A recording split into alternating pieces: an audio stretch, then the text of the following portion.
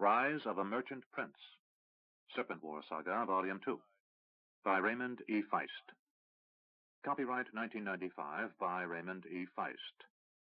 Read by Roo Avery.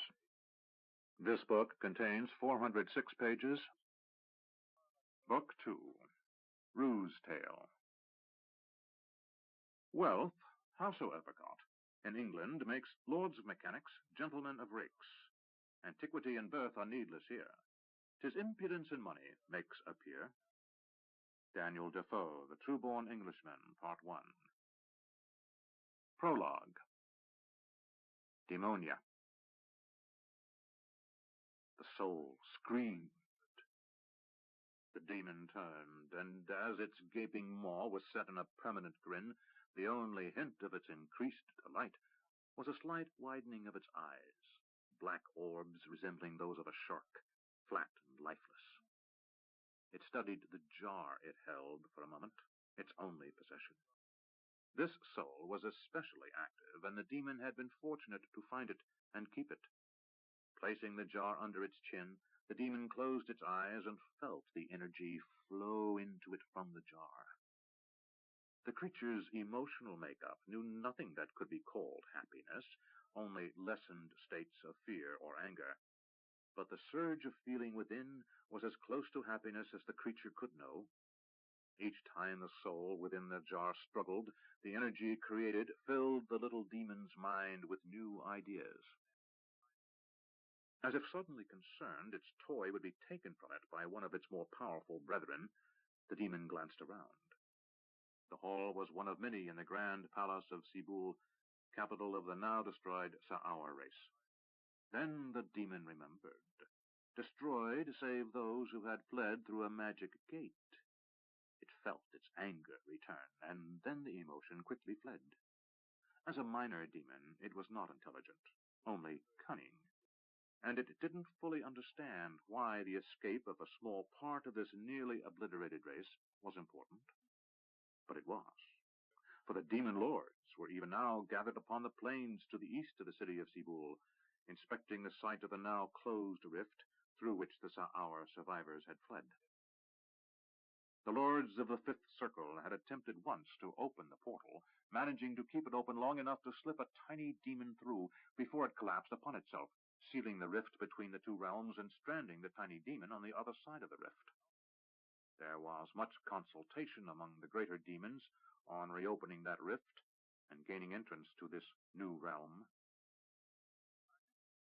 The demon wandered the halls, oblivious to the ravages around it. Tapestries that had taken a generation to weave were torn from the walls and trodden upon, soiled by dirt and blood. The demon cracked a Sa'aur rib bone underfoot and absently kicked it aside. At last it came to its secret room, the one it had claimed as its own while the host of the Fifth Circle resided on this cold planet. Leaving the demon realm was a terrible experience, thought the young demon. This had been the demon's first journey to this realm, and it wasn't sure it cared much for the pain of transition. The feasting had been glorious. Never had it known such a wealth of food, even though it was limited to scraps from the feasting pits thrown out by the mightiest of the host as they fed. But scraps or not, the demon had devoured much and had grown, and that was creating problems for itself. It sat down, attempting to find a comfortable position as its body changed. The feasting had continued for nearly a year, and many of the lesser demons had grown. This particular demon had grown faster than most, though it still hadn't matured enough to have developed significant intelligence or a sexual identity. Looking down at the plaything, the demon laughed, a silent gaping of jaws and sucking of wind. The mortal eye could not behold the thing within the jar. The demon, who didn't have a name yet, had been most fortunate to snare this particular soul. A great demon captain, almost a lord, had fallen to mighty magic even as the great Tugor had crushed and eaten the leader of the Sa'aur. One of the Sa'aur magic users, a powerful one, had destroyed the demon captain, but at the cost of his own life. The little demon might not be intelligent, but it was quick, and without hesitation it had seized the fleeing soul force of the dead magic user. The demon inspected the device again, the soul jar, and poked at it. The magic soul within rewarded it by thrashing, if something without a body could be said to thrash. The demon shifted its weight. It knew it was getting more powerful, but the nearly non-stop feeding was at an end. The last of the Sa'awa were dead and devoured, and now the demon host was depending on lesser animals for food, animals with negligent soul force. There were some client races who would breed children, some of which would go to the feasting pits, but that meant slow growth in this realm. Its body would continue to mature, but not significantly until the next realm had been entered. Cold, the demon thought, as it glanced around the large room, ignorant of its original use, a bedroom for one of the Sa'awa leader's many wives. The native realm was one of the wild energies and pulsing heat, where the demons of the fifth circle grew like wild things, devouring one another until strong enough to escape and serve the demon king and his lords and captains. This demon had but vague recollections of its own beginning, remembering only anger and fear, and an occasional moment of pleasure as it devoured something. The demon settled down on the floor. With a changing body, it couldn't seem to find a comfortable position. Its back itched, and with certainty it knew wings would grow there soon. Tiny at first, then growing larger as it rose in power. The demon was clever enough to know it would have to fight to gain rank, so it had better rest. It had been lucky so far, as the critical periods in its growth had come during the war on this world, and most of the host were too occupied with devouring the inhabitants of this world to contest in their own ranks. Others were now fighting, and the losers would add strength to the winners as they were devoured. Any demon without enough rank was a fair target for another, save when a lord or captain demanded obedience. It was simply the way of this race, and each who fell was considered unworthy of a second thought. This demon considered that there must be a better way to gain more strength than an open challenge and outright attack. But it couldn't think of what it could be. Glancing around what had once been a regal and richly appointed dwelling, the demon closed its eyes, but not before glancing one last time at the soul jar. Feeding might cease a while, and with it physical growth, but it had learned during the war that physical growth, while impressive, wasn't as important as knowing things. The contents of the soul jar were a being rich in knowledge, and this little demon meant to have that knowledge. The demon placed the jar against its forehead and mentally prodded the soul, causing more thrashing, and the energy that resulted flowed into the demon. Powerful, like a drug to a mortal, the sensation was among the most glorious known to demonkind. The demon felt something new in its experience. Satisfaction. Soon it would be smarter, know things, and then it would be able to use more than animal cunning to gain rank and a position of power.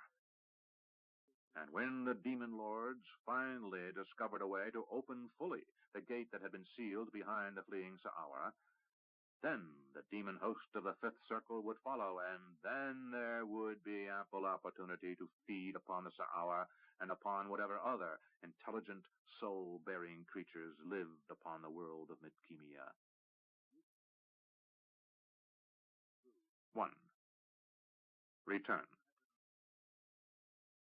A ship swept into the harbor.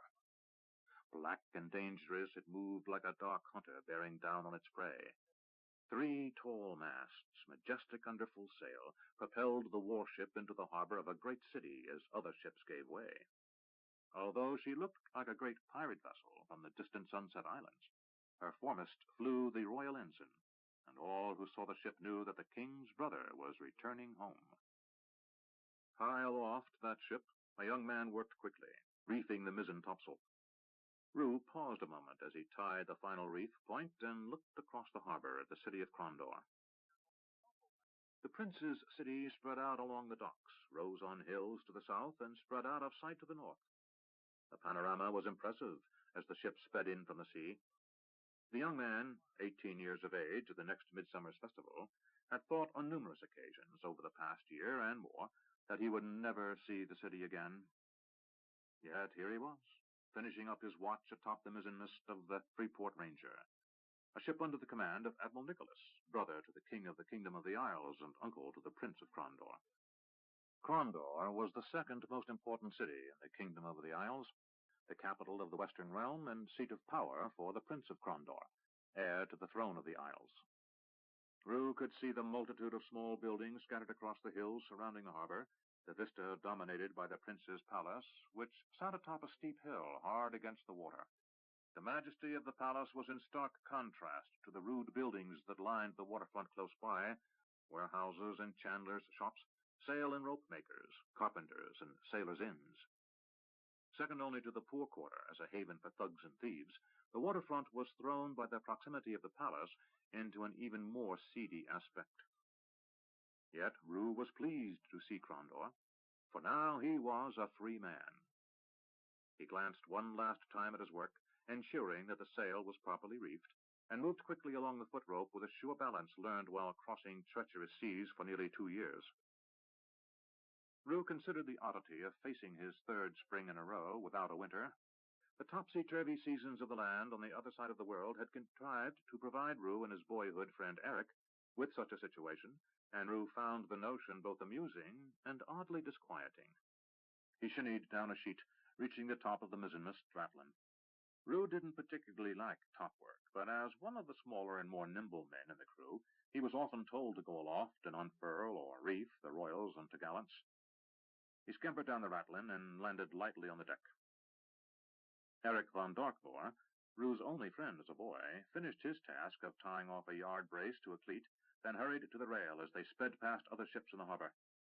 A full 2 heads taller and twice the bulk of his friend, Eric made with Roo as unlikely a pair as any 2 boys could have been. While Eric was stronger than any boy in their hometown of Ravensburg, Roo was among the smallest. While Eric would never be called handsome, he wore an open and friendly expression that others found likable. Roo had no illusions about his own appearance. He was homely by any standards, with a pinched face, eyes that were narrowed and darting around as if constantly looking for threats, and a nearly permanent expression that could only be called furtive. But on those rare occasions when he smiled or laughed, a warmth was revealed that made him far from unattractive. It was that roguish humor and willingness to brave trouble that had attracted Eric to Roo when they were children. Eric pointed, and Roo nodded at those ships moving away from their own as the Freeport Ranger was given right-of-way to the royal docks below the palace. One of the older sailors laughed, and Roo turned to ask, "What?" "Prince Nicky's going to irritate the harbor-master again."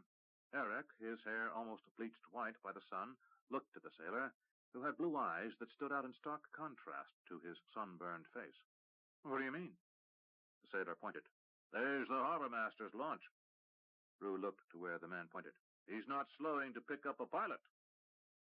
The sailor laughed. "The Admiral is his teacher's student. Old Admiral Trask used to do the same thing, but he'd at least allow the pilot up on deck so he could personally irritate him by refusing to take a tow into the dock. Admiral Nicky's the king's brother, so he doesn't even bother with that formality." Roo and Eric glanced upward and saw that old sailors were standing by, waiting to reef in the last sails on the Admiral's command. Roo then looked to the poop deck and saw Nicholas, formerly Prince of Crondor and presently Admiral of the King's fleet in the west, give the signal. Instantly the old hands pulled up the heavy canvas and tied off. Within seconds, Roo and the others on the deck could feel the ship's speed begin to fall off as they neared the royal docks located below the royal palace of the prince. The Ranger's motion continued to drop off, but to Roo it felt as if they were still moving into the docks too fast. The old sailor spoke as if reading his mind. "We're pushing a lot of water into the quay, and that'll push back as we come alongside the docks, slowing us down to almost a full stop, though she'll make the cleats groan a bit." He made ready to throw a line to those waiting on the dock ahead. "Lend a hand." Roo and Eric each grabbed another line and waited for the command. When Nicholas shouted, "Cast away," Roo threw to a man on the dockside, who caught the rope expertly and quickly made it fast to a large iron cleat. As the old sailor said, when the line went taut, the iron cleat seemed to groan as the wooden docks were flexed, but the bow wake returned from the stone quay, and the huge ship seemed to settle in with a single rocking motion, as if it sighed in relief that it was good to be home. Eric turned to Roo. "Wonder what the harbor-master will say to the Admiral." Roo glanced aft as the Admiral made his way to the main deck. and considered the question. The first time Roo had seen the man had been at Eric's and Roo's trial for the murder of Eric's half-brother, Stefan. The second time he had seen him had been when the survivors of the mercenary company to which Roo and Eric belonged had been rescued from a fishing smack outside the harbor of the city of Maharta. Having served under the admiral on the voyage homeward, Roo's opinion was, "He'll probably say nothing, go home and get drunk." Eric laughed.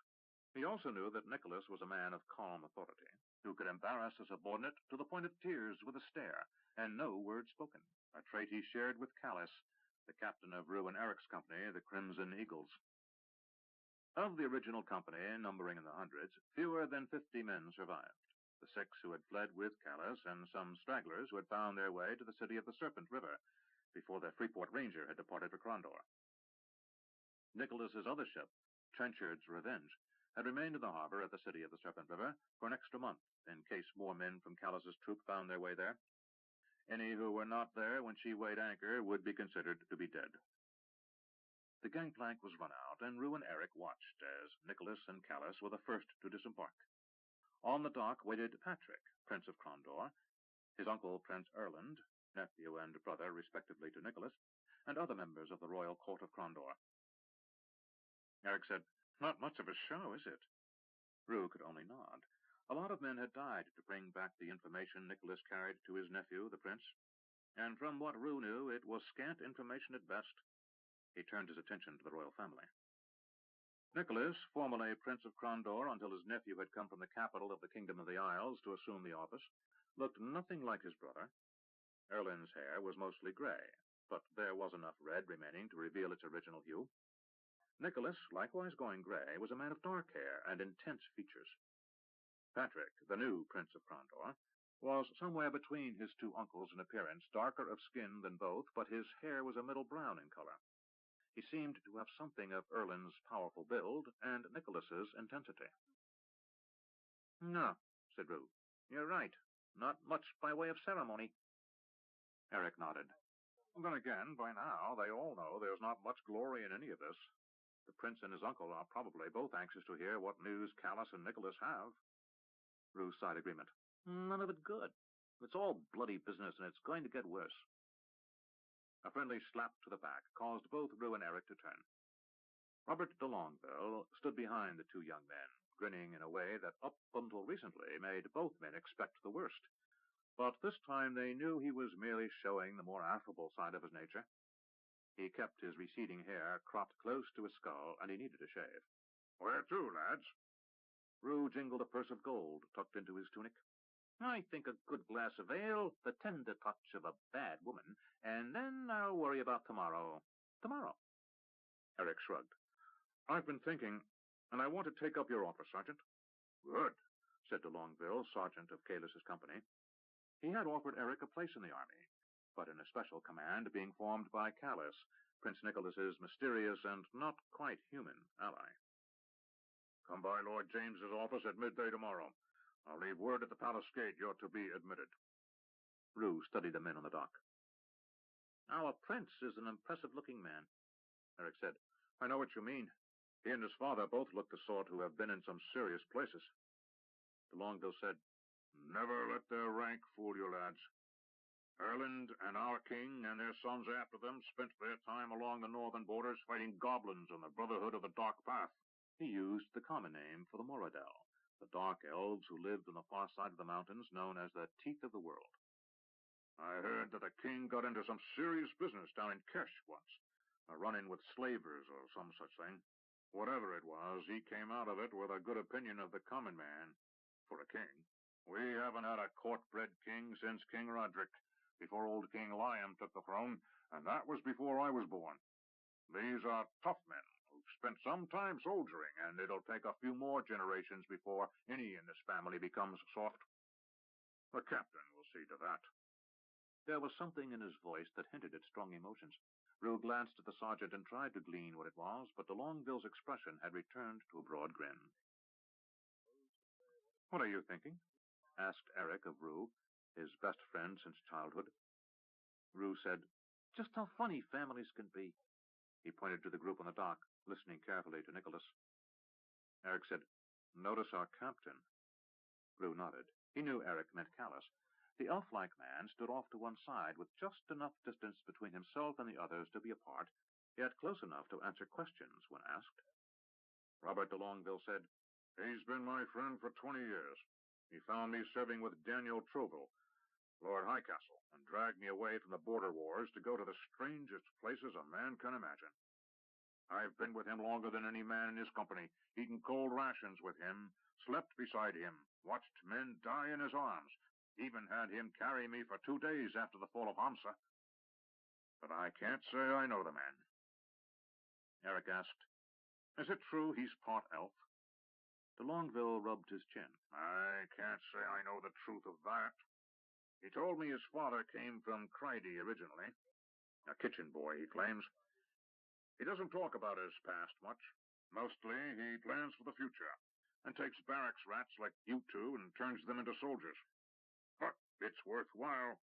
I wasn't much more than a barracks rat myself when he found me. Worked up from that to my grand station today." He said the last with an even broader grin, as if he were nothing more than a common sergeant, and that remark a joke. But both Eric and Roo had been told he carried high court rank, in addition to his military rank. "So I never asked too many personal questions.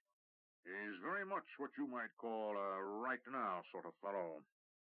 De Longueville's voice lowered, as if Callus might somehow overhear from down on the dock, and his expression turned serious. "He does have those pointy ears. Still, I never heard of any such being, half man, half elf. Yet he can do things no other man I know can do." He grinned again as he said, "But he's saved all our hides more times than I can count, so who's to care what his line is? Your station at birth means nothing. A man can't change that. What's important is how you live."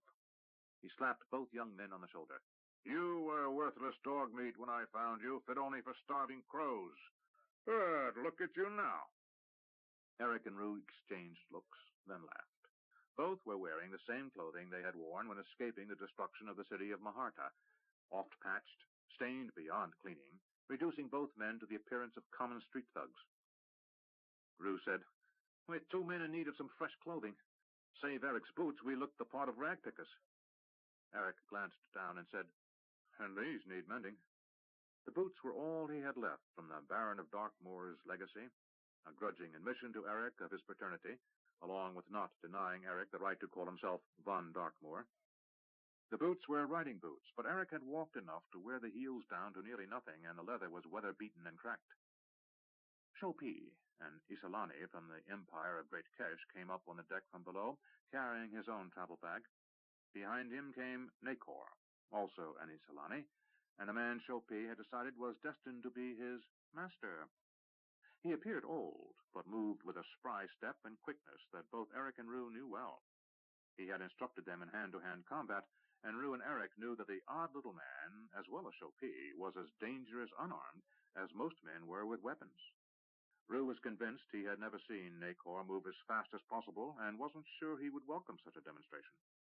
Roo was a gifted student at the open-handed school of fighting practiced in the Isolani provinces of Kesh, only surpassed by Shopi and Nakor in Callus's company, but he knew either man could easily defeat him with a quick, killing blow. "I am not going to have you trailing around behind me, boy," insisted the bandy-legged Nakor, yelling over his shoulder. "I haven't been to a city in nearly 20 years that wasn't being burned to the ground or overrun by soldiers or otherwise unpleasant in some fashion, and I intend to enjoy myself a while. Then I'm going back to Sorcerer's Isle." Shopi, a head taller than Nakor, and in possession of a full head of dark hair, otherwise looked like a much younger version of the wiry little man. He said, "Whatever you say, master." "Don't call me master," insisted Nakor, putting his own travel bag over his shoulder. Moving to the rail, he said, "Eric, Roo, where are you going?" "To get a drink, a whore, and new clothing, in that order," said Roo. "Then I'm going home to see my mother and friends," said Eric. "What about you?" asked Roo. "I'm going with you," Nakor said, hoisting his bag, "until the going home part. Then I shall hire a boat to take me to Sorcerer's Isle." He looked straight down the gangway, ignoring the younger countryman a step behind.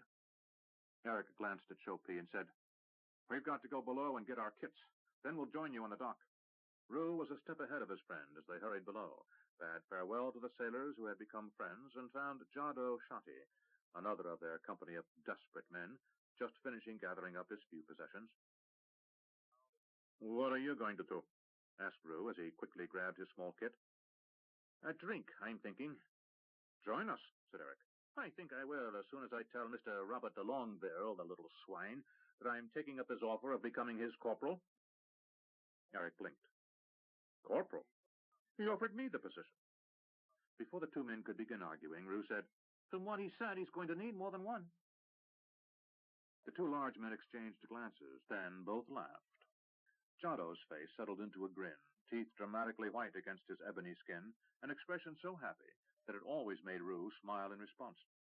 Like the other desperate men, Jado had been a killer and lifelong criminal, but in the Brotherhood of Callus's company, he had found men for whom he was willing to die and who would die for him. Roo hated to admit it, as one who flattered himself for being completely selfish, but he loved the survivors of that company almost as much as he loved Eric. Rough men all, dangerous by any standards, they had passed through a bloody trial together, and each knew he could depend on the others.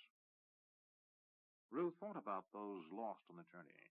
Biggo, the large, laughing thug with a strange streak of piety running through him. Jerome Handy, a giant of a man with a violent temper who could tell a tale like an actor and make shadow play on the wall that came alive.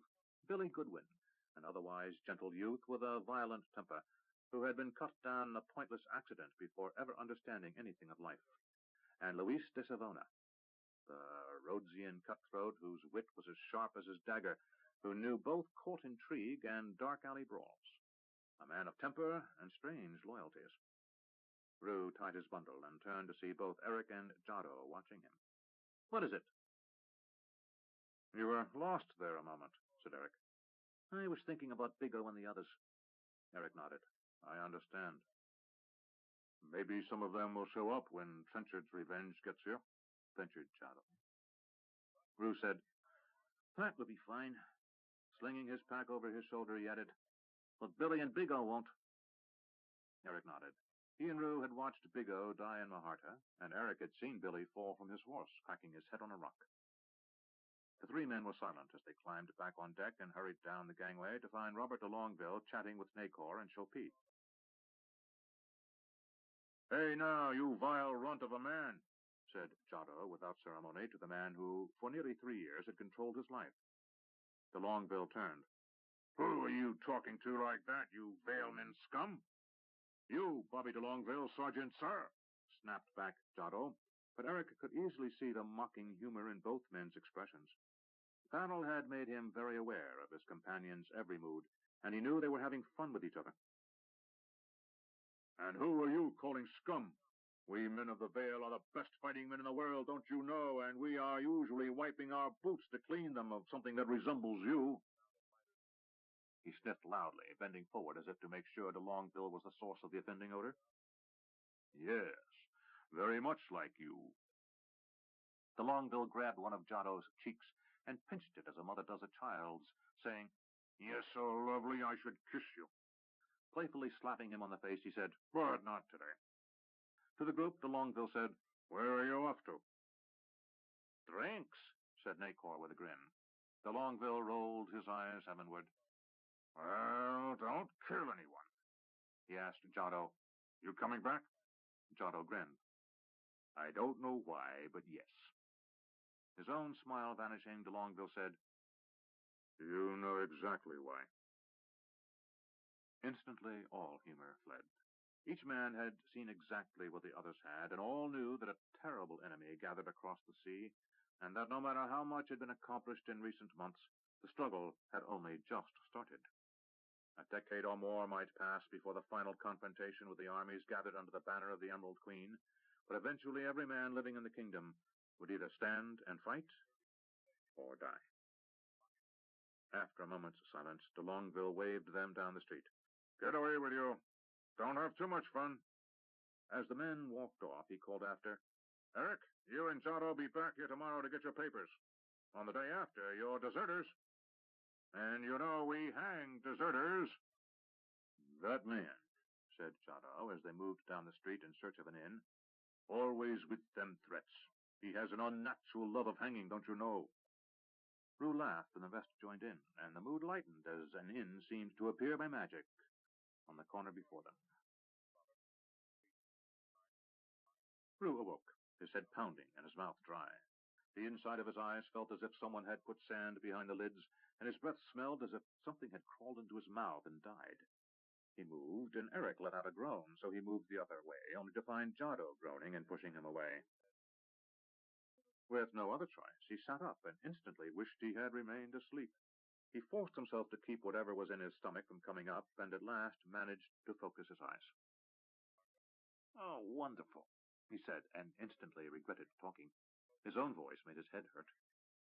They were in a cell, and unless Roo was mistaken, he knew exactly what cell. It was a long cell, open along one side to a hall, with floor-to-ceiling bars and a door with a heavy iron lock plate. Slightly above head height, opposite the bars, a long window, less than 2 feet in height, ran the length of the cell. He knew the cell was below ground level, as the window was only a foot or so above ground, giving a peculiar angle so those inside the cell could see the scaffold dominating the courtyard beyond. He was now in the death cell beneath the Prince of Krondor's palace. He pushed Eric, and his friend groaned as if tortured. Roo shook him insistently, and at last Eric came awake. "What?"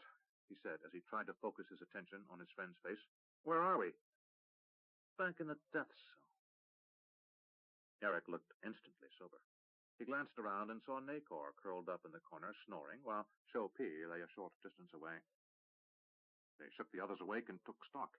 Several of them were splattered with dried blood, and they all nursed an assortment of bruises, scrapes, and cuts. "What happened?" croaked Roo, his voice sounding as if he'd eaten sand. Jado said, "Those Quigan sailors, remember?" Shou-Pi and Nacor, who seemed of the company the least worse for wear, exchanged glances, and Nacor said, "One of them tried to remove a young woman from your lap, Roo." Roo nodded, then wished he hadn't.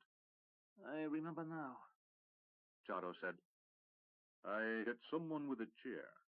Nacor said, "Maybe we killed those Quigans." Eric tried to stay on his feet by leaning against the wall, his knees shaking from his hangover, and said, "It would be just the sort of black joke the gods make, that after all we have been through, we end up back here waiting for the gallows again." Roo felt vaguely guilty, as he always did when he had drunk too much the night before. He was a slight man, so trying to keep up drink for drink with men the size of Jado and Eric was foolish, even though Eric didn't have much of a head for drink. "If I killed someone, you'd think I'd remember," Roo observed. "Well, what are we doing back here in the death cell, man?" asked Jado from where he sat in the corner, obviously disturbed at their circumstances. "I didn't sail around the world and back again so Bobby de Longueville could finally hang me." As they were attempting to gather their wits, the door to the hall was yanked open, clanging into the hall hard enough to make every man visibly wince. De Longueville walked into view, and shouted, "On your feet, you swine!" Without thought, everyone except Nacor leaped to his feet, and each man groaned an instant later.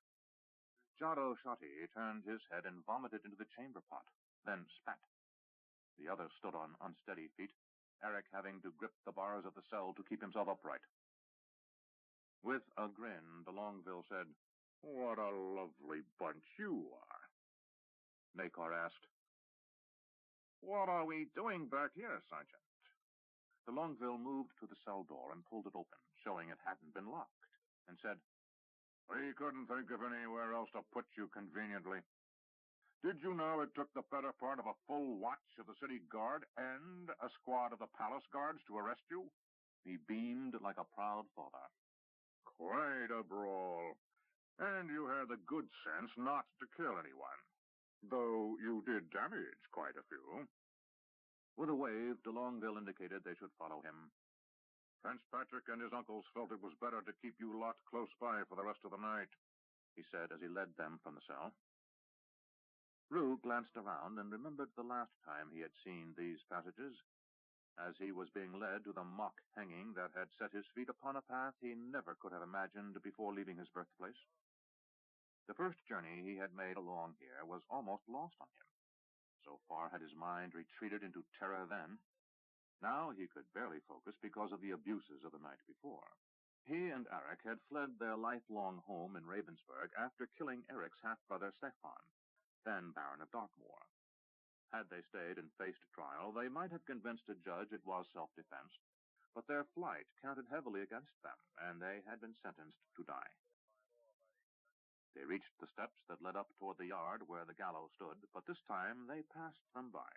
De Longueville, the man who had held their lives in his hand from the moment they had fallen to the hard wooden floor of the gallows until they had departed ship the day before, said, "You're a scruffy bunch, so I think we should clean you up a bit before your audience."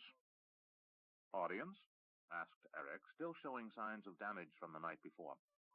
One of the strongest men Roo had ever known, uncontestedly the strongest boy in Ravensburg, Eric had pitched a guardsman through a window just before another broke a wine jar over his head.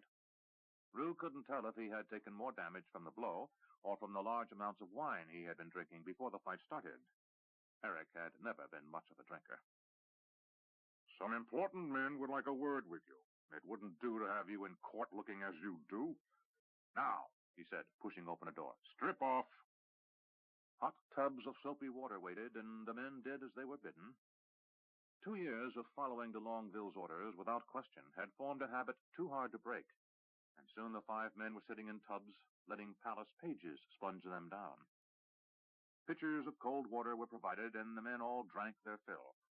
Between the very hot bath and the large amounts of cold water he drank, Roo began to feel again that life might be worth living. When clean, they discovered their clothing had been removed. De Longueville pointed to 2 black tunics with a familiar mark upon the breast. Eric picked one up and said, "The Crimson Eagle." De Longueville said, "Nicholas thought it fitting, and Callis didn't object. It's the banner of our new army, Eric. You and Jado are my first 2 corporals, so put those on." To the others he said, "There's some clean clothing over there." Nacor and Chopin both looked odd in the clean tunic and trousers, instead of the usual robes they affected, but Roo found his own appearance improved dramatically.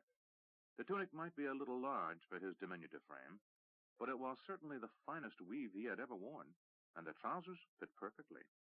He was still barefoot, but months at sea had toughened his feet to the point he didn't think twice about it. Eric retained his worn boots, but Jado, like the others, went barefoot. After they dressed, the men followed de Longueville into a familiar hall. Here the men of Callis's desperate company had stood trial before the Prince of Crondor, at the time Nicholas. The hall hadn't changed much, Roo thought, but he realized that his mind had been so numb from terror the last time he had been there, he had barely noticed his surroundings. Ancient banners hung from every ceiling beam, casting the hall into shadow as they cut the light from windows high in the vaulted ceiling. Torches burned in sconces along the wall to provide illumination, for despite the large windows in the far wall, the hall was immense enough the light did not reach far enough. Roo considered he would have the banners removed, were he the prince. Along the walls stood courtiers and pages, ready to do the royal bidding at a moment's notice, and a formally attired master of ceremony struck the floor with an iron-shod staff of office, announcing Robert de Longueville, Baron of the Court and Special Agent of the Prince. Roo shook his head slightly in amusement, for de Longueville was the company's sergeant, and to think of him as a court baron was too alien a task. Members of the court watched as the squad came to stand before the throne.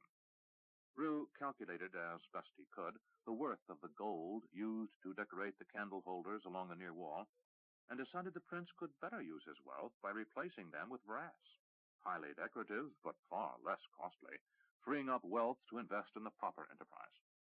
Then he wondered if he might be allowed to speak to the prince on just such a subject. Thinking of the prince turned Roo's attention to the man who had once pronounced the death sentence upon him. Nicholas, now his nephew as Admiral of the Western Fleet, stood to one side of the throne beside his successor, Prince Patrick. To the other side stood Callis and the man Roo knew to be James, Duke of Crondor, speaking to the man they had seen on the docks, Patrick's uncle, Prince Erland. And sitting upon the throne was his twin. Roo suddenly flushed when he realized they were being presented to the king. "Your Majesty, Highnesses," said de Longueville with a courtly bow.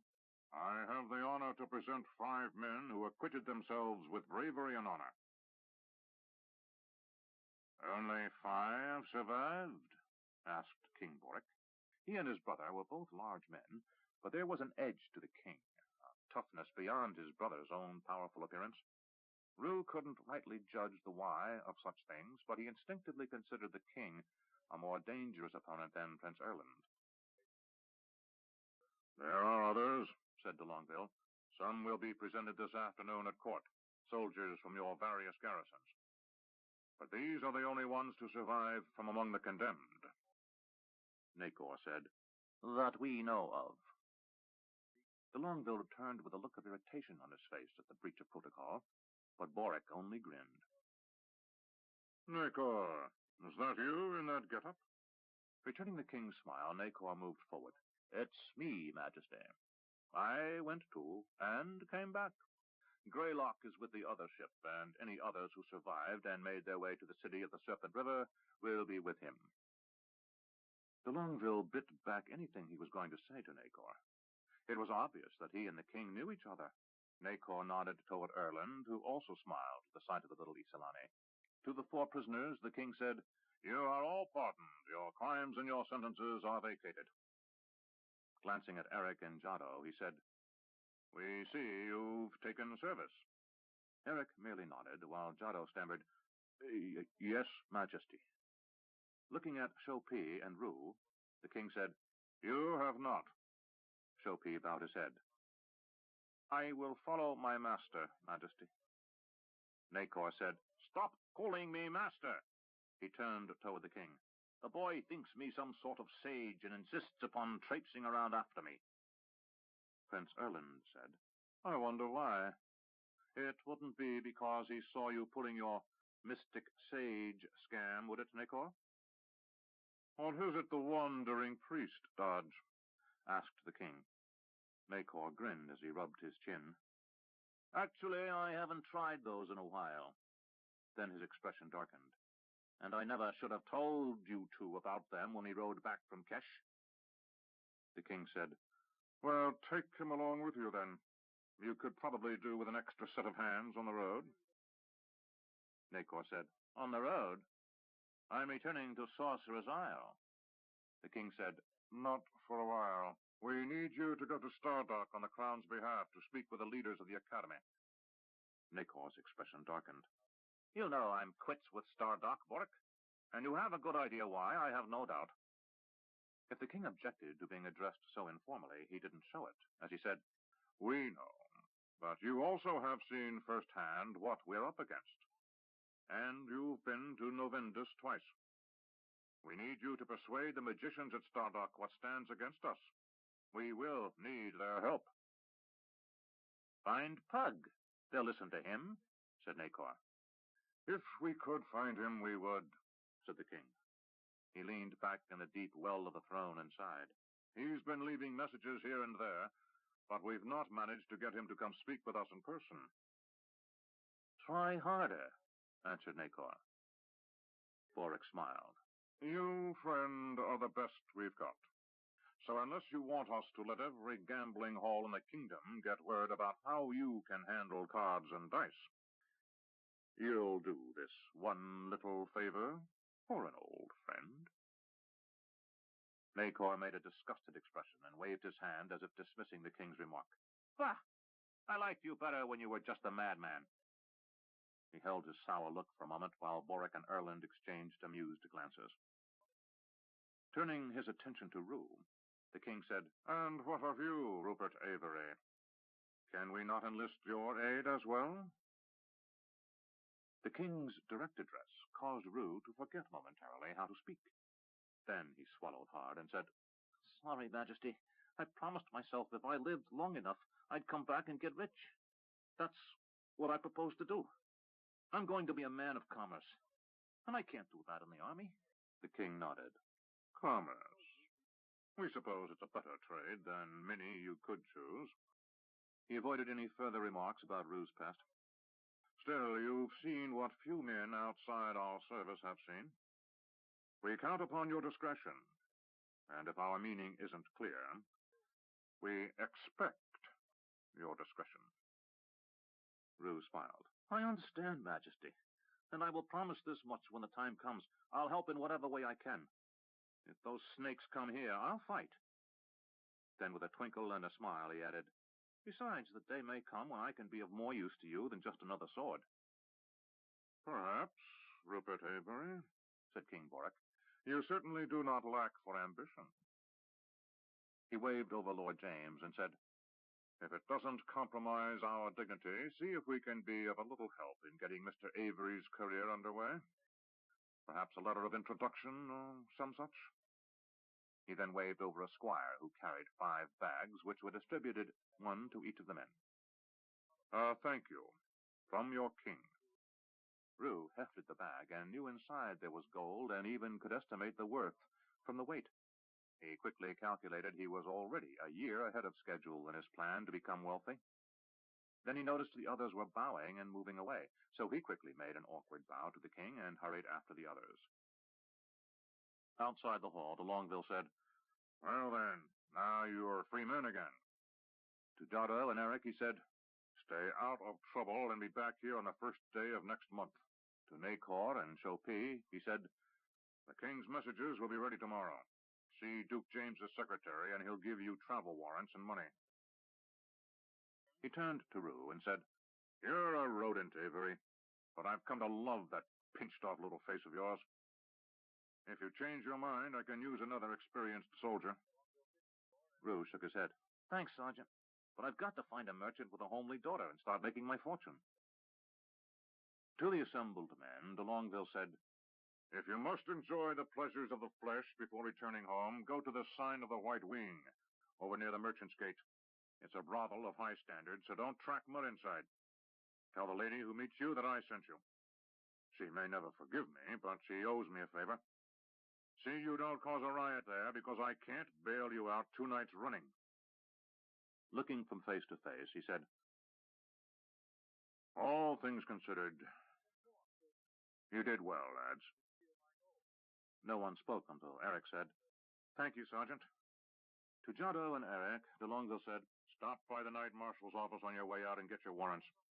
You're the prince's men, and from this day forward you answer only to Patrick, Callis, and me."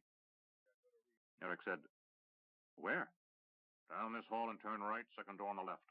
Now, get out of here," said de Longueville, "before I change my mind and have you arrested again for being such a bunch of ruffians." He sent Roo down the hall with a playful slap to the side of the head, then turned and set out on his own affairs. The 5 men walked down the hall, and Nacor said, "I'm hungry." "You're always hungry, man," said Jotto with a laugh. "My head is still reminding me that I was not wise last night. My stomach hasn't forgiven me either." Then he paused and added, "But I might do with a bite to eat after all that." Eric laughed. "I'm hungry too." "Then let us find an inn," said Nacor. "A quiet inn," Roo interjected. "A quiet inn," continued Nacor, "and eat." "Then what, master?" asked Chopin. Nacor grimaced, but said only, "Then we go to the Sign of the White Wing, boy." He shook his head. Pointing to Chopin, he said to the others, "This one has much to learn." The Sign of the White Wing was nothing like what Roo expected. Then he considered he really hadn't known what to expect. He had trafficked with whores before, but that had been on the line of march, with camp followers who would tumble a man beside to his comrades and be off to the next as soon as he could count out her pay. But this was a different world. The 5 slightly inebriated men had had to ask several times to find their way. After a few failed attempts, they finally discovered a modest building near the edge of the merchant's quarter. The sign out front had been almost impossible to make out, being little more than a simple metal wing painted white, unlike the more boldly painted large ones marking more traditional trades. The door had been opened by a servant who admitted the 5 without a word, indicating they should wait in a tiny anteroom, without furnishing of any sort, only decorated by some nondescript tapestries that hung on the 2 side walls. Opposite the entrance stood another door, of simple painted wood. When it opened, a well-dressed, if somewhat matronly woman had stepped through. Yes, she had asked. The men glanced at one another, and it was Nacor who had at last answered. We were told to come here. By whom? She then asked, looking somewhat unconvinced. Robert de Longueville, said Eric softly, as if afraid to raise his voice. Instantly, the woman's features had transformed themselves from dubious to joyful. Bobby de Longueville. By the gods, if you're friends of Bobby's, you're welcome here. She then clapped her hands once, and the door she had slipped through opened wide, revealing a short entryway occupied by 2 large armed guards. As they stepped aside, Roo thought it clear they had been standing by to ensure the safety of the woman. I'm Jamila, your hostess. And here, she said, reaching another door, which she pulled wide, we enter the House of the White Wing. The 5 men gaped. Even Nacor, who had seen riches in the court of the Empress of Great Kesh, stood in stunned awe. The room wasn't that opulent. Far from it. In fact, it was the lack of gaudy displays of wealth that made the setting so impressive. Everything about the room was subtle and tasteful, though Roo would have been hard put to say what made it seem so. Chairs and divans were placed around the room so that those inside would be within sight of one another, yet there was a clear sense of each area being apart from the others. This was made abundantly clear by the fact of a wealthy-looking man sprawling upon one divan, sipping wine from a goblet while 2 lovely young women attended him. One sat upon the floor, allowing him to caress her shoulders and neck, while the other hovered over him, offering him sweetmeats from a gilded tray. As if by magic, girls appeared through several curtains. All were modestly dressed, like the 2 attending the man already in the room, wearing loose-fitting gowns of light material. That they were covered from neck to ankle did nothing to hide the curves of their bodies as they moved to greet their guests. Each man found a pair of girls leading him toward one of the chairs or divans, allowing him to choose how he wished to relax, sitting or lying down. Before he knew it, Roo had been led to a divan and gently pushed down on it, had his feet raised and placed on the divan, had a goblet of wine handed to him. One of the girls began firmly kneading the muscles in his shoulders before he spoke. The woman called Jamila said, When you're ready, the girls can show you to your rooms. Jado, circling the waist of one of the young girls with one powerful arm, pulled her toward him, planted a loud kiss upon her cheek, and said, Men and gods, I've died and gone to paradise. This brought a round of laughter, and Roo settled back, letting the light touch of the girl's hands relax him in a way he'd not experienced in years. 2. Homecoming. Roo yawned. The body next to him stood under white sheets, and he realized where he was. He smiled, remembering the night before, and ran his hand under the sheet and across the back of the young woman next to him. He didn't think of her as a whore. The term was fit for the women who followed soldiers around camp, or who leaned over the balconies in the poor quarter of Frondor, shouting ribald suggestions and insults at the workers and sailors below. But these ladies, he decided, were unlike anything he had imagined as a boy. They were flirtatious, seemed well-educated, were impeccable in their manners, and, as Roo had discovered the night before, creative and enthusiastic. The young woman next to him had taught Roo more things about pleasing a woman and himself in one night than he had learned from every woman he had been with in his young life. And they smelled wonderful, like flowers and spices. He found himself becoming aroused, and with a grin continued to caress the body next to him.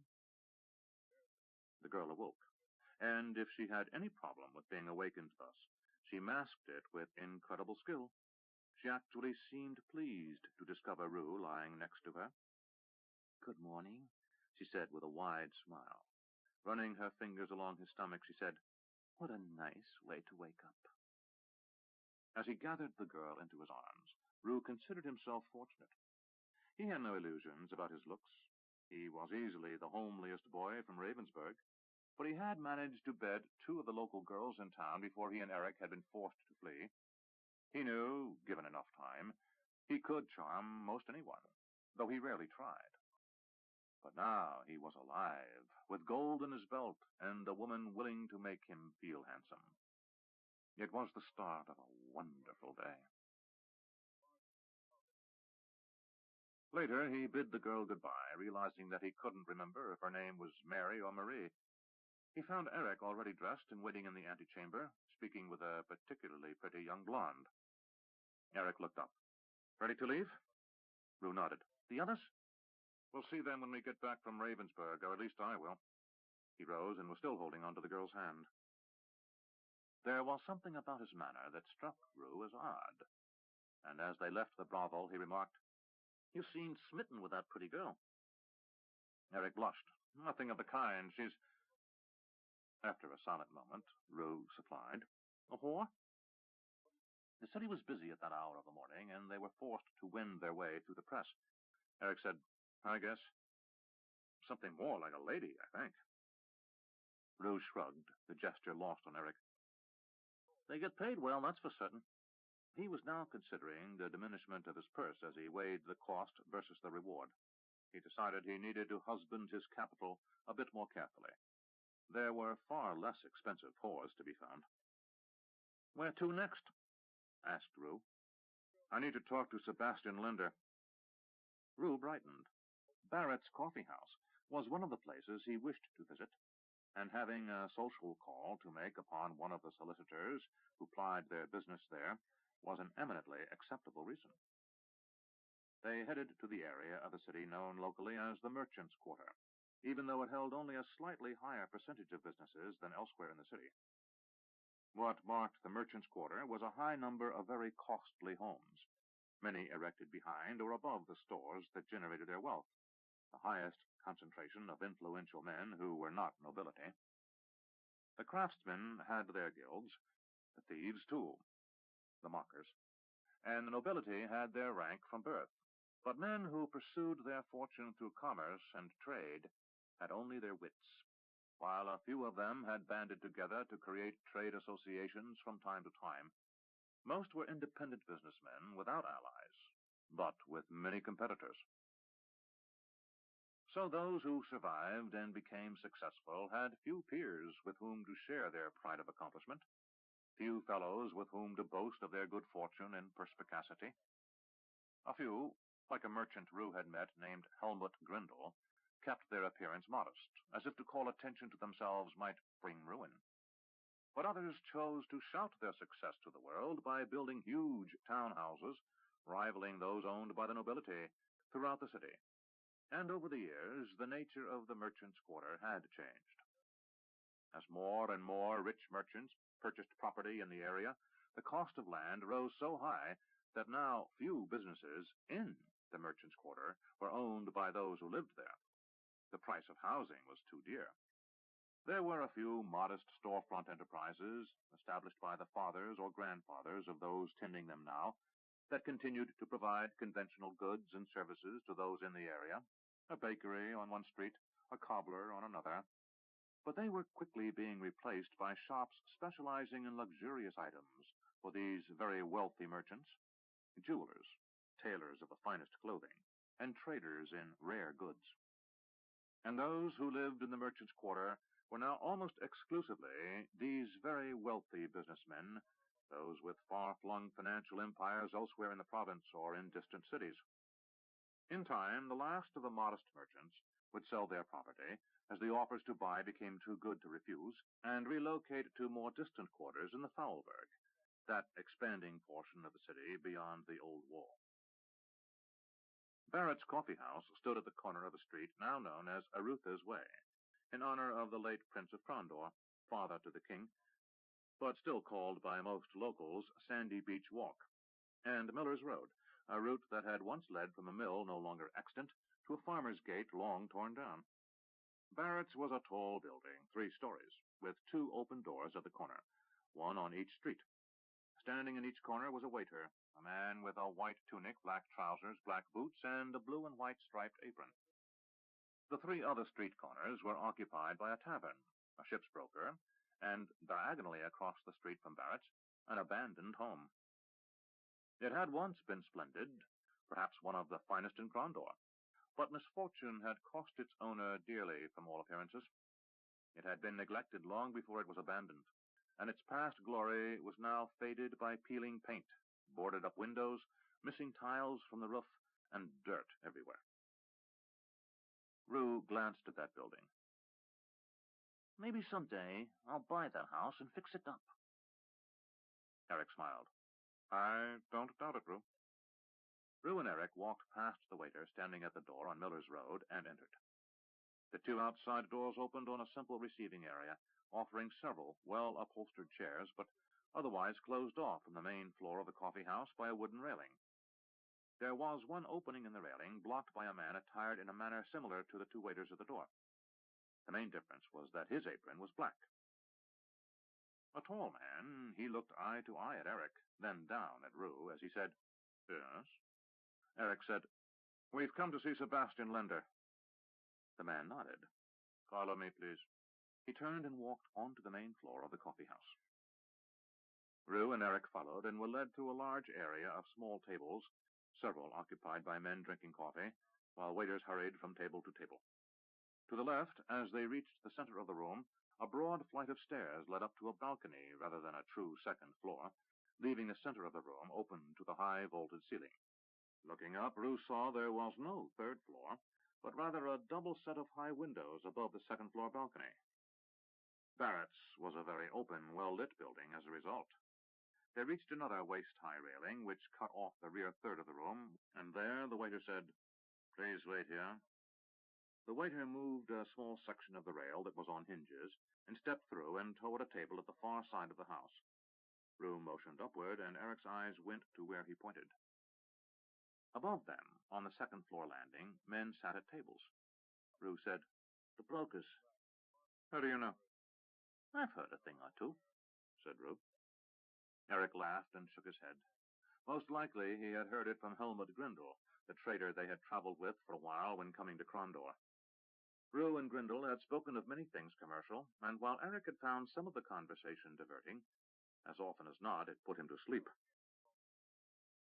A moment later, a dignified-looking man wearing an unadorned but expensive tunic with an overvest and cravat approached.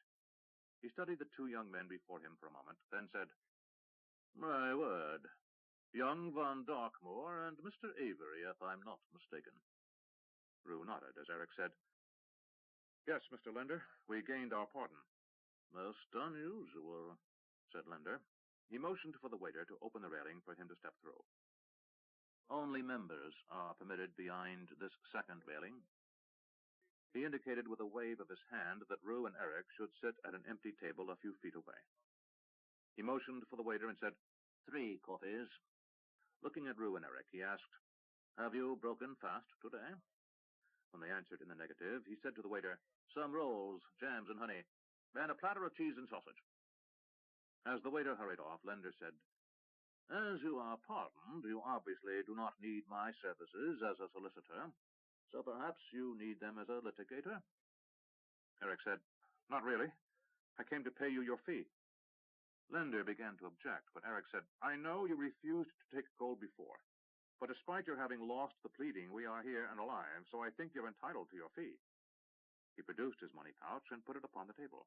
It clinked with a heavy sound of gold coins. Lender said, You've prospered, young gentleman. It's a payment for services from the prince, said Roo. Shrugging, Lender opened the purse, counted out 15 golden sovereigns, then closed the purse, pushing it back toward Eric. Is that enough? Asked Eric. Had I won, I would have charged you 50, said Lender as the coffee arrived. Roo had never cared for coffee, so he sipped at it, expecting to put aside the cup and ignore it. But, to his surprise, instead of the bitter brew he had tasted before, this was a rich, complex taste. This is good, he blurted. Eric laughed and tried his, then said, It is. Keshian, said Lender. Far superior to what is grown in the kingdom. More flavor, less bitterness. He waved his hand around the room. Barrett's is the first establishment in Krondor to specialize exclusively in fine coffees, and as a sign of his wisdom, the founder placed his first shop here in the heart of the merchants' quarter, rather than trying to sell to the nobility. Roo instantly became alert. Stories of success appealed to him. Why is that? He asked. Because the nobility are difficult to approach, expect extreme discounts, and rarely pay in a timely fashion. Roo laughed. I've heard that from the wine merchants at home, Lender continued. Mr. Barrett knew that the local businessmen often needed a place away from their homes or offices where they could discuss business over a meal without the distractions of an inn's taproom. Eric again nodded, having spent a fair part of his life in the taproom of the inn where he had worked as a child. So was born Barrett's Coffee House, which prospered from the first week it was opened. Originally a more modest enterprise, it has existed for nearly 75 years, in this location for close to 60. What about the brokers and syndicates and you? Asked Roo. Lender smiled as a tray of hot rolls, breakfast meats, cheeses, and fruits, along with pots of jam, honey, and butter, was brought to the table. Suddenly hungry, Roo took a roll and slathered butter and honey on it, while Lender answered him. Some of those without offices of their own used to conduct business all day long, and to keep Barrett happy would buy coffee, tea, and food in a steady stream. Seeing this a pleasant alternative to hours of empty tables between meals, Mr. Barrett ensured certain tables would remain reserved for those businessmen. They formed the first syndicates and brokerage alliances, and they needed representation. He put his hand upon his chest and bowed slightly. Hence, litigators and solicitors became habitués of the establishment. When things became crowded, the son of the founder moved to this inn, tore out the third floor, and created the exclusive members area above. And things have continued that way since. He motioned at the second rail. Some members were forced to use this end of the ground floor. Hence the newer railing. Now one must purchase a location in the hall for one's syndicate or brokerage, or risk not having a table at which to sit when arriving to conduct business. Glancing around, he added, You now are in the heart of one of the most important trading centers in the kingdom, certainly the most important in the Western realm, and rivaled only by those in Rillanon, Kesh, and Queg. How does one become a broker? Asked Roo. First, you need money, answered the litigator, not in the least put off by the youngster seeking instruction. A great deal of money. This is why there are so many syndicates, because of the great cost of underwriting many of the projects that are conceived of here at Barrett's or brought to us from the outside. How does one start? Asked Roo. I mean, I have some money, but I'm not sure if I want to invest it here or try my own hand. No partnership will admit an investor without good cause, said Lender. He sipped his coffee, then continued. Over the years, a complex set of rules has evolved. Noblemen often come to Barrett seeking either to invest wealth or to borrow it, and as a result, the interests of those here who are commoners need to be closely protected. So, to join a syndicate, one needs a great deal of money, though not as much as to become an independent broker. And one also needs a sponsor. What's that? Asked Roo. One who is already a member of Barrett's or who has close ties to one of the members who can vouch for you. If you have the capital, then you need the introduction. Can't you do that? Asked Roo, obviously eager. No, said Lender with a slightly sad smile. For all my influence and position, here I am but a guest. My office has been here for nearly 25 years, but only because I work on behalf of nearly 30 different brokers and syndicates, and I have never placed a copper piece of my own capital at risk through any offering. What's an offering? Asked Eric. Lender put up his hand. There are more questions than time, young Von Dartmoor. He signaled to one of the ever-present waiters. In my property box, you'll find a long blue velvet bag. Please, bring it here. To Eric and Roo, he said, I enjoy the break from the routine, but time doesn't permit a leisurely discourse on the business at Barrett's. Roo said, I plan on being a broker. Do you? Said Lender, and his face lit up with delight. His expression wasn't mocking, but he seemed to find the pronouncement entertaining. What is this venture, then, that you spoke of? Roo leaned back. It's a plan I have that would take too long to speak of, I'm sorry to say. Lender laughed, while Eric blushed at his friend's bold freshness. Well said, answered Lender. Besides, added Roo, I think discretion is in order. Often that is the case, agreed Lender, as the waiter returned with the requested item. Lender took the velvet bag and opened it, removing a dagger. It was a deftly fashioned thing, with a sheath of ivory set with a small ruby and bound to the top and tip with gold. He handed it to Eric. It was the other part of your legacy from your father. Eric took the dagger and pulled the blade from the sheath. Impressive, he said. I may not be as well practiced with weapons at the forge as I am with horseshoes, but this is fine work. From Rhodes, I believe, said Lender. Best steel in the kingdom, agreed Eric. The blade was embossed with a von Darkmoor family crest, finely cut into the steel, and yet it was well balanced, both decorative and deadly. The hilt was carved bone, perhaps from the antler of an elk or moose, and capped with gold to match the sheath. Lender pushed back his chair. Young sirs, I must be back to my business, but please feel free to linger a while and refresh yourselves. If you ever have need of a solicitor or a litigator, you know where to find me. He waved vaguely at the place from which he had appeared and added, Goodbye. It was good seeing you well. Eric rose, as did Roo, and they bade their host farewell, then looked at each other. As old friends do, they shared a single thought between them, and Roo said, Home. They moved through the crowded common room of Barrett's, a place both strange and exciting to Roo, and exited. At the door, Eric turned to one of the waiters and asked, Where can a man buy a good horse? Cheaply, injected Roo. The waiter didn't hesitate. At the Merchant's Gate, he said, pointing along Arutha's way. You'll find several dealers. Most are thieves, but there's a man named Morgan there who can be trusted. Tell him Jason at Barrett's sent you, and he'll treat you fairly. Roo studied the young man's face. Brown hair and light freckles marked him, and Roo said, I'll remember you if he doesn't. The young man frowned, ever so slightly, but said only, He's honest, sir. What about new clothing? Asked Eric.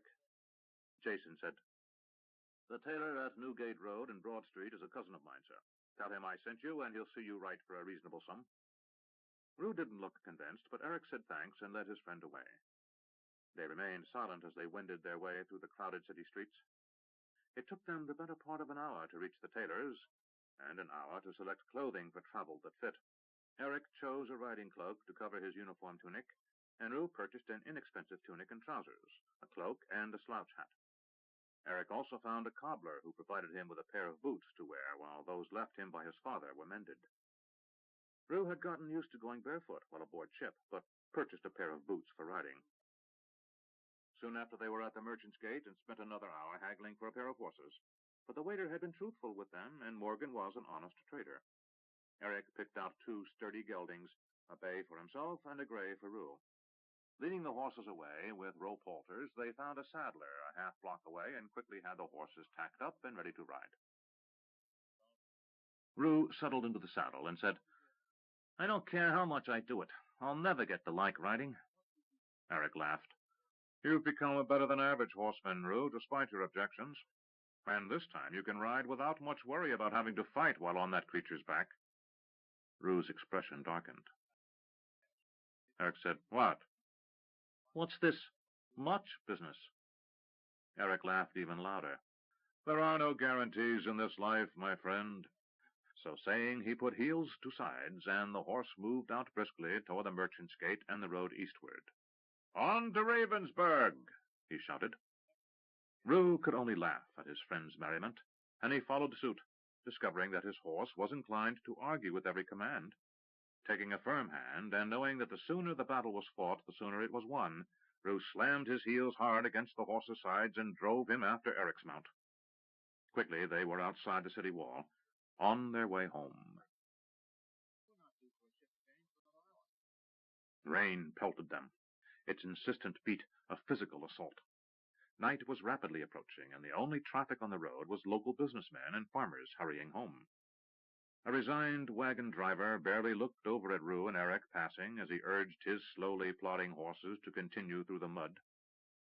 The King's Highway might be the artery that carried the lifeblood of commerce from one border to the other, but when the rains came to the barony of Darkmoor, the blood didn't flow, it oozed. Eric shouted, "Lights!" Roo looked out from under the sodden brim of his once handsome slouch hat. "Wilhelmsburg?" "I think," said Eric. "We'll be home by tomorrow afternoon." "I don't suppose I could convince you to sleep in some stranger's barn, could I?" said Roo, having spent more money on this journey than he had planned. "No," answered Eric, without humor. "I'm for a dry bed and a hot meal." That image overcame Roo's reluctance to spend another coin, and he followed his friend toward the lights of the town. They found a modest inn with a sign of a plowshare swinging in the wind, and rode through the side gate to the stable. Eric shouted, and a lackey came out, bundled against the weather, to take the horses. He listened politely to Eric's instructions and nodded, and Eric assumed he would be wise to return after supper to see the boy cared for the animals as he ordered. They hurried into the tap room, and once inside, shook off the water from their cloaks. "Evening, sirs," said a young girl, pleasant-looking, with brown hair and eyes. "Will you be needing rooms for the night?" "Yes," said Roo, obviously displeased at the cost, but now that warmth was returning to his bones, glad they were not returning to the weather outside. "Fit to be blowing up a rare storm tonight," said the innkeeper as he came and took their cloaks and hats. "Will you be dining?" He handed the cloaks and hats to the girl, who took them somewhere warm to hang and dry. "Yes," said Eric. "What wine have you?" "Fit for a lord," said the man with a smile. "Any from Ravensburg?" asked Eric as he made his way to an empty table. Save for a solitary man with a sword in the far corner and two merchants obviously taking their ease before the fireplace, the inn was deserted. The innkeeper followed them. "We do, sir. It's the next town over, then one more, and on to Ravensburg." "So we are in Wilhelmsburg," said Roo. "Yes," answered the innkeeper. "Are you familiar with the area?" "We're from Ravensburg," answered Eric. "It's just been a while since we've been there, and in the darkness we weren't sure which town this was." "Bring us some wine, please," asked Roo. "Then supper." The meal was filling, if not memorable, and the wine better than expected. It clearly had a style and finish familiar to both Roo and Eric. It was the common wine of Ravensburg, but compared to what they had been drinking the last year and more, this seemed a bottle fit for the king's table. Both young men fell into a quiet mood, anticipating the homecoming the next day. For Roo, it was nothing much to do with his past. His immediate family was his father, Tom Avery, a drunken teamster whose only legacy to Roo had been beatings and teaching him to drive a team of horses. Roo was much more interested in seeking out some minor wine merchants he knew and arranging what he hoped would be the start of his rise to riches. For Eric, it was coming home to his mother and the shattered dream of his youth, a blacksmith's forge and a family. He had served old Tyndall, the smith, for years before Tyndall's death, then a year and more with Nathan, who had been the closest thing to a father he had known. But life took its own course, and nothing seemed to be as he had hoped it would when he was a child in Ravensburg. "What are you thinking?" asked Roo. "You've been quiet a long time." "You haven't exactly been bending my ear," replied Eric, a smile on his face. "Just about home and what it was like before." He didn't have to say before what. Roo knew. Before a struggle with Eric's half-brother Stefan ended up with Roo's dagger driven into Stefan's chest as Eric held him. After that, they had fled Ravensburg and had not seen friend or family since. Roo said, "I wonder if anyone told them we live." Eric laughed. "If they didn't, our arrival tomorrow will be something of a surprise." The door opened, and the howl of the wind caused the two young men to turn. 4 soldiers in the garb of the barony entered, cursing the night's foul weather. "Innkeeper!" shouted the corporal as he removed his sopping greatcoat. "Hot food and mulled wine!" He glanced around the room, then his gaze returned to Roo and Eric. His eyes widened. "Von Darkmoor!" he blurted. The other 3 soldiers fanned out, not quite sure why their corporal had called out their baron's name, but clearly alerted to trouble by his tone. Eric and Roo stood, and the 2 merchants moved away from their chairs before the fireplace, hugging the wall. The only other person in the room, the swordsman, looked on with interest, but didn't move. The corporal had his sword out, and as Roo made to draw his own, Eric motioned for him to return it to its scabbard. "We're not looking for trouble, Corporal. The corporal said, "We heard you'd been hung. I don't know how you and your scrawny friend escaped, but we'll soon put that right. Seize them," Roo said. "Wait a minute." The men moved quickly, but Eric and Roo were both quicker, and the first two soldiers who laid hands upon them found themselves on the floor, their heads ringing from swift blows. The two merchants spied a pathway past the trouble and beat a hasty exit from the room, running outside into the rain without their hats or coats. The man at the table laughed. "Well done," he shouted. The corporal leveled his sword and thrust, but Eric slipped aside and had him by the wrist before he could react. One of the strongest men Roo had ever seen, Eric also had been trained in barehanded combat, and his iron grip wrung the corporal's sword from his fingers as he gasped in pain. Roo simply thrust with his hand, palm out, fingers extended, and delivered a sharp blow with the heel of his hand upward to the chin of the other standing soldier, who went down in a stunned heap.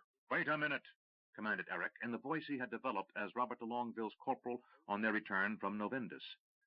The other two soldiers, who were slowly standing, hesitated, and Eric shouted his command. "Hold, damn you!" He released the corporal's wrist while kicking aside his sword, so he couldn't reach for it easily, then showed that his hands were empty of weapons. "I have a paper." He reached slowly inside his tunic, removed the document given him the day before by an officer in the office of the Knight Marshal of Crondor, and handed it to the corporal. The man took it and glanced it over.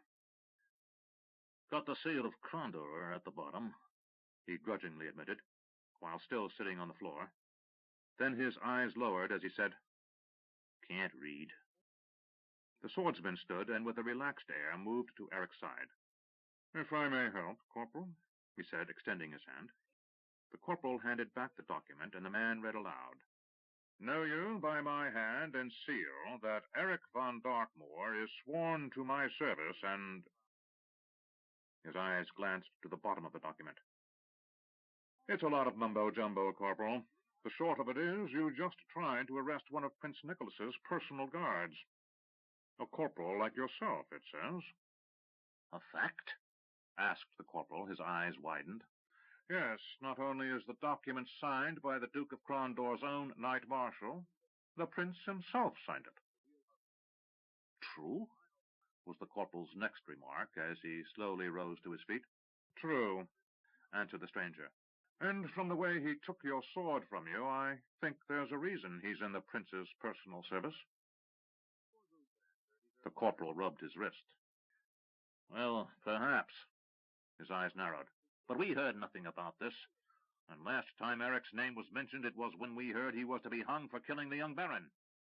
Eric sighed. "The Prince pardoned us." "So you say," said the corporal. "But I think me and the boys will hurry back to Darkmoor and see what Lord Manfred has to say about this." He picked up his sword and signaled to his men to depart. One of them shook his head in disgust at foregoing a hot meal, and the other threw Eric and Roo a black look as he helped the one Roo had stunned back to his feet. That man, still trying to focus his eyes, said, "We're leaving. Did we eat? Is it morning?" The other said, "Shut up, Bluey. A bit of that cutting rain will sort you out quick-like." The soldiers left the inn, and Eric turned to the stranger. "Thanks." The man shrugged. "If I hadn't read it, the innkeeper or someone else would." Eric said, "I'm Eric von Darkmoor." The man took his hand. "Duncan Avery." Roo's eyes widened. "Cousin Duncan?" The eyes of the man who had named himself Avery narrowed as he studied Roo. After a long moment, he said, "Rupert?" Suddenly they were laughing, and the man Rupert called cousin gave him a quick hug. "I haven't seen you since you were a tadpole, youngster." He stepped back, and a wry smile graced his features. Eric glanced back and forth, and couldn't see even the most remote resemblance. While Roo was short, wiry, and signally unattractive, Duncan Avery was tall, slender, with broad shoulders, and handsome. Moreover, he dressed like a dandy, save for his sword, which was well used and well cared for. He sported a slender mustache, but otherwise was clean-shaven, and his hair hung to his shoulders, where it was cut evenly and curled under. Pulling out a chair, Duncan signaled the serving girl to bring his plate and mug over, and sat. Eric said, "I didn't know you had a cousin, Roo." Roo's eyes narrowed. "Of course you did." Eric waved away his previous comment. "I mean, I know you have a number of them in Salador and elsewhere in the East, but you've never mentioned this gentleman before." Duncan thanked the girl and winked at her, causing her to retire with a giggle as he said, "I'm crushed, Rupert. What does your friend mean? You've never spoken of me." Roo sat back, shaking his head. "It's not like we were close, Duncan. I saw you, 3 times in my life?" Duncan laughed. "Something like that. Tried my hand at the teamster's trade when I was a boy," he said to Eric. "Got as far as riding with Roo's pa from Ravensburg to Mallock's Cross, where I quit. Roo was no more than 5 then." His face turned somber.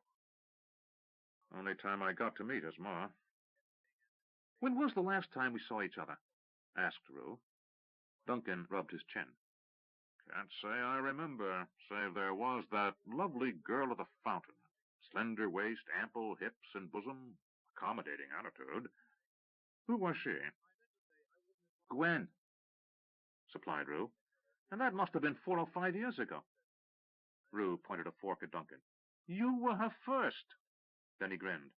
"Many of the local lads owe you some thanks. You imparted a certain enthusiasm in Gwen that we came to appreciate." Eric laughed. "I'm not one of them," he said. Roo said, "Maybe the only boy in Ravensburg who didn't." "How are you related?" Eric asked Duncan. Duncan said, "My father is cousin to Roo's father, Eric, and neither of those worthy gentlemen has much use for me." To Roo he said, "How is your pa?" Roo shrugged. "Been a couple of years, really. We're on our way to Ravensburg now. Where are you headed?" "I'm for the east, seeking my fortune as usual. I tried my hand doing mercenary duty down in the Vale of Dreams, but the work's too dangerous, the women too dangerous." Both Eric and Roo laughed at that. "And the money scarce. So I'm for the eastern courts, where a man's wits stand him as well as a sword." Roo said, "I might have some use for that wit." "What's the plan?" asked Duncan, suddenly interested. "Nothing dodgy. Some honest business, but I think I can use someone who knows his way around polite company." Duncan shrugged. "Well, I'll ride with you to Ravensburg, and we can talk along the way. Besides, you've got my curiosity piqued." "Why?" asked Eric. "The way you two moved. It was a sight. When I last saw Rupert, he was a scrawny kid, barely able to keep himself upright while he pissed. But now he looked downright lethal when he knocked out that soldier. Where did you learn to handle yourselves that way?" Roo and Eric exchanged glances. Neither needed to be reminded of the network of spies already established in the kingdom by the agents of the Emerald Queen. Distant cousin or not, Roo had no illusions about the man's honesty. "Here and there," said Roo. "That's some Isolani open-handed fighting around a cow's newborn," said Duncan. "Where'd you see it before?" asked Eric. "As I said, I just returned from down in the Vale. You see a few Isolani there, as well as some other Keshin-born who know the tricks." He leaned forward, and his voice lowered. "I hear you can crack a man's skull with your hand if you know how to do it." Eric said, "That's easy. Just make sure you've got a smith's hammer in the hand when you hit him." Duncan stared at Eric a moment, then burst into laughter. "Good one, lad," he said as he dug into his meal. "I think I'm going to like you." They continued to chat as they ate, and after, Eric went to check on the horses. When he returned, the 3 men retired for the night to the common sleeping area upstairs, so they might get an early start in the morning. The village seemed at once unchanged and smaller. Roo said, "Nothing's different." They rode at a walk, having taken the bend at the road that put them within sight of Ravensburg. They had been passing familiar farms for the last hour, both vineyards and fields of oat, wheat, and corn. But in the distance, they now at last were in sight of the small buildings at the edge of the town. Eric remained silent, but Duncan said, "Doesn't look any different to me, and it's been years." Riding past familiar landmarks, Roo thought that he was wrong. Everything had changed, or at least he had changed, and therefore how he saw things had changed. Reaching the Inn of the Pintail, Eric said, "Few things in Ravensburg ever change. But we have," echoing Roo's thoughts of a few moments before. Duncan said, "That's always true, I guess." Eric had taken a liking to the affable man, and Roo was pleased, for he liked his cousin as well, though he barely trusted him. He was an Avery, and Roo knew what that meant. There had been a distant uncle, John, who had made a terrible reputation for himself as a pirate, long before Roo had been born, and more than half those uncles and cousins who had died since Roo's birth had been hanged or killed during a robbery attempt. Still, there were a few Averys who had turned a hand toward honest labor, and Roo thought that gave him a chance of getting rich without having to resort to murder or robbery. As they dismounted, a boy ran from the stable and said, "Care for your horses, gentlemen?" Eric said, "Who are you?" "Gunther," said the boy. "I'm the smith's apprentice, sir." Eric tossed the reins to the boy. "Is your master about?" asked Eric. "He's taking his midday meal in the kitchen, sir. Should I fetch him for you?" Eric said, "Never mind, I can find a way." The boy took the horses and led them away. Roo said, "Your replacement?" "So it seems," said Eric, shaking his head. "He can't be more than 12 or so." "You were younger when you started helping Tyndall around the forge," reminded Roo. Roo followed Eric as he moved to the rear door, the one that led directly into the kitchen. Eric pushed open the door and stepped through. Frida, Eric's mother, sat at the kitchen table talking to Nathan the smith. She looked up as Eric came through the doorway.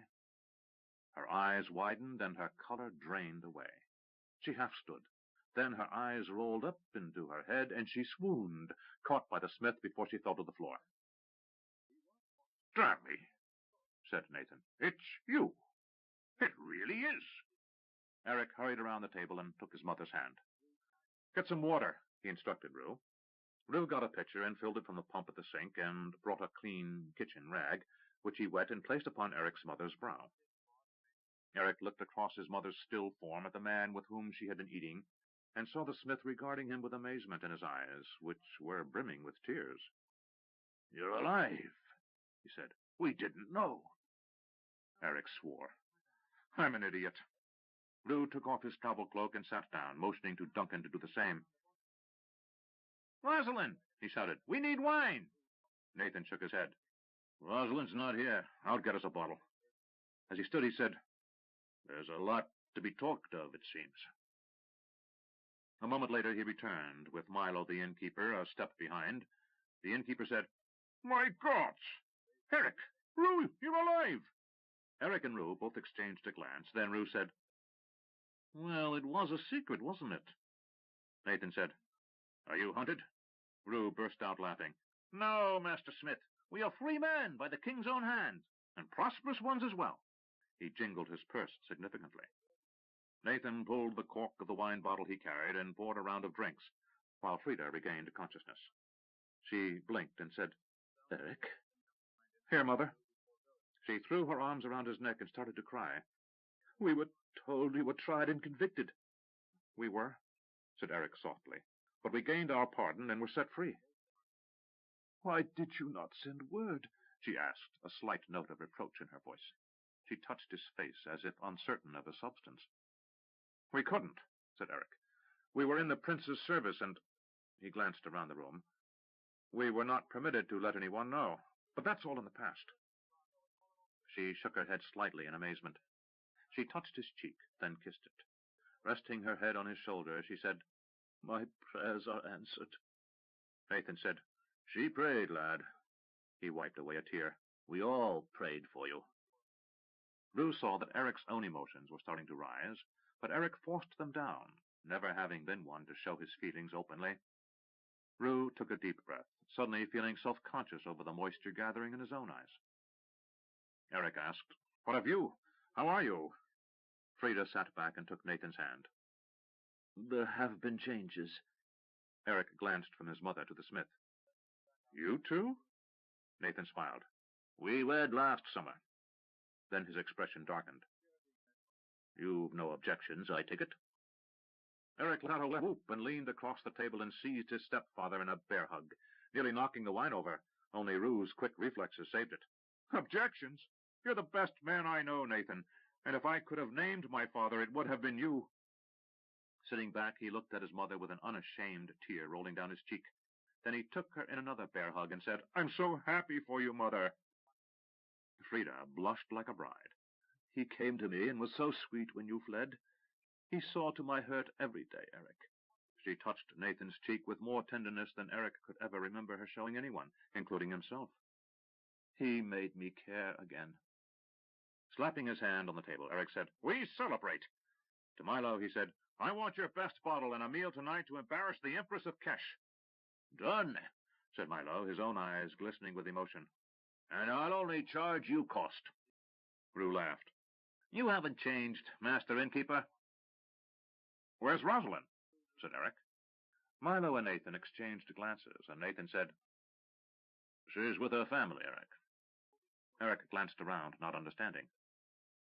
"Family? You're her father." Roo reached over and took his friend's arm. "She's with her husband, Eric." He looked at Milo. "Isn't that what Nathan's saying, Milo?" Milo nodded. "Aye. And I'm a grandfather, too." Eric sat back. His emotions were in turmoil. "She's had a baby?" Milo looked at Eric. "That's a fact." Eric said, "Who's the father?" Milo glanced around the room and said, "She married young Rudolph, the baker's apprentice. You know him?" Eric nodded. "He's now a journeyman and will set up his own ovens soon. She's living with his family over by the square." Eric rose. "I know the house.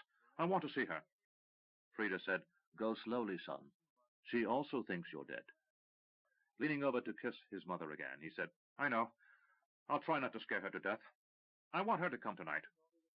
Then he added, "With Rudolph." Roo said, "I'll go with you." Frida squeezed his hand. "Don't be long, else I'll think this all a dream." Eric laughed. "Hardly. Roo's cousin Duncan will charm you with tales wondrous and improbable." The cousins smiled. Nathan looked at the handsome Duncan and said, "You'll not be charming her too much, I'm thinking." Eric laughed. "We'll be back soon." Roo and Eric hurried from the kitchen, through the empty common room of the inn, and out the front door. They hastened down the street that led to the town square, and hardly noticed those few townspeople who stopped to stare in open amazement at the familiar figures of Rupert Avery and Eric von Darkmoor hurrying along. One man dropped a crock of wine as his eyes widened at the sight of their reputedly dead men striding past. One or two others tried to say something, but Roo and Eric were away before they could give voice to the greeting. Reaching the town square, they turned and made their way to the bakery where Rudolph worked and lived. At the front door, Roo saw Eric hesitate. Roo knew Eric's feelings for Rosalind were never simple. She was like a sister to him, but at the same time there was something more. Roo and the others around town knew that Rosalind was in love with Eric, even if he had been too thick to know. At least he had been aware just before his departure from Ravensburg that her feelings for him were more than sisterly. He had talked about it with Roo more than once, and Roo knew that Eric still didn't really understand how he felt about her. Suddenly embarrassed by his own hesitation, Eric entered the bakery. Rudolph stood behind the counter, and when he looked up, he said, "Can I help?" His eyes widened as he said, "Eric? Roo?" Eric offered a friendly smile. "Hello, Rudolph." He extended his hand as he crossed the small space between door and counter. Roo followed. Rudolph had never been what either Roo or Eric would count a friend, though in a town as small as Ravensburg all the children of similar age know one another. "I thought you dead," he half whispered, as if afraid to be overheard. "That seems to have been the general opinion," Roo said. "But we were freed by the king." "By the king?" asked Rudolph, clearly impressed, as he took Eric's hand and gave it a perfunctory shake. Then he shook with Roo. "Yes," said Eric, "and I'm back." When Rudolph's expression darkened, he quickly added, "For a few days. I'm the Prince of Krondor's man now." He pointed to the crest on his tunic. "I must be back there before the end of the month." Rudolph relaxed. "Well, then, it's good to see you." He looked Eric up and down. "I expect you've come to see Rosalind?" "She was a sister to me," said Eric. Rudolph nodded. "In the back. Follow me." Eric and Roo walked to the end of the counter, where Rudolph lifted the hinged top and stepped through. They followed Rudolph through the large bakery, past now cooling ovens that would be heated again after nightfall, as the bakers plied their tasks all night long, so there would be hot bread for sale at first light. Large tables, now cleaned, waited for the bakers, and vats that would hold dough after supper were empty. Rows of clean baking pans waited to be filled, and in the corner 2 apprentice bakers slept in anticipation of the night's work ahead. Rudolph moved to another door, and they exited the bakery and crossed a small alley, to a room in a residence that Roo knew belonged to Rudolph's employer. Rudolph said, "Wait here," and entered. A few moments later, Rosalind appeared at the door, a child upon her left hip. She gripped the door jamb tightly, while Rudolph stood behind her, offering her support. "Eric?" she half-whispered. "Roo?" Eric smiled, and Rosalind stepped forward and put her right arm around his neck, hugging him fiercely. He held her gently, trying to be aware of the squirming baby, and then he realized she was crying. "Here now," he said, softly pushing her away. "None of that. I'm fine. I did the Prince of Krondor a service and was pardoned for my crime." "Why didn't you send word?" she whispered harshly. Roo was surprised by the anger in her voice toward Eric, but Eric glanced at Rudolph, who nodded at the question. "We couldn't," said Eric. He pointed to the crest on his tunic and said, "I'm the prince's man now, sworn to his service, and I was under oath not to speak of my freedom since—" He didn't want to bring up the rape and the trial in Krondor. "I left, but now I'm here." Rosalind's child started to squirm and complain, and she turned to calm the child. "Shush, Gerd." "Gerd?" said Eric.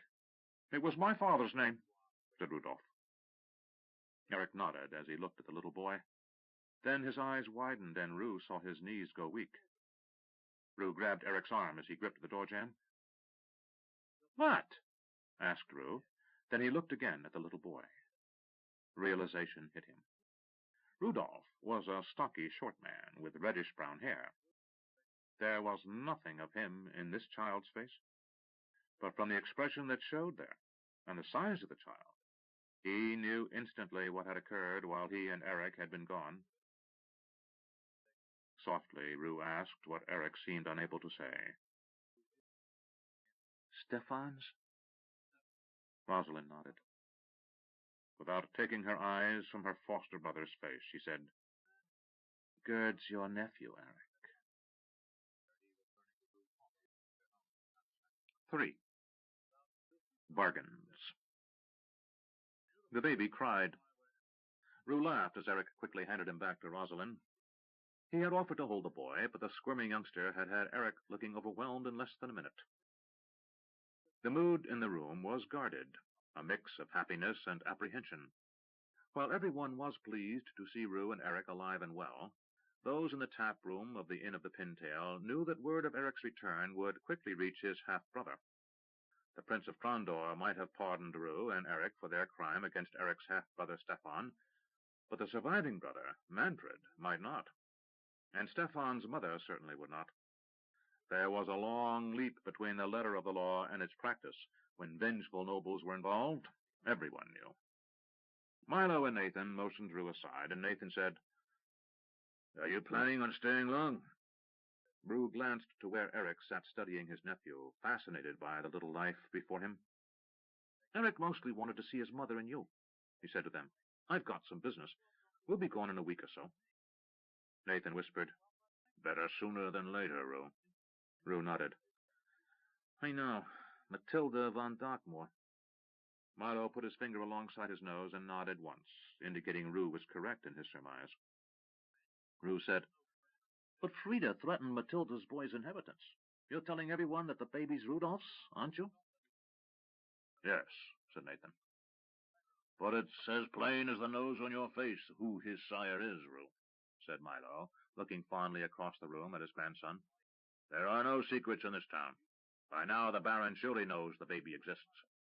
Roo shrugged. "Maybe, but I overheard Manfred talking to Eric."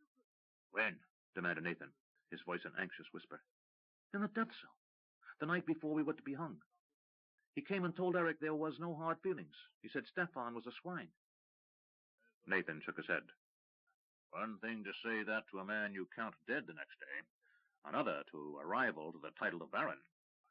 Roo said, "I don't think that's a problem. Manfred said there were other bastards, not just Eric. Seems the old Baron loved the ladies." Milo nodded. "That's truth. I hear there's a lad over in Wolfsheim who looks a lot like Eric." "Well," said Nathan, "see if you can't get Eric away as soon as possible. We'll do what we can to protect little Gerd, but if Eric's presence calls undue attention to the baby—" "I'll see what I can do," said Roo. "I have business, and the sooner I get it done, the sooner we'll leave." "Anything we can do to help?" asked the smith. A calculating look entered Roo's eyes.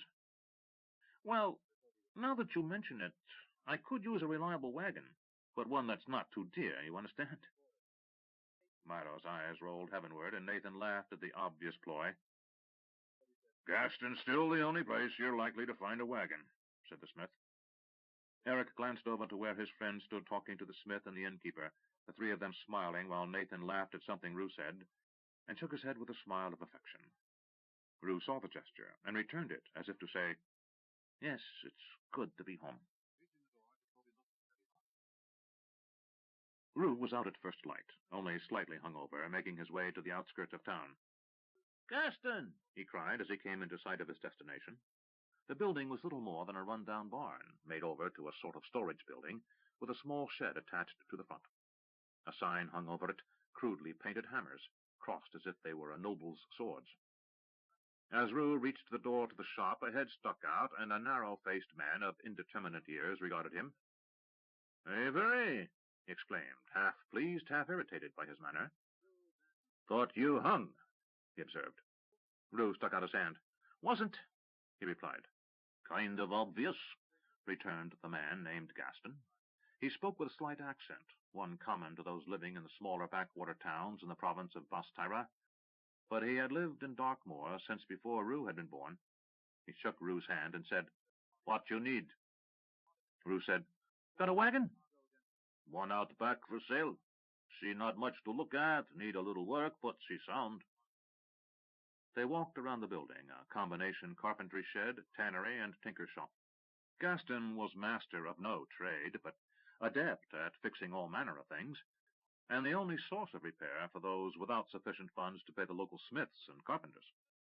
If a poor farmer had a scythe that needed to last one more harvest, he brought it to Gaston. Not the forge, where Eric used to apprentice to old Tyndall, and then Nathan. Roo had heard Eric comment that Gaston might not be a fine smith, but he was solid on the basics, and Roo's father had always taken his wagons to Gaston for repair. They moved to a low fence, composed mostly from scraps of wood Gaston had found here and there, and Gaston opened the rickety gate. It swung open on stiff, loud hinges, and Roo entered the yard where Gaston stowed most of his property. Roo halted a moment and shook his head. He had been in the yard countless times. Nevertheless, he was amazed whenever he saw the colossal collection of refuse Gaston lay claim to. Scraps of metal, a shed full of cloth, and a huge covered stack of wood, all organized in a fashion known only to Gaston, but one which Roo knew was flawless. If Gaston had what you needed, he knew where it lay, and could put his hands on it in moments. "Saw your papa." "Where's he now?" asked Roo, not entirely interested. "Sleeping off drunk. He came back from a run down to Salador. 6 or 7 wagons, I don't remember, but they got there in good order and were paid a bonus, and he picked up a cargo and came back full, so he blew off a bit last night." Gaston hiked his thumb over his shoulder to a bundle of rags under one of 2 wagons nestled against the lee side of the barn. Roo went over and found the bundle was snoring. He recognized one of the 2 wagons as his father's. It was as familiar to Roo as his own pallet had been at home, and, truth to tell, he had slept in it about as often. When his father got into one of his drunken rages, Roo had often hidden under the canvas tie-down and slept the night there, rather than risk a pointless beating. "Too drunk to walk 3 streets home?" said Roo, kneeling and pulling back the topmost rag. The stench that struck him as he did made him wish he hadn't. Not only hadn't his father bathed in some time, his breath hit Roo full on as he snored in obvious stupor. "Gack!" Roo moved back a couple of steps. Gaston scratched his chin and said, "We had a few, truth to tell. Tom was buying, so I weren't going to leave him lying there in the streets. I bring him over here. I wasn't going to take him all the way home, by damn." Roo shook his head. "Not likely." He regarded the snoring face of his father. The old man seemed smaller somehow. Roo wondered at that, but knew that he would seem large enough if he was awakened before he bestirred himself. Then Roo laughed. He wasn't a boy any longer, and his father hadn't towered over him in years. Roo wondered, if his father tried to strike him again, would he cower as a child would before an enraged parent? Or would he act without thought and break his father's jaw? Not willing to put that to the test, he said, "We'll let him sleep. He probably didn't miss me when I was gone, so I doubt he'll be glad to see me now. Gaston said, "You shouldn't go saying that, Roo. He was right enough upset you were going to be hung. Said it more than once. Thought 30 years hard labor was fair, he said." Roo shook his head and changed the subject. "The wagon?" "She be over there," said Gaston, pointing to the one that sat next to Roo's father's. It was a serviceable wagon, though in need of some repair and a lot of paint. Roo quickly inspected it, ensuring the axles and wheels were sound. He said, "We need to replace some of the fittings on the tongue, but it'll do. How much?" Gaston and Roo began haggling, and after a minute a deal was struck. It was slightly more than Roo wished to pay, but a fair price, and the wagon was exactly what he was looking for. He paid the money and said, "Horses?" "Martin still be cheapest for sound animals," answered Gaston. "Your papa got an extra team these days. Won them in a dice game last month." A calculating look crossed Roo's face, and he said, "Thanks, that's good to know." Glancing at the snoring figure of his father, he said, "If he wakes before I return, keep him here. I need to talk to him before I leave town." Roo started for the gate, and Gaston said, "Where are you off to now?" "Growers and Vintners' Hall. I have to buy some wine." He left the yard and made his way down the street as the town began to stir into the day's activities. Workers were already at their shops, and now those women heading out to purchase goods and food for their families were also about. Roo nodded in greeting at a few familiar faces, but mostly he was lost in thought about the next step in his plan for wealth. As he reached the town square, opposite the Growers and Vintners' Hall, a clatter of hooves upon cobbles heralded the approach of riders, and from the sound Roo knew they were coming fast. A moment later the squad appeared around the corner of the very hall for which Roo was bound, 5 riders at a canter. The pedestrians scampered out of the way as the 5 men in the colors of the Baron of Darkmoor hurried by. Roo marked the leader, the same corporal they had encountered in Wilhelmsburg, and he knew instantly where they would eventually stop, Milo's Inn. Roo hesitated and decided against heading directly there. He had business to conduct, and besides, he was pretty sure this would be a matter between Eric and his half-brother Manfred. If the Baron needed to speak with Roo Avery, he could come looking for him after he finally found Eric. Roo entered the hall. Eric stood admiring the forge. Nathan and his apprentice Gunther were showing off the changes they had made since Eric had left. They were minor, but Eric made a point of admiring the boy's work. It was clear he doted on Nathan and had developed much the same attitude that Eric had toward the smith, that of a boy for a foster father. Nathan's own children had been killed in an almost forgotten war, and he took special pains to care for his apprentices. "You look fit," said Nathan. "You like the army?" Eric said, "There's much about it I don't like, but yes, I think I like the order, the sense of knowing what is expected of you." Nathan motioned with his head for Gunther to find some task to attend to, leaving them alone. "And the killing?" Eric shrugged. "Not much. There are times when it's like hacking wood for the fire, something you must do. Other times I'm too scared to think. But mostly it's, I don't know, ugly." Nathan nodded. "I've worked with a lot of soldiers in my day, Eric. Be cautious of those who enjoy the butchery. They serve when the fighting's hard, but they're like guard dogs. Better to keep them on a short leash most of the time." Eric looked at Nathan, and their eyes locked. Then Eric smiled. "I promise I'll never get to liking it." "Then you'll do," said Nathan, returning Eric's grin. "Though you'd have been a fine smith, no doubt." "Smithing is something I still enjoy. Maybe you'll let me turn a hand to some—" Roo approached. "Nathan! Eric!" Eric said, "How is this mysterious business deal of yours going?" "Just about finished," answered Roo with a grin. "A couple of things more, and I'll be ready to go." He made a face. "Besides, there are soldiers wandering around town looking for you." The sound of riders entering the inn's courtyard cut short Eric's reply. They left the forge and down to the barn, entering the courtyard just as the Baron's 5 guardsmen were getting ready to dismount.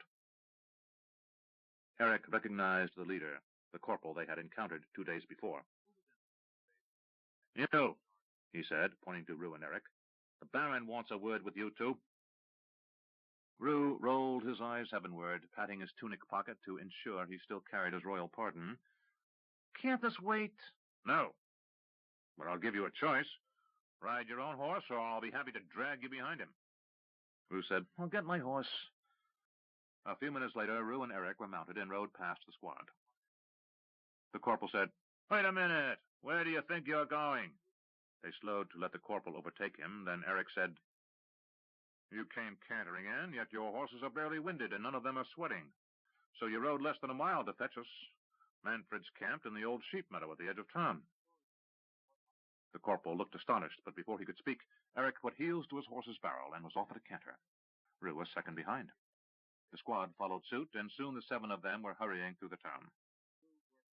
A few minutes later, they passed through the buildings at the east edge of town, and as Eric had predicted, they found Manfred's field tent erected in the old sheep meadow where the King's Highway intersected the road south.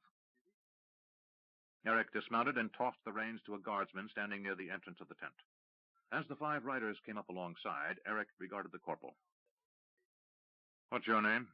asked Eric. "Alfred," said the corporal. "Why?" Eric smiled. "I just wanted to know. Watch the horse." Roo and Eric moved to the tent, and one of the soldiers there drew aside the flap. Sitting inside was Eric's half-brother Manfred. "I must confess I never thought I'd see you two again," said the Baron, indicating they should sit, "considering the circumstances of our last meeting." "At the time I thought the same," answered Eric. Roo studied the half-brothers. Manfred looked nothing like Eric. Eric was the mocking likeness of their father, the very fact of which had driven Manfred's mother to demand Eric's death over the murder of Stefan, her elder son. Manfred was his mother's son.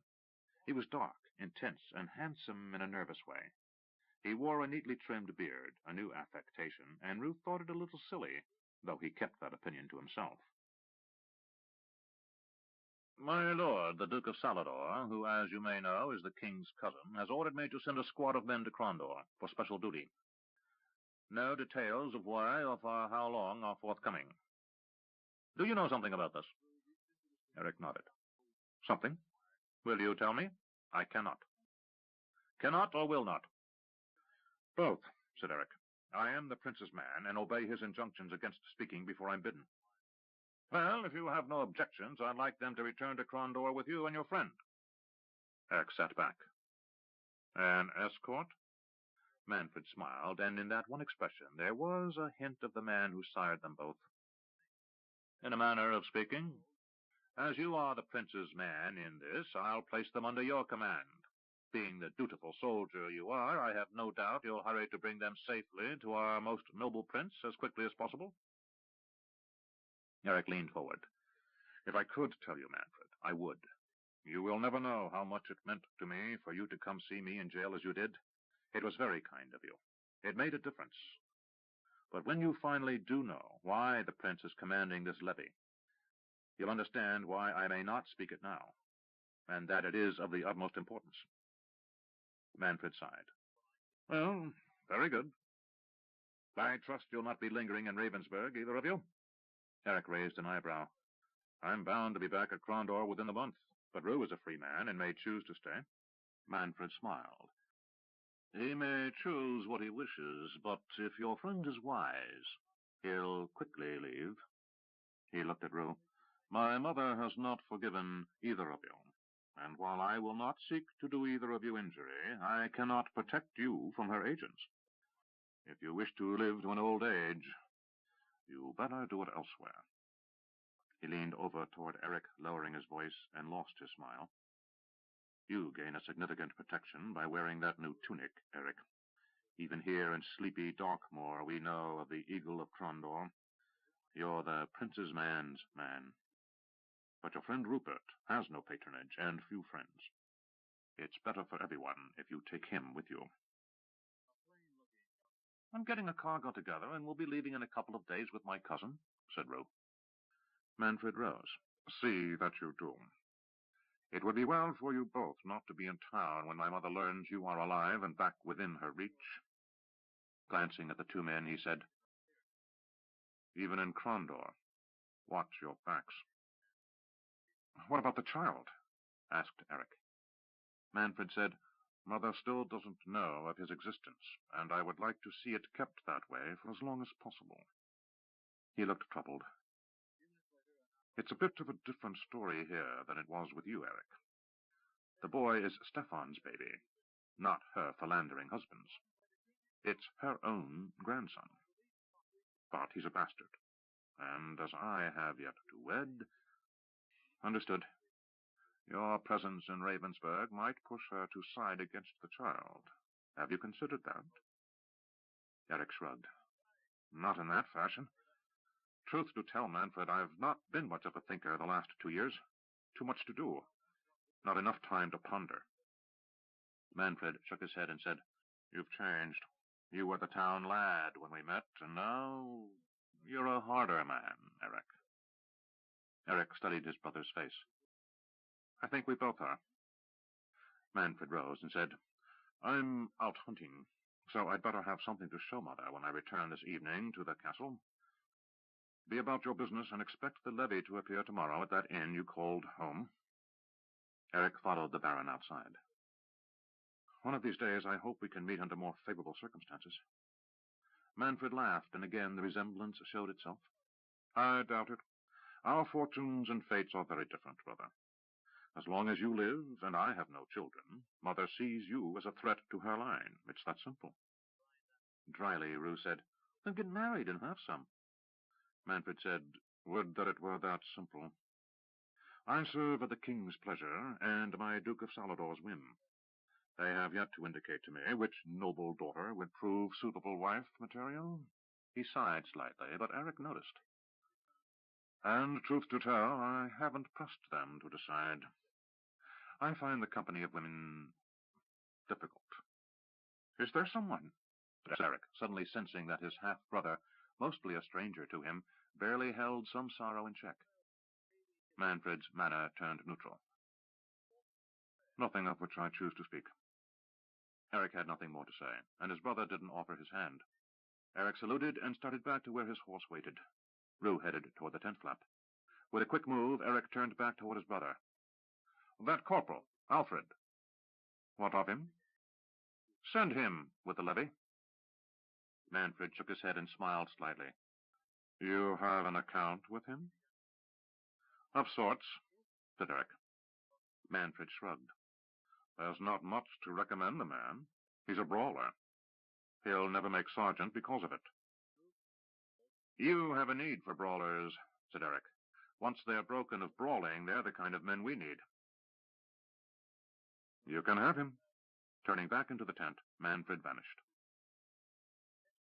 Roo and Eric returned to their horses and mounted. Eric looked down at Alfred and said, Fare you well, Corporal. We'll meet again, bastard, said Alfred with a baleful stare. Oh, count on it. Eric returned the dark look. Roo added with an evil smile, Sooner than you think.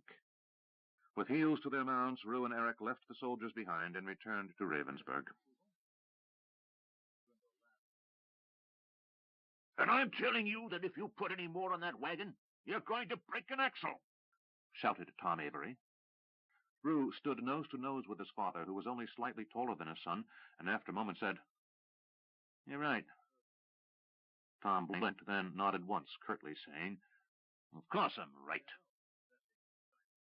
The two wagons sat in the yard behind Gaston's shop, loaded with small barrels of wine. Duncan inspected each tie-down carefully for the third or fourth time, and looked dubious about the prospect of so many barrels of wine remaining secure. Roo had spent the day conducting business, spending every coin he had as well as what Eric had given him in purchasing a modest quality wine that he hoped would realize him a significant profit once it reached Krondor. While not an expert on wine, Roo was a child of Ravensburg and knew more about it than most merchants in Krondor. He knew that the high cost of wine in the Prince's city was due to the cost of shipping it bottled. Only the most common bulk wine came otherwise, shipped in large barrels. But the smaller barrels of modest quality wine, used in the tap rooms in the area, were never shipped much farther away than a neighboring village, because the wine commanded little profit in an area where high-quality wine was taken for granted. While still not as fine as the great wines served to the nobility, this wine would stand out in Krondor's common inns. Roo had shrewdly purchased wines he knew to be a cut or two above the quality of what he had drunk in the Prince's city. Roo calculated that if he could get the inns and taverns frequented by the businessmen of the merchants' quarter to buy his wine, he could realize as much as a threefold profit on this venture, including the cost of wagons and horses. Duncan said, "You sure you know how to drive this thing?" Tom wheeled to face his nephew and said, "Roo's a first-rate teamster, as you'd have been had you not run off after that girl." Duncan smiled in remembrance. "Alice," he supplied. "That didn't last long. Besides," he put his hand upon the pommel of his sword, "this is how I earned my living for the last 15 years.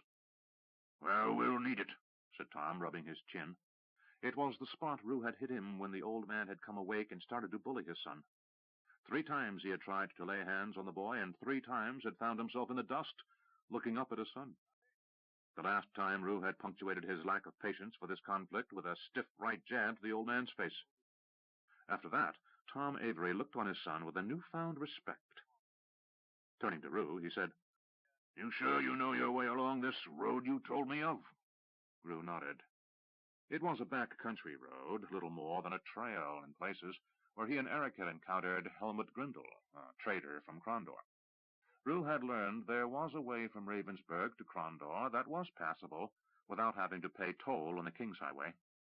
Eric had papers from the prince, which had saved them any charges on the way to Ravensburg, but Eric and his company of levies from Darkmoor had left that morning for Krondor, and they would be in the prince's city a week before the slow-moving wagons would arrive. Roo knew that the wagons were loaded to capacity, and that any trouble would leave half his cargo stuck in the backwoods between Darkmoor and the coast. But if his plan worked, he'd have enough capital for something more audacious, and he was sure he could make enough on this one journey to get his career fairly launched. "Well," said Roo, "no reason to linger. The sooner started, the sooner finished." He said nothing of Manfred's warning about his mother's vengeance. He didn't trust Duncan enough to count on his staying close by, should he learn that a noble might be sending agents after Roo. His father, he knew, could be trusted to drive his wagon. Say what you might about Tom Avery, he was steadfast in his work when sober. But in a fight he would be useless, no matter what bluster and boasting he indulged himself in when drunk. "Ride with me," Roo said to Duncan. "I'll reacquaint you with driving a team." Duncan rolled his eyes heavenward, but climbed aboard. He had sold his horse for a small price, which earned him a share in Roo's venture, and now was a minority owner of 1 wagon, 4 horses, and a great deal of wine. Roo's father had insisted only on his usual fees, not a coin more or less, which silently pleased Roo. He enjoyed his father's treating him as he would any other trader. Gaston waved farewell as they rolled through the gate out of his yard and turned down the cobbles of Ravensburg. The wagons creaked and groaned under the weight, and the horses snorted at being asked to work, but they were under way, and Roo felt a keen sense of anticipation. "Try not to get yourself killed," called out Gaston as the gate shut. Roo ducked behind the wagon as another arrow sped through the space he had just occupied. The first had struck inches from his head. He yelled a warning to his father and Duncan as he scrambled under the wagon, drawing his sword and trying to ascertain from where the arrow had come. A third shaft emerged from the evening gloom, and he marked where he judged it had originated. He signaled to Duncan that he was going to back between the wagons and move in a circle around the ambushers. Duncan signaled, he understood, and motioned around the campsite, indicating he should be wary of other attackers. They had been on the road for almost a week, having left the King's Highway just west of Ravensburg and making their way across open country to the small westward trail road Roo and Eric had used when fleeing the area 2 years earlier. The travel had been uneventful, and the wagons were proving sturdy and the horses sound, which had contributed to Roo's increasing optimism as the days passed. If his father had judged him daft for picking a large, unwieldy cargo, he kept his opinion to himself. He was an old teamster and had driven stranger cargo than dozens of small wine casks before. They camped each night at sundown, letting the horses graze along a picket, supplementing the grass with a small amount of grain mixed with honey and nuts, which kept them fit and energetic. Each day Roo used what knowledge of horses he possessed to check their soundness, and more than once he had silently wished for Eric's presence, as he would find anything that Roo might miss. But Roo had been astonished to discover that his father knew as much as Eric. at least on the subject of draft animals, and each day the old man inspected right alongside his son, and each day he judged the animals fit to continue the journey. Now Roo crab-crawled on elbows and knees, turning as he moved between the wagons, and when he had the wagons between himself and the source of the arrow fire, he stood and ran into the woods. Only 2 years of combat and intense training saved his life, for another bandit had moved opposite the first and tried to impale Roo on his sword point. The only thing he accomplished was to die silently. Roo hardly broke stride as he ran him through, dodging sideways into the dark woods in case there was another bandit close by. Silence greeted him as he paused to consider his next move. He slowed his breathing and looked around. The sun had set less than an hour before, and the sky to the west might still hold some glow, but under the thick trees it could have been midnight. Roo listened. A moment later he heard another arrow flight, and he moved. Circling as quietly as he could through the darkness, he ran swiftly to the place where he thought the bowman might be hiding. At this point he was convinced he was being besieged by a pair of poor bandits, trying to pick off the 2 guards so they could plunder whatever cargo ventured along the small road far from the king's justice. Roo waited. After a few more moments of silence, he heard someone stirring in the brush ahead of him, and he acted. As quick as a cat on a mouse, he was through the brush and on top of the other bandit. The struggle was quickly over. The man attempted to drop his bow and pull a knife when he sensed Roo's approach from behind. The man died before the knife was out of his belt. "It's over," said Roo. A moment later, Duncan and Tom appeared, wraith-like in the gloom. "Just 2 of them?" asked Duncan.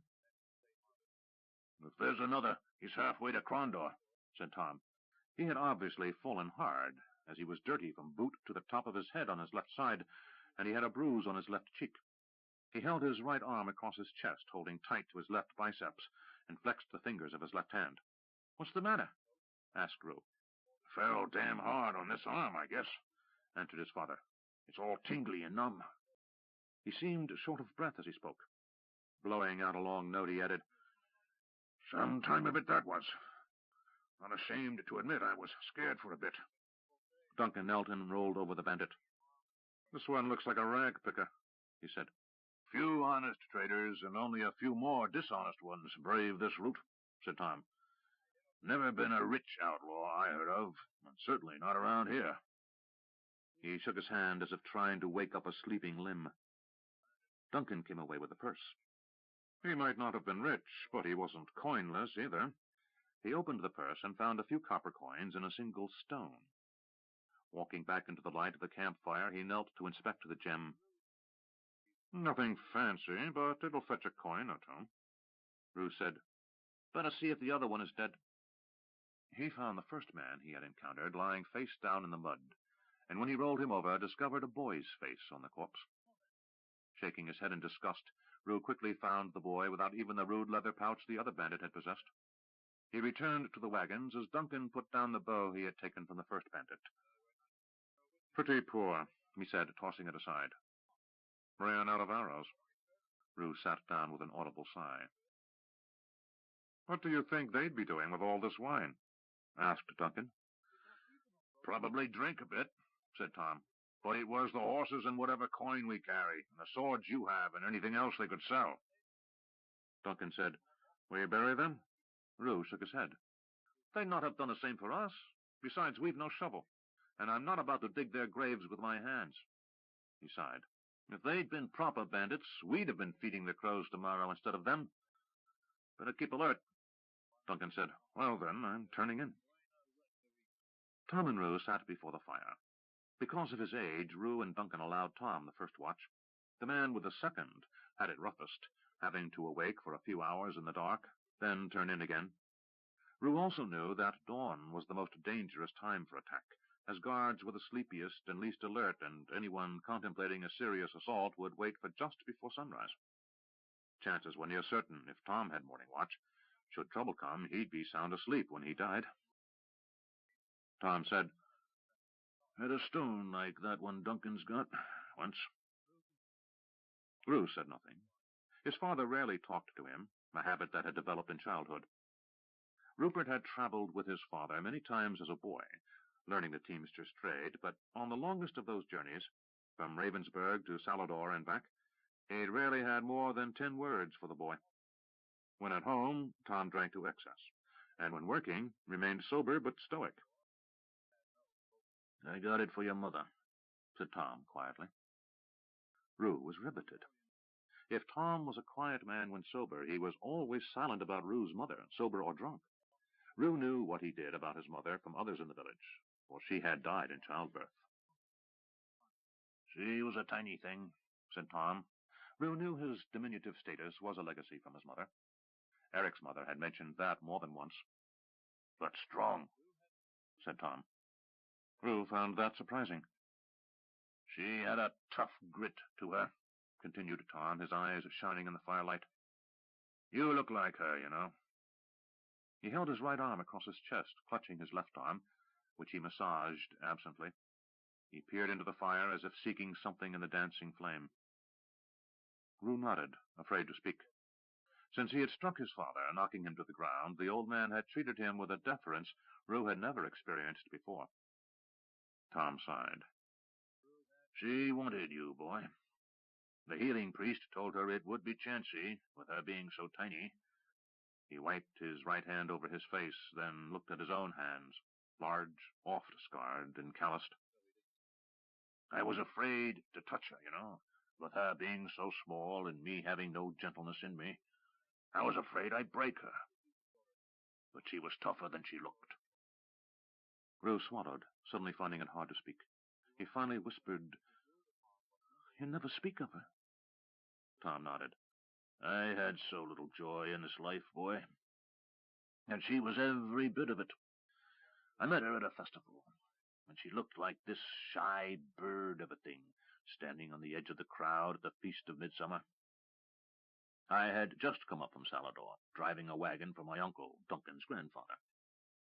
I was half drunk and full of myself, and then she was right there before me, bold as bright brass, and she says, 'Dance with me.'" He sighed. And I did. He was silent a while. He hugged himself, and his breath seemed labored, and he had to swallow hard to speak. "She had that same look you do, not fetching, with her thin face and uneven teeth, until she smiled. Then she lit up and was beautiful. I got her that stone I was speaking of for our wedding. Had it set in a ring for her." "Like a noble," said Roo, forcing his voice to a lighter tone. "Like the queen herself," Tom answered with a shallow laugh. He swallowed hard. "She said I was mad and should sell it for a new wagon, but I insisted she keep it." "You never told me," said Roo softly. Tom shrugged and was silent. He took a deep breath, then said, "You're a man now. Showed me that when I woke to find you standing over me at Gaston's. Never thought you'd amount to much, but you're a shrewd one.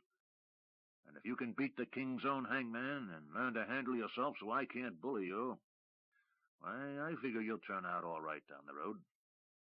Tom smiled slightly and said, "You're like her, that way. You're tougher than you look." Roo sat in silence a minute, not knowing what to say. Then after a bit he said, "Why don't you turn in, Father? I have some thinking to do." Tom nodded. "I think I will. Got a pain in my neck." He moved his left shoulder as if to loosen tight muscles. "Must have really twisted it, hitting the ground when those lads started shooting arrows at us. Hurts from my wrist to my jaw." He wiped perspiration from his brow. "Broke a bit of sweat, too." He sucked in a large breath, then blew it out, as if just standing had been exertion. "Getting too old for this. And you get rich. You remember your old father. Hear me, Roo?" Roo started to smile and say something when his father's eyes rolled up into his head, and he fell forward, face down, into the fire. Roo yelled, "Duncan!" and with a single move yanked his father out of the flames. Duncan was over in an instant and saw the waxy pallor of Tom's face, the white eyes and smoldering burns on his cheek and neck. He knelt next to Roo, then said, "He's dead." Roo remained motionless as he silently regarded the man who had been his father, and who had died still a stranger to him. 4.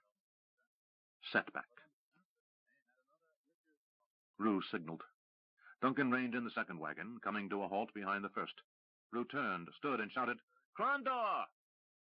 They had been traveling this way since burying Tom in a grave Roo had dug with his bare hands, covering him with stones to keep scavengers away.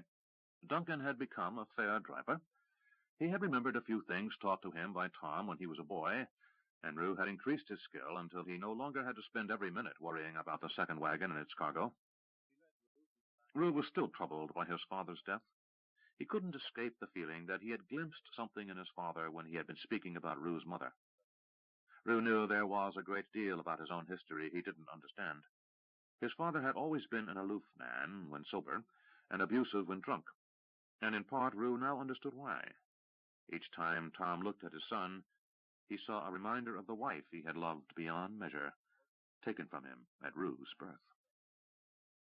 But there had been more, and Roo now had dozens of questions, none of which his father would ever answer. He vowed to return to Ravensburg and try to find those few people in the town Tom might have called friend, to ask them those questions. Perhaps he might travel to Salador to visit with Duncan's branch of the family. But he wanted answers. Suddenly Roo had been made aware that he really didn't know who he was. Pushing aside that thought, he insisted to himself it wasn't as important who one is as who one becomes, and he was determined to become a rich, respected man. Duncan tied off the reins and jumped down from his wagon, walking to where Roo stood. Roo had come to like his cousin, though there was still the rogue in his manner, and Duncan didn't bring out any strong sense of trust, the way Roo trusted Eric or the other men he had served with under Callis. But he liked the man, and thought he might be useful, for he had enough experience with nobility to tutor Roo in manners and fashion. Duncan climbed up on the first wagon and looked at the distant city. "We're going in tonight?" he asked.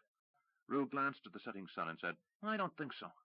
I'd have to find a stable yard to house this wine until we could move out in the morning. We're still more than an hour from the gate now.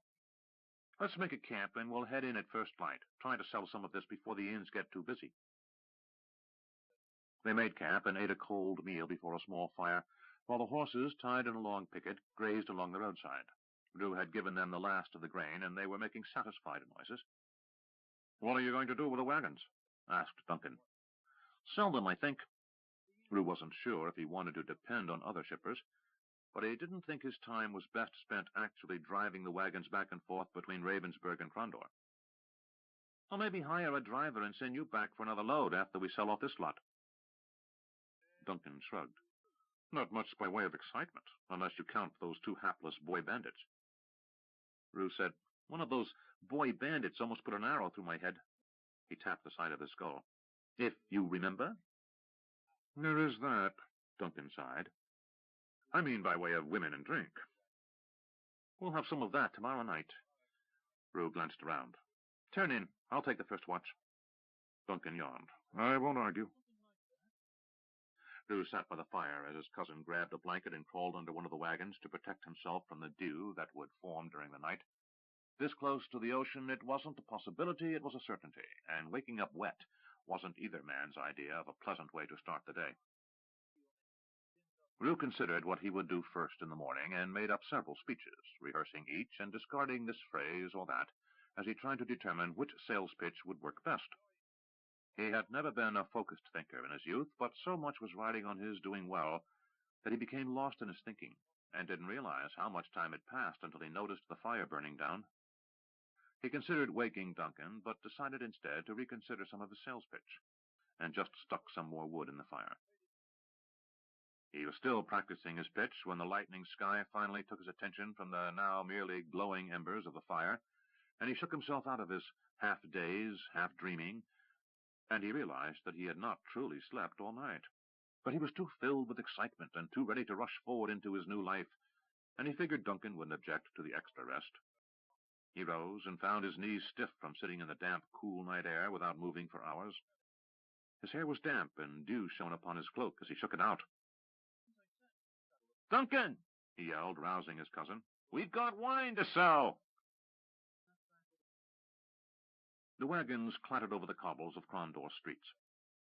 Roo indicated Duncan should pull up behind him over to one side, allowing some room for traffic to pass on the narrow side street. He had picked out his first stop, a modest inn named the Happy Jumper, near the edge of the merchant's quarter. The sign was of a pair of children turning a rope for a third who was suspended in midair over it. Roo pushed open the door and found a quiet common room with a large man behind the bar cleaning glasses. "Sir?" the barman asked. "Are you the proprietor?" asked Roo. "Alistair Rivers at your disposal. How may I be of service?" He was a portly man, but under the fat, Roo detected strength. Most innkeepers had to have some means of enforcing order. His manner was polite, but distant, until he knew the nature of Roo's business. "Rupert Avery," said Roo, sticking out his hand. "Wine merchant in from Ravensburg." The man shook his hand in a perfunctory manner and said, "You need rooms?" "No, I have wine to sell." The man's expression showed a decided lack of enthusiasm. "I have all the wine I need, thank you." Roo said, "But of what quality and character?" The man looked down his nose at Roo and said, "Make your pitch." "I was born in Ravensburg, sir," began Roo, and then he launched into a brief comparison of the bounties of that small town's wine craft and what was commonly drunk in Crondor's more modest establishments. At the end of his pitch he said, "The service to Crondor has either been bulk wine for the common man or impossibly priced wine for the nobles, but nothing for the merchant catering to a quality clientele, until now. I can provide wine of superior quality at bulk prices, because I don't transport the bottles." The man was silent a minute. "You have a sample?" he asked at last.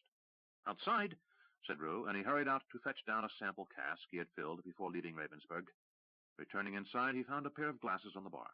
He pulled the cork, and as he filled the two glasses with a taste, he said, "It's a bit shocked, having rolled in this very morning off the road, but give it a week or two to rest before you serve it, and you'll have more business than any other inn in the area." The man looked unconvinced, but he tasted. He rolled the wine around his palate, then spit it into a bucket, while Roo did the same. Alistair was quiet again, then said, "It's not bad. A little jumbled, as you said, from the road, but there's some structure there, and abundant fruit. Most of my customers won't know it from the usual plonk, but I do have a few businessmen who frequent my establishment who might find this diverting. I might be interested in a half-dozen barrels." "What is your price?" Roo paused and quoted a price he knew to be 3 times what he would accept, and only 15% below what the finest noble wines from Ravensburg would fetch. Alistair blinked, then said, "Why not burn my inn to the ground and have done with it? You'll ruin me far quicker." He offered a price that was a few coppers less per barrel than what Roo had paid in Ravensburg. Then they began haggling in earnest. They were waiting for Roo when he came out of the third inn an hour after midday. His first 2 negotiations had proven profitable, earning him more than he had anticipated. He had gotten about 10% higher a price from Alistair Rivers than he had hoped for, which had made him bargain harder at the Inn of Many Stars. His final price had been within coppers of what he had sold wine to Alistair for, so he knew what he was likely to get at the Dog and Fox Tavern. He had concluded his negotiations in quick order, and as he came out of the Dog and Fox, he said, "Duncan, we need to unload 5 barrels. Then he halted. Duncan moved his head slightly to indicate the man sitting close to him on the wagon, who had a dagger point in Duncan's ribs, though you had to look to notice it.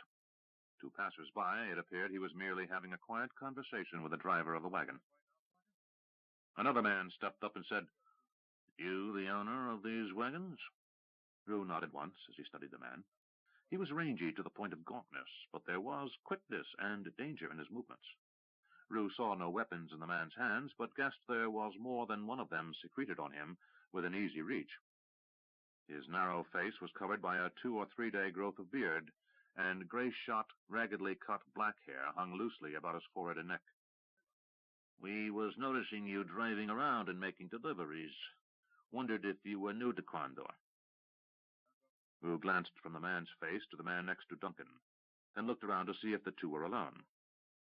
A couple of others lingered in close proximity to the wagons, men who could aid their companions in moments, without calling attention to themselves until needed. Roo said, "Been here before, but just rolled into the city this morning." "Ah," said the man, his voice surprisingly deep for one so thin. Well, then you'd not be knowing about the local licenses and duties, would you? Roo's gaze narrowed. We declared our cargo at the gate to the Prince's magistrate, and nothing was said about licenses and duties. Well, these aren't the Prince's licenses and duties, in a manner of speaking. The man lowered his voice so he would not be overheard. There are ways to do business in the city, and there are other ways, if you catch my drift. We represent interests that would seek to keep you from encountering difficulties in Krondor, if you follow me. Roo leaned against the back of the wagon, attempting to look casual, while judging how fast he could kill this man if needs be, and what chance Duncan stood of disarming the man who held a dagger on him. Of the first he was confident. He could kill this man before his companions could take 2 steps in his aid. But Duncan didn't have Roo's combat training, and while a competent swordsman, he would probably die. Roo said, "I'm very stupid today. Pretend I don't know anything and educate me." The man said, "Well, there are those of us in Krondor who like to make sure the daily commerce of the city goes undisturbed, if you see what I mean. We don't care much for unseemly price wars and large fluctuations between supply and demand. Toward that end, we make sure that everything coming into the city has a reasonable profit, so that no one has too much an advantage, don't you see? Keeps things civilized. We also keep thugs from roughing up merchants and destroying property, as well as make sure that a man can sleep in his bed at night without fear of having his throat cut, don't you see? Now, to that end, we expect a compensation for our work." Roo said, "I see. How much?" "For your cargo, it would be 20 golden sovereigns." Roo's eyes widened. "For each wagon." That was easily close to 1/2 his expected profit on this cargo alone. His outrage couldn't be kept below the surface. "Are you mad? 20 sovereigns!" He took a quick step back and said, "I think not." The man took a step after Roo, which he had anticipated, saying, "If you want your friend there to stay help." Suddenly Roo had his sword out and at the man's throat before he could move away. The man was quick and tried to move back, but Roo followed, keeping the point of his sword touching skin. Said Roo. "Don't move too quickly. I might slip, and then you'd get blood over everything. If your friend doesn't get his dagger out of my cousin's ribs, or if either one of those 2 men across the street makes the wrong move, you're sucking wind through a new hole." "Hold on," shouted the man. Then, glancing sideways, without moving his head, he shouted, "Bert, get down." The man next to Duncan got down without question, while the man whom Roo held at sword's point said, "You're making a big mistake." "If I am, it's not the first," said Roo. "Cross the sagacious man, and it's the last," said the would-be extortionist. "Sagacious man," said Roo. "Who would that be?" "Someone important in this city," answered the thin man. "We'll mark this a misunderstanding, and you ask about. But when we come back tomorrow, I'll expect better manners from you." He motioned for his 2 distant companions to leave, and they quickly darted into the midday crush of people.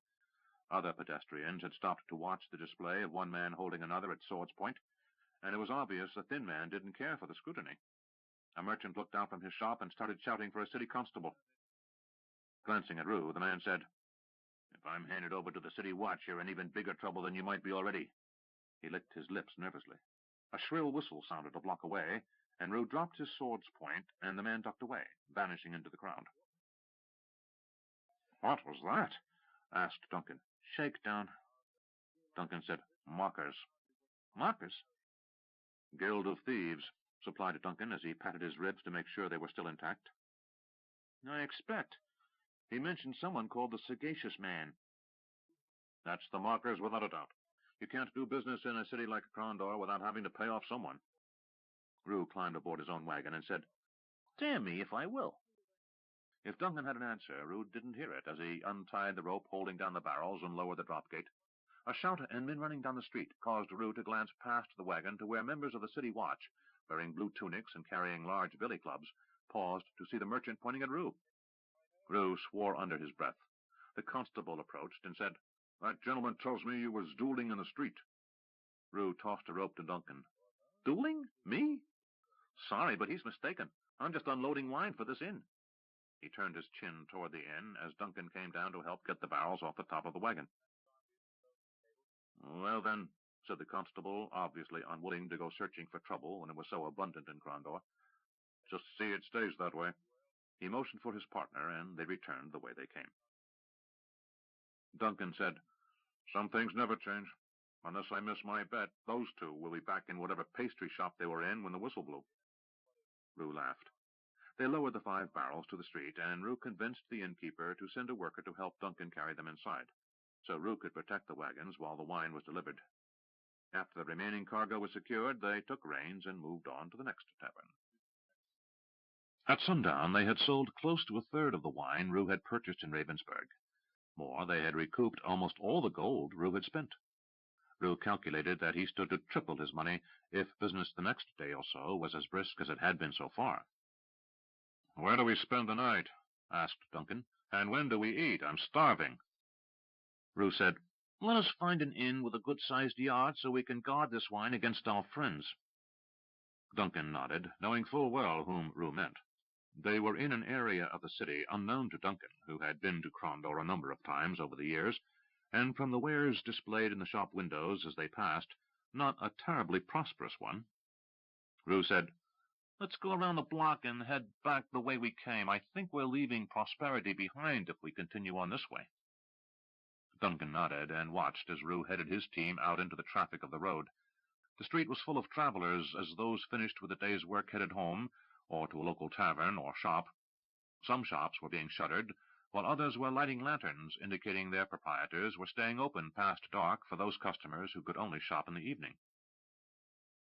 They moved slowly through the press, and Roo turned right into another street, and Duncan followed. It took them almost an hour to find an inn with a stable area big enough to accommodate their wagons behind locked gates. Roo made arrangements with the stable boy, took his sample cask, and led Duncan inside. The inn was known as the 7 Flowers, and it was a modest establishment catering to merchants and workers equally. Roo found a table near the bar and indicated Duncan should take a seat. He spied an interesting-looking barmaid, a little long in the face, but with an ample spread of bosom and hip, and he said, "When you have a minute, if you bring us both a tankard of ale and dinner." He indicated the table where Duncan sat. The woman looked at the handsome Duncan, and her smile betrayed her interest. Roo found his eyes fixed upon the woman's bosom, where it strained against the fabric of her dress, and said, "And if you're free at the end of the evening, join us." He tried his best to look charming, and the remark got him a neutral expression and a non-committal noise. "Where's the owner?" asked Roo. She indicated a heavy-set man at the far end of the bar, and Roo made his way through a half-dozen customers and started his pitch. After providing samples of his wine and arguing price, Roo arrived at a price with the owner of the inn, including a night's lodging and food, and returned to the table. The food was average but ample, and after weeks on the trail, tasted wonderful. The ale was also average, but cold and plentiful. After the meal, when business had thinned, Duncan started working his charms on the serving girl, a woman of middle years named Jean. Another barmaid, a thin young woman named Betsy, joined them and somehow ended up sitting in Roo's lap. Either Duncan was terribly funny in his storytelling, or the ale gave everyone a more forgiving sense of humor. A couple of times the innkeeper had to come over and order his barmaids back to work, but as the evening wore on, the 2 women had found their way back to Roo and Duncan's company. The pairing was obvious. Duncan had captured the attention of both women, but Jean, the more attractive of the 2, had staked her claim early on, while Betsy was content to spend her time with Roo's hand fondling her. Roo didn't know if the girl really liked him or expected recompense, but he didn't care. The soft heat of flesh under cloth had him aroused, and after a while he said, "Let's go upstairs." The girl said nothing, but rose and took his hand and led him upstairs. In his drunken state, he didn't remember hearing Duncan and Jean entering the room with them, but soon he was lost in the feel, smell, taste, and heat of being with a woman. He was vaguely aware of Duncan and Jean on the pallet next to the one he shared with Betsy, but he ignored them. He had been with whores in camp less than a hand's breadth from other soldiers, so he thought nothing of it. He got out of his clothing and got Betsy out of hers in quick order, and was lost in passion when a shout came from outside, followed by the sound of cracking wood. He almost didn't notice it at first, but another crack followed, and suddenly, before thought was his, he was on his feet, pulling his sword from the scabbard, yelling, "Duncan!" Naked, Roo raced down the stairs and into the common room. Deserted and dark, the room was an obstacle course as Roo tried to get to the inn's courtyard door without laming himself on a chair or table. Duncan's oaths from behind told Roo he wasn't alone in his drunken difficulties. Roo found the door, pulled it open, and hurried toward the stable where his horses were being cared for and his wagons were housed. His feet encountered wetness as his nose greeted him with a familiar aroma. Wine. He entered the dark barn cautiously, his intoxication gone with a rush of battle readiness. Duncan overtook him, and Roo gripped his cousin by the arm, signaling in the dark to move to the side of the barn aisle. Something was wrong, and Roo couldn't put his finger on what that was until he saw the first horse. The animal lay on the ground, blood pooling from its neck. Quickly he took an inventory and found all 4 of his horses had been killed, their necks cut in exactly the right place to bleed them as fast as possible. "Oh, damn!" said Duncan, and Roo hurried to find the stable boy lying in his own blood. They dashed to the wagons and found that every barrel had been stove in or had the bung pulled, so that wine flooded the courtyard. The cracking of wood that Roo had heard had been someone using a large hammer on the spokes of the wheels, so that the wagons were now useless without expensive repair. The innkeeper came hurrying across the courtyard when he saw the 2 naked men holding their swords. "What's afoot?" he asked, halting, as if afraid to approach these 2 strange apparitions any more closely. From his nightshirt it was clear he had turned in. "Someone's killed your stable boy and my horses, and ruined my wagons and cargo," said Roo. Abruptly, a scream cut the night, and Roo was running past the innkeeper before Duncan could react. Roo almost flew through the door to the inn, banging against a table, and took the stairs 2 at a time. He reached the room he and Duncan shared and took a half-step in, his sword leveled. He faltered as Duncan came running up the stairs. Duncan looked over the shoulder of his shorter cousin, and again he said, "Dan." Jean and Betsy lay nude upon the 2 pallets, their vacant gaze telling both men they were dead before the men could see the dark spreading stains flowing from where their throats had been cut. Whoever had come through the window had taken the 2 women from behind, killing them quickly and pulling them back on the mats. Roo was suddenly aware he was standing in something sticky and warm, and realized the women had probably come to the door after the men had raced out, only to die before they realized someone had entered the room from the window. Then Roo realized his clothing was strewn around the room. He quickly searched, and as the innkeeper arrived, Roo looked at Duncan and said, "They took the gold." Duncan seemed almost to go limp as he leaned against the door jamb. "Damn," he said for a 3rd time. The constable of the city watch was obviously anxious to be done with his investigation. He looked at the dead horses and the dead stable boy, and went into the inn to inspect the dead barmaids, and then asked Roo and Duncan a few questions. It was also obvious that he knew the mockers were involved, and this would be reported in as an unsolved crime. Unless someone was caught in the act, finding criminals and proving guilt was a rare event in a city the size of the capital of the Western Realm. As the constable left, he instructed them to report anything they discovered that might help solve the crime to the office of the city watch at the palace. The innkeeper was devastated by the death of his 3 employees, and voiced his fear that he was somehow slated to join them. He ordered Roo and Duncan out of his inn at first light, and then barricaded himself in his room. As the dawn came, Roo and Duncan walked out of the courtyard of the Inn of the 7 Flowers. The early morning press of business hadn't begun, but already workers were moving toward their places of employment. As they entered the street, Duncan asked, "What now?" Roo said, "I don't know." He inhaled as he spied a familiar figure across the street. Lounging against the wall of the building opposite them was the thin man from the day before. Roo crossed the street, almost knocking down a hurrying workman, and as he reached the man he heard him say, "Quietly now, stranger, else my friends will have to shoot you." Duncan overtook Roo in time to hear the remark, and spun around, looking for the bowman. On the rooftop above, a bowman had an arrow drawn hard against his cheek, aimed in their direction.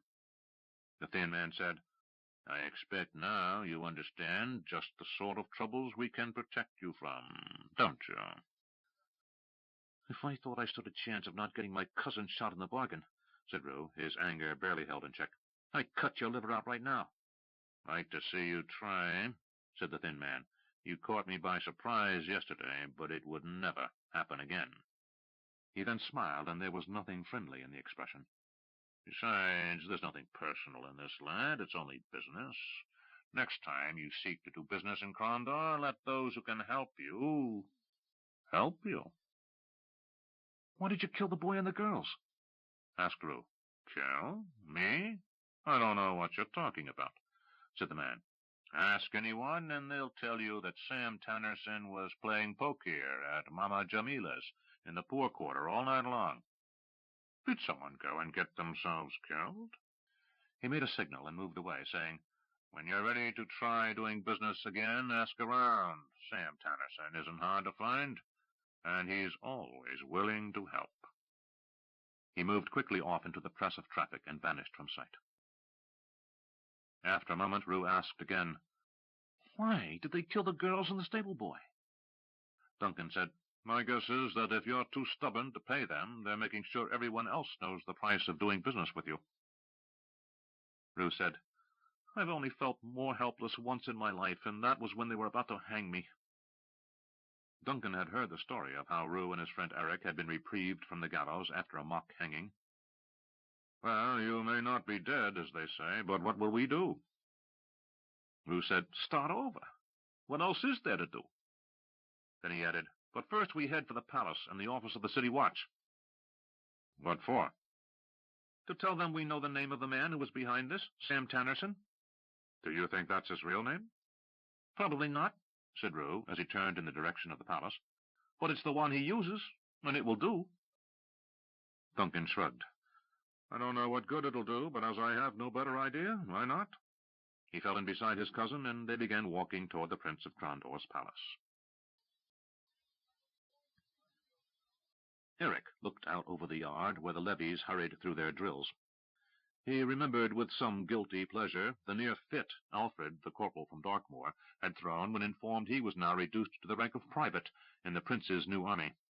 The third time Eric had deposited him on his ear on the parade ground had convinced him to shut up and do as he was told.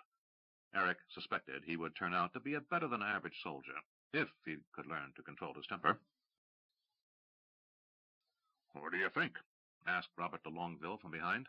Without turning to look, Eric said, "I'd know better what to think if I knew what exactly you, the Duke, the Prince, and everyone else you meet with every night have in mind." "You've been down there. You know what's coming," said de Longueville without emotion.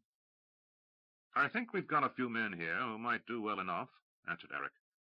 "These are all seasoned soldiers, but some of them are worthless." "Why?" asked Robert. Eric turned and looked at the man to whom he reported. "Some of them are barracks rats, fit for nothing much more than light garrison duty and 3 meals a day. I guess their lords decided it was cheaper to let us feed them. Others are too—" He struggled for a concept. "I don't know. It's like a horse that's been trained to do one thing, then you want to train him to do another. You first got to break him of the old habits." Robert nodded. "Go on." "Some of these men just can't think on their feet. If you're in a battle and giving orders, they're going to be fine, but if they're on their own—" Eric shrugged.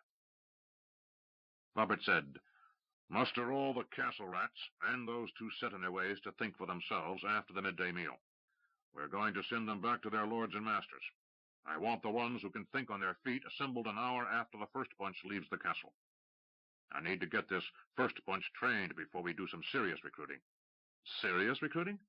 "Never mind. I'll tell you about it when the time's right." Eric saluted and was about to leave, when a guardsman hurried out of the castle, saluted, and said, "Sergeant, the Knight Marshal wants you and the corporal down at the City Watch office at once." De Longueville grinned. "What do you think? Want to bet it's one of our own?" Eric shrugged. "No bet." Eric followed him through the maze of corridors in the prince's palace. The original keep, built centuries before to protect the harbor below from Quegan raiders and pirates, had been added to over the years until a large, sprawling series of interconnecting buildings with outer walls rested hard against the harbor side and covered the entire hill upon which the old keep was the summit. Eric was starting to find his way around and feeling a little more comfortable, but there were still things he didn't understand about what was taking place here in Crondor. He had barely seen Bobby since returning to the city. He and Jado had been given better than 100 men each to oversee, with Bobby's order simply being, Put them through their paces and keep an eye on them. Eric wasn't exactly sure what that meant, but he and the other corporal had contrived some vigorous training exercises based on the ones they themselves had endured when first coming into de Longueville's service. After a week of this, Eric now had a pretty good idea who would fit in with the sort of army Callus was fashioning, and who wouldn't. Callus hadn't been seen since Eric returned, and when he had asked about their captain's whereabouts, de Longueville shrugged and said he was off on some errand or another. That made Eric uneasy, as did the fact that Eric's place in the scheme of things was unclear to him. The regular guard in the palace either avoided him or treated him with unusual deference for a corporal. He had guard sergeants address him as Sir, and yet when he asked questions he got brusque, even rude answers. It was clear there was some resentment on the part of the existing garrison over the creation of this new army of Calluses. As they reached the office of the watch commander, Eric found his hand reaching for his sword without thought, at the sight of Roo backing out of the watch commander's office with his own sword drawn. A shout from within could be heard. "He'll not harm you! Put that sword away!" He recognized the voice as belonging to William, Knight Marshal of Crondor. Roo's appearance was one of a man totally unconvinced, yet Eric couldn't see what was causing his friend such alarm. He almost fell, he was so startled by what he saw next. Coming out of the watch commander's office was a green-scaled serpent with large red eyes and an alligator-like head on a long, sinuous neck. Then Eric saw the thing's body and saw it had wings. It was a small dragon. Before Eric could do anything, Robert said, "Relax." He stepped forward and said, "Fantas, you old thief!" He knelt next to the creature and put his arm around its neck, giving it a hug as if it were a favorite hound. Bobby told Eric and Roo, "This thing is a sort of pet to our Lord William, so don't be upsetting the king's cousin by trying to kill it, will you?" Suddenly, from inside the office, Eric heard William's laugh and then his voice. "He said he'd like to see them try." Bobby playfully rubbed behind the creature's eye ridges and said, "Still a tough old boot, aren't you?" Eric took Robert at his word that this was a pet, albeit the most fantastic pet anyone had ever imagined. The creature looked him up and down, and suddenly Eric was convinced there was intelligence behind those eyes. Eric stepped around to where Roo remained hard against the wall and looked past the creature into the office. Inside, the watch commander stood, while Knight Marshal William remained to one side of the desk. Lord William was a short man, barely as tall as Bobby, but he looked fit for his age, somewhere in his 50s. He was reputed to be among the shrewdest military minds in the kingdom. It was said that in the last years of Prince Arutha's tenure, he spent nearly every day talking with the old prince, learning everything he could. Arutha's deeds had been part history, part legend, but he was accounted one of the finest generals in the annals of the kingdom. William said to Robert, "Lord James will be along in a minute," and added to Roo and Eric, "Would one of you please fetch some water? Your friend has fainted." Eric looked down, saw Duncan's feet sticking through the doorway, and realized he must have been the first to step through the office and encounter the small dragon. Eric said, "I'll go," and was off. To himself he said, "Just when I was thinking things couldn't get much stranger." 5. Newcomer. Roo yawned. The discussion had been underway for hours. His mind wandered, so that when he was asked a question, he had to say, "Excuse me, my lord. I'm sorry, I didn't hear what you said." Lord James, Duke of Crondor, said, "Robert, I think our young friend here is in need of refreshment. Take him and his cousin down to the mess while William and I confer." They had been holding a discussion in the watch commander's office since Roo had arrived, and until Lord James had mentioned refreshments in the mess, Roo hadn't given much thought to the fact he and Duncan had not broken their fast. De Longueville motioned for Roo and Duncan to follow him. Outside the office, as they moved down the hall, Roo asked, "Sergeant, what's going on? I had almost no hope I'd ever see my money again, but I want that bastard Sam Tannerson's guts on a stick for what he's done." Robert grinned back over his shoulder. "You're still a vicious little rodent, aren't you, Avery? I admire that in a man." As they moved through the castle, Robert said, "It's not so simple as mustering the watch, going out hauling in this Tannerson and hanging him." "No witnesses," offered Duncan. "Right. And there's the issue of why there were these killings." "Why were there?" asked Roo. "Destroying my wine would have been clear enough warning." Robert motioned for them to pass through a door into the soldiers' mess as he said, "Well, that's what the Duke and the Knight Marshal are asking themselves this very minute, I'm betting." Roo saw Eric and Jado standing at one end of the mess, while a bunch of soldiers in gray tunics and trousers sat eating. He waved, and Eric came over. "Sergeant?" he asked, to see if there were orders. "Tell Jado to keep an eye on those recruits and join us."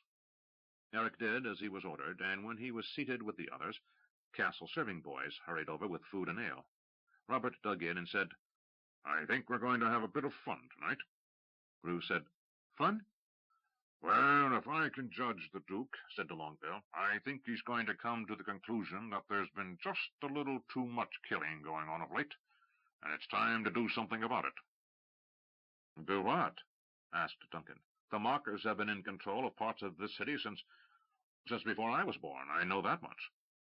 Robert said, "True. But then there's never been a Duke of Crondor like Lord James. That's also a fact." He smiled and bit into a cold joint of mutton. Speaking around the mouthful, he said, "Better stoke up your fires, lads. I think we're going to have a long night ahead of us." Roo asked, "Us?" Robert said, "You'll want to come along, Avery. It's your gold we're trying to recover, isn't it? Besides, what else have you got to do that's better?"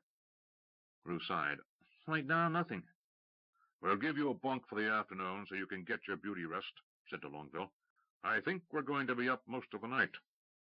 Roo shrugged. "If there's a slim chance to get my gold back, I'll take it.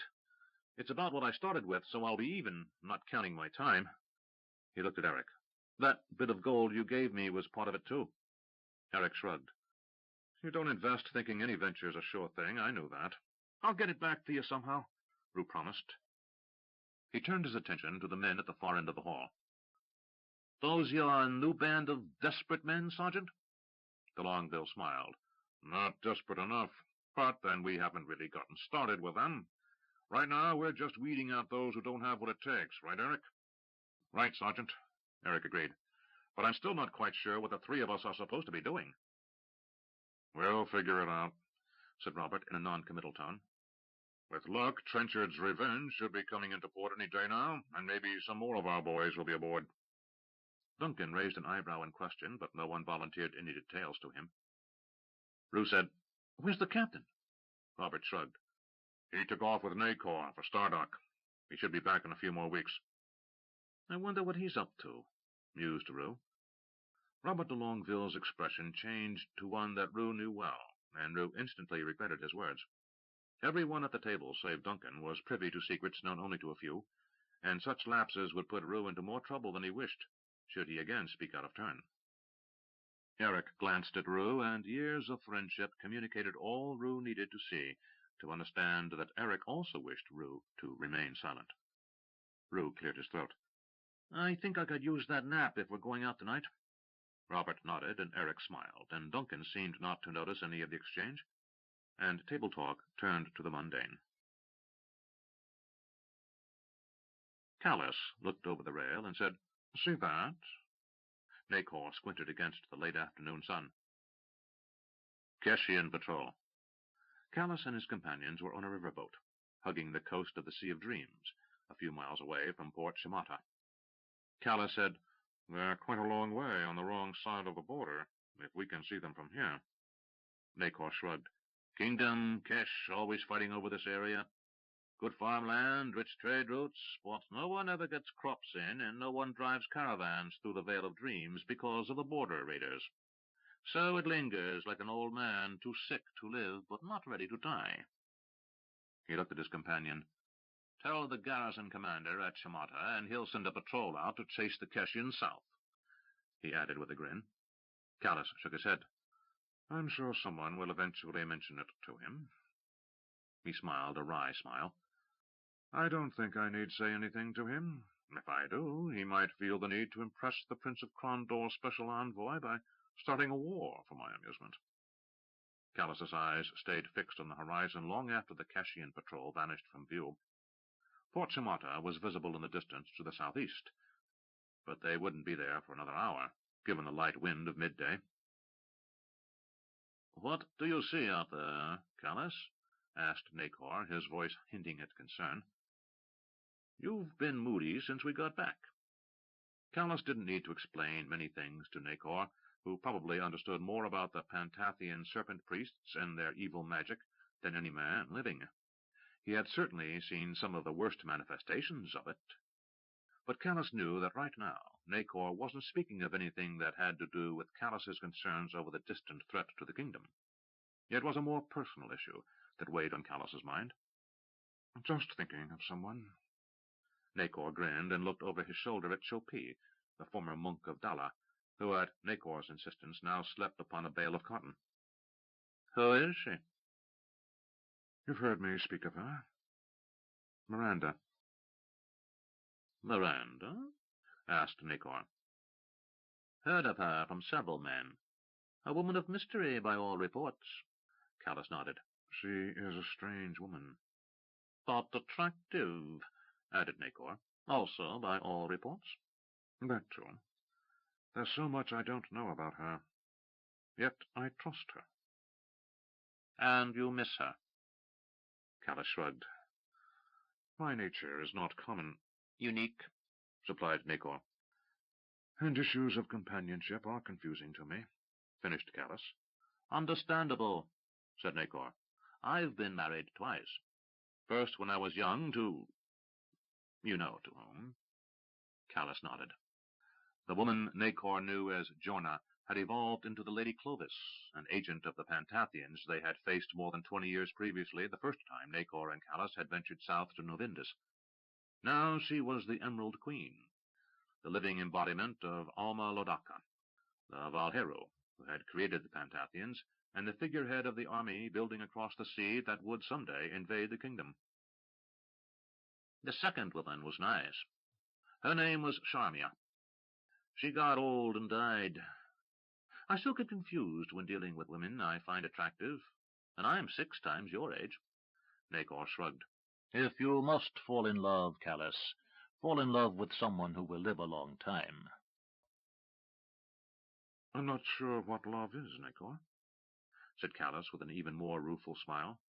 "My parents are something unique in history, and there's no small magic in their marriage." Nacor nodded.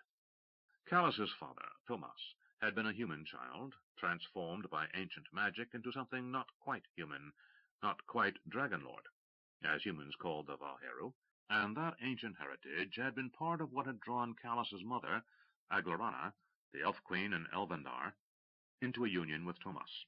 Callus continued, "While I've had my share of dalliances, no woman has held my attention." "Until Miranda," finished Nacor. Callus nodded. Nacor said, "Perhaps it's the mystery, or the fact that she's not around very much." Nacor pointed to Callus. "Have you and she—" Callus laughed. "Of course. That's not a small reason I feel drawn toward her." Nacor winced. "I wonder if there is any man alive who doesn't think he's in love between the sheets at least once." "What do you mean?" asked Callus. Nacor said, "I forget that while you're past 50 years of age, you're still considered young by your maternal race's standards." "A child," said Callus, "still learning how to conduct myself as a proper Eladel should." He used the name his mother's people used for themselves, the race humans called elves. Nacor shook his head. "Sometimes I think those priests who take vows of chastity understand what a drain it is to be constantly thinking about who you're going to bed with." "My mother's people are not a bit like that," said Callus. "They feel something grow between one of them and their destined mate, and at some point they just know." Callus again looked out at the shore as the boat began to head in toward the inlet that led to Port Chamata. "I think that's why I'm drawn to my human heritage, Nacor. The stately progress of the seasons in Elvendar has a sameness that I find only slightly reassuring. The chaos that is human society, it sings to me more than the magic glades of my home." Nacor shrugged. "Who's to say what is right? You are unlike any other, but like every other man or woman born on this world, no matter what your heritage at birth, ultimately you must decide who you are to be. When you're finished with this childhood of yours, you may decide it's time to live for a while with your mother's people. Just remember this much from an old man who really isn't very good at learning things from other people. Every person you encounter, whom you interact with, is there to teach you something. Sometimes it may be years before you realize what each had to show you. He shrugged and turned his attention to the scene before him. As the boat headed in to the reed-lined shore, smaller boats could be seen wending their way along the coast, fowlers hunting ducks and other water birds, and fishermen dragging their nets. The riverboat moved quietly along, and Nacor and Callus were silent for the remainder of the voyage.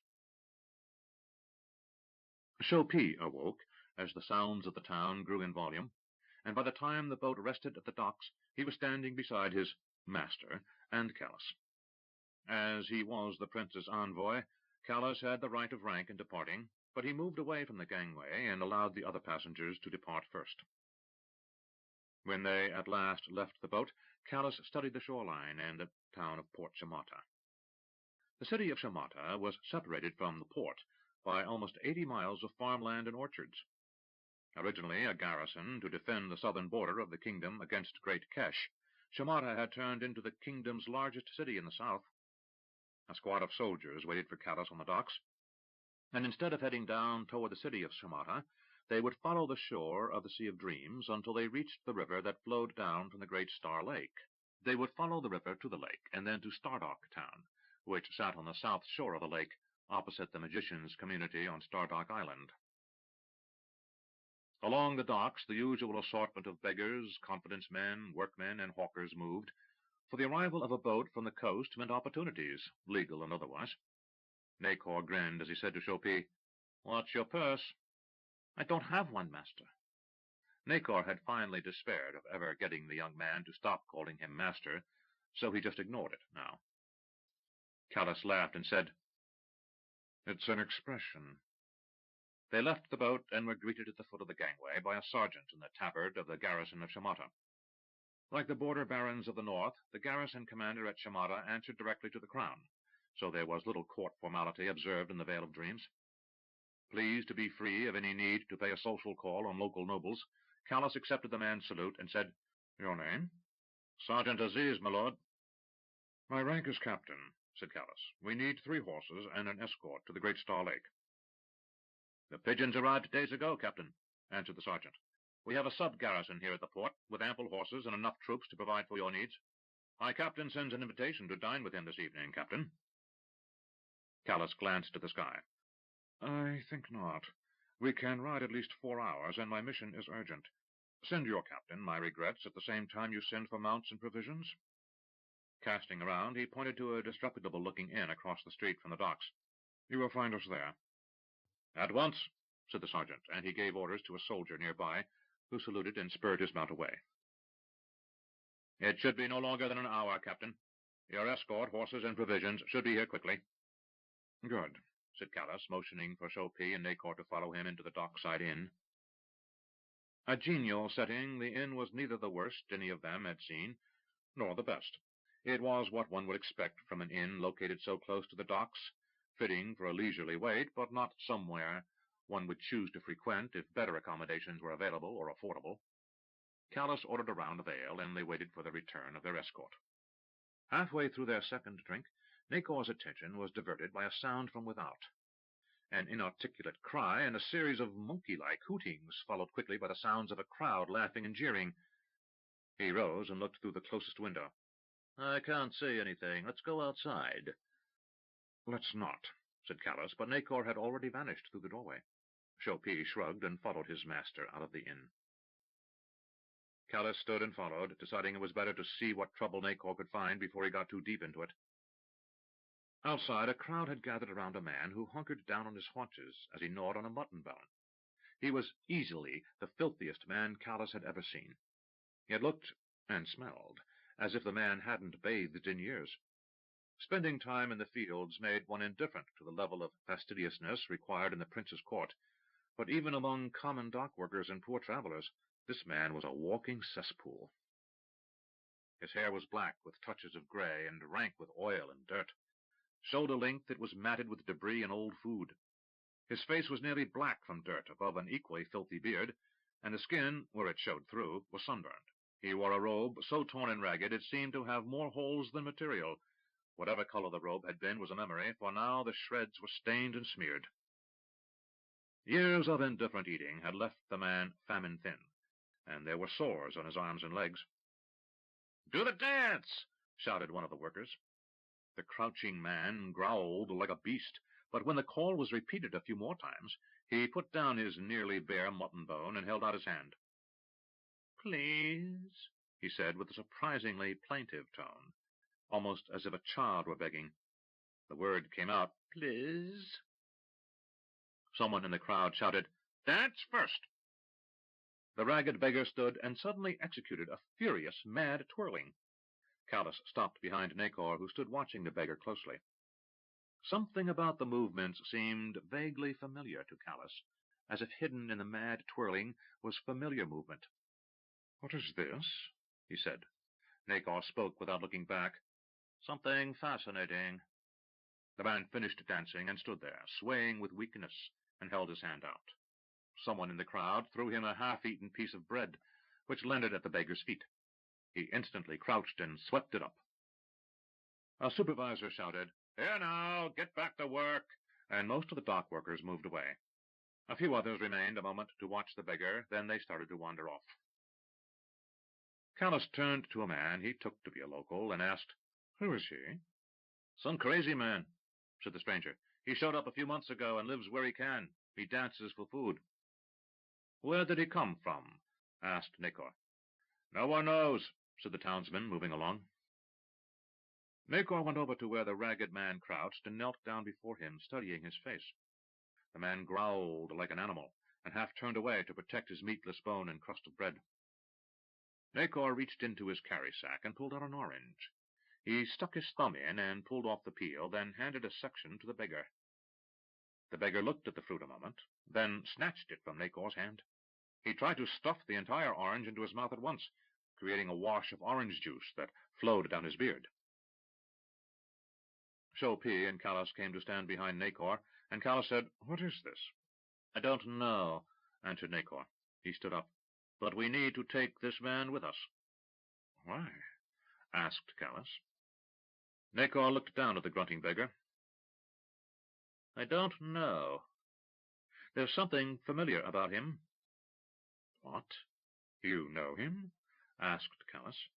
Nacor scratched his chin.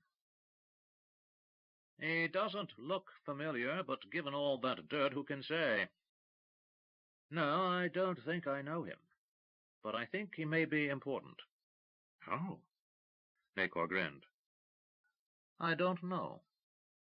Call it a hunch." Callus looked dubious, but over the years Nacor's hunches had proven to be important, often critical, so he only nodded. The sound of riders approaching signaled the arrival of their own mounts and escort. Callus said, "You'll have to figure out how to convince him to get on a horse, though." Nacor stood, scratching his head. "Now, that would be a trick," Callus said, "and before anything else, we're going to have to give him a bath." Nacor's grin widened. "That will be an even better trick." Callus returned the grin. "Then you figure out how to do it. If I must, I'll have the guards throw him into the sea." Nacor turned and stood considering the options before him as the riders reached Callus. They gathered at a modest inn in the merchants' quarter, a few streets over from the poor quarter of Crondor. The inn was under the control of the Prince of Crondor, though few who frequented it knew that fact. A back room was being used for a meeting conducted by Robert de Longueville. "Duncan, you and William here." He indicated a man that Roo had never laid eyes on before. "Will find your way to a small booth near the corner of Candlemaker Road and Delanek Street. The man selling scarves and headcloths is a snitch for the mockers. Make sure he doesn't say anything to anyone. Knock him senseless if you must." Roo glanced at Eric, who shrugged. A dozen men who were strangers crowded into the small room with de Longueville and those who'd had lunch with him earlier in the day. It was now an hour past supper, and most of the shops were either closed for the day or doing their evening business. Eric and Roo were to travel with Jado and de Longueville to a shop and wait across the street. Robert had impressed on them that if he gave the word, they were to get into that shop as quickly as humanly possible. He said it twice, so Roo knew de Longueville viewed that as a critical part of the night's mission.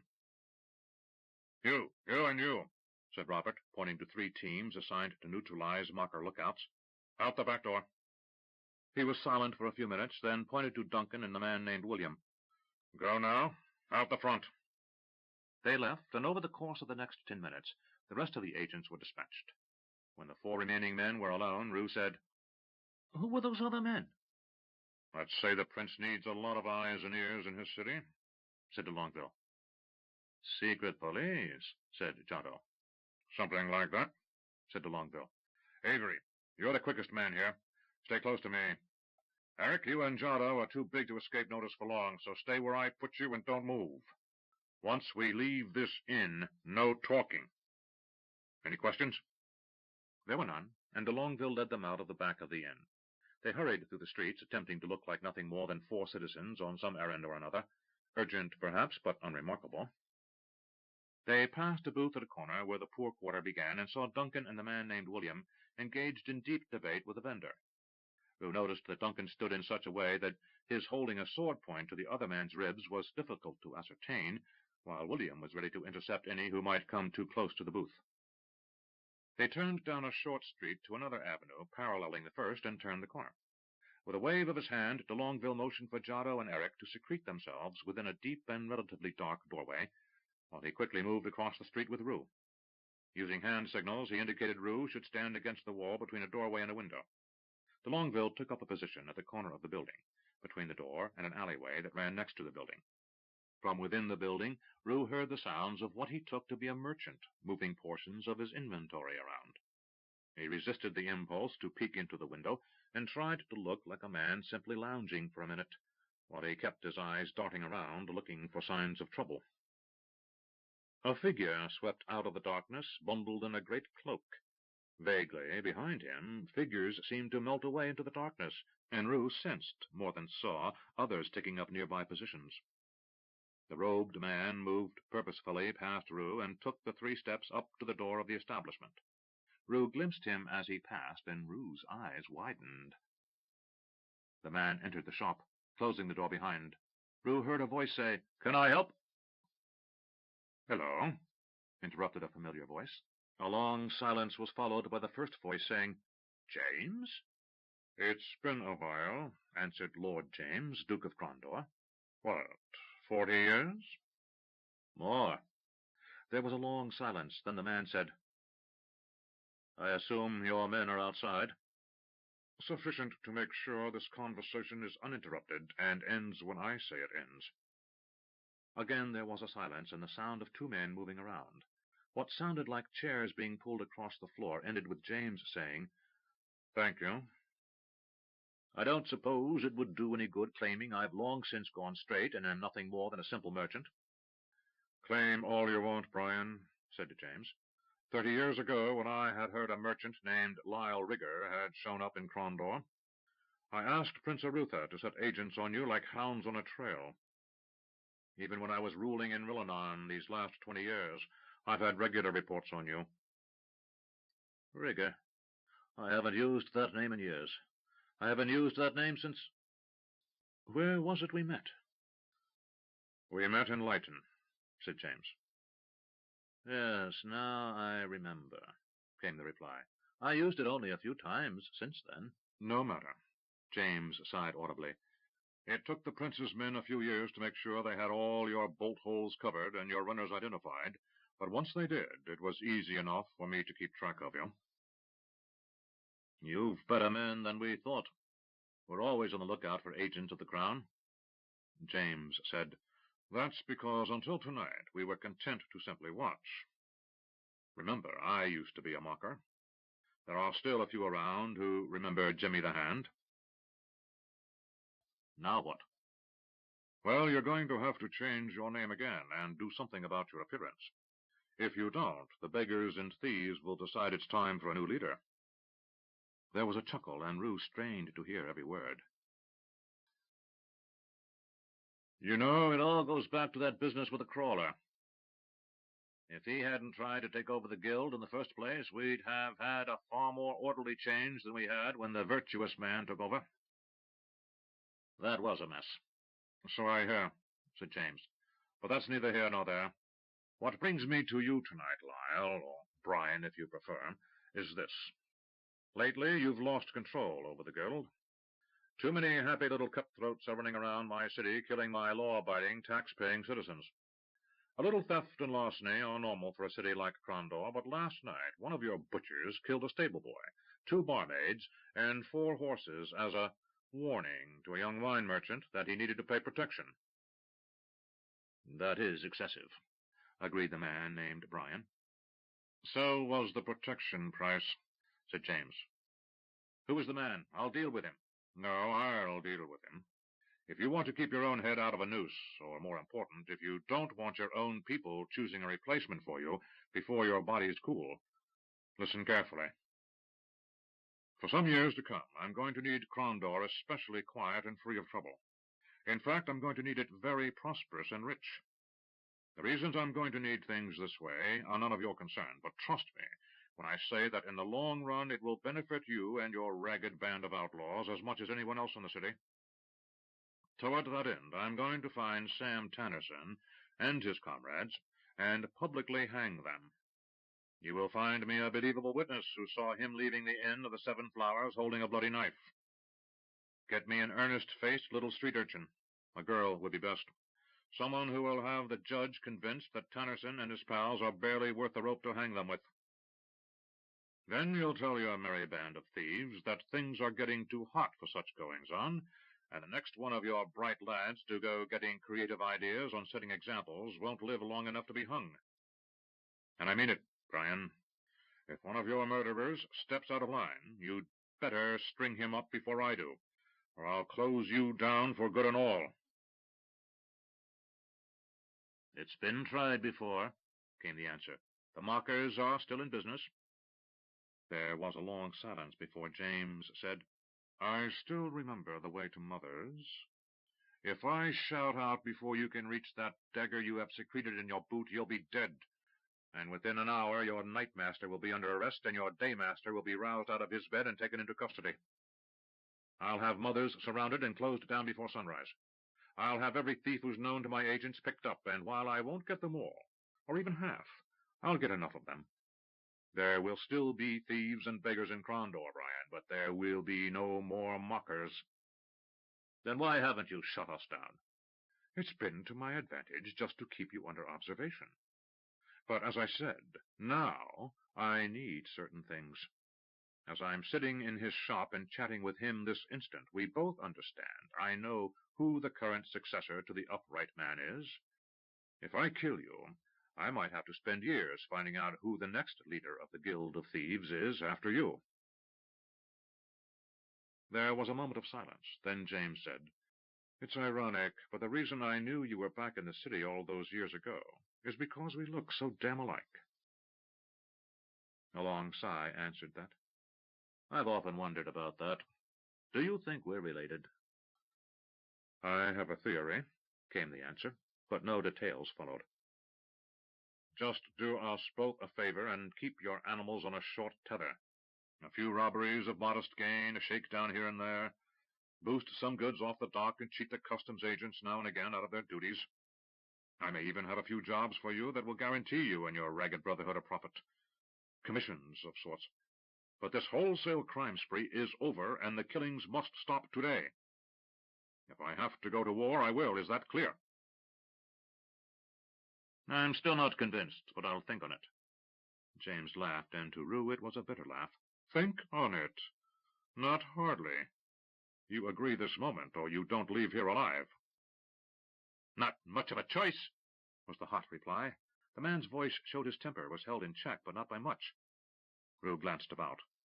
The conversation had lasted only a few minutes, but it felt as if he'd been eavesdropping for hours. Things seemed shockingly normal on the street, though he knew at least a score of the prince's men were within 100 feet of where he and de Longueville stood. You have to understand, said James, that when I say I need a quiet and prosperous city, it isn't my desire to make money for a bunch of merchants and provide an improved tax situation for my sovereign, desirable ends in and of themselves, but the safety of my city depends on it, and I will say no more. save I will happily crush you if I must. Do we have an understanding? We do, said the merchant. There was a note of anger mixed in with the resignation. Then let me give you some good news, came James's voice, accompanied by the sound of a chair being pushed back. For 10 minutes after I leave, the door to one of your bolt holes, the one that starts in the basement below and leads to the sewers, will be left uncovered. While I know exactly who you are, I am the only one. Flee to your next identity, and after you've cooled down and given some thought to what I've said, send me a message. If you understand, leak word on the street that the sagacious man has fled and the upright man has returned. Tell your daymaster and nightmaster that it's to lead the authorities to think they've successfully driven you off.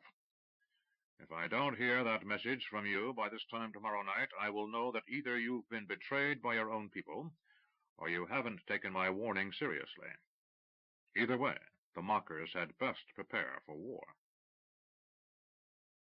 There was a pregnant silence, and James finally said, Good. I know if I were you, I'd have thought for a brief second about going for that dagger, but I also judged you would decide against it. No one who is stupid rises to rule the mockers. It was a close call. You wouldn't have lived. Trust me. Now, as I was saying, you have 10 minutes to flee. Go to Mother's and establish whatever new identity you need. Those agents of mine who know you by sight do not know who you really are. They know you only as a merchant I wanted watched. Some, no doubt, think you to be an agent of Great Kesh or some other political foe. Those who know you by reputation and deed have no idea what you look like. I'm enough of a mocker at heart to give you that much. But I will always be able to find you. Never for a minute doubt that, Lyle. For that's how I always think of you. I don't doubt that for a moment, Jimmy the Hand. One thing. What? Were all the things they said about you true? There was an ironic laugh. Not half of the truth, Lyle. Not a half of it. I was a better thief than I thought I was, and not half as good as I claimed, but I've done things no other mocker has ever attempted, let alone succeeded at. Gods, that's the truth, came the grudging reply. No man can argue that. Never been another thief who's risen to the rank of bloody damn duke and single most powerful man in the kingdom next to the king. Now, where's Tennyson? You'll probably find him hiding out in a whorehouse called Sabella's. Across the porch from Roo, de Longueville turned and hissed into the darkness, and then said quietly, Sabella's. A figure Roo hadn't seen there a moment before scurried off into the darkness. I know where that is. Have a witness for me first thing in the morning. She's dead, you know. If she rats out Tennyson and the others, I have to put the death mark on her. You know Marker's law. Get me a young one, said James. If she's pretty and smart, I'll find a home for her in a distant city. Maybe even save her from a whorehouse and put her with a noble family as a companion for their children. You never know. But she'd better be young enough she's not too set in her criminal ways. A pause. Then, after all, I was 14 when I met Arutha, and I haven't forgotten a thing. That's the God's truth, Jimmy, that's the truth, said Lyle. Suddenly the door opened, and Lord James, still covered from head to knee in a great cloak, swept down the steps.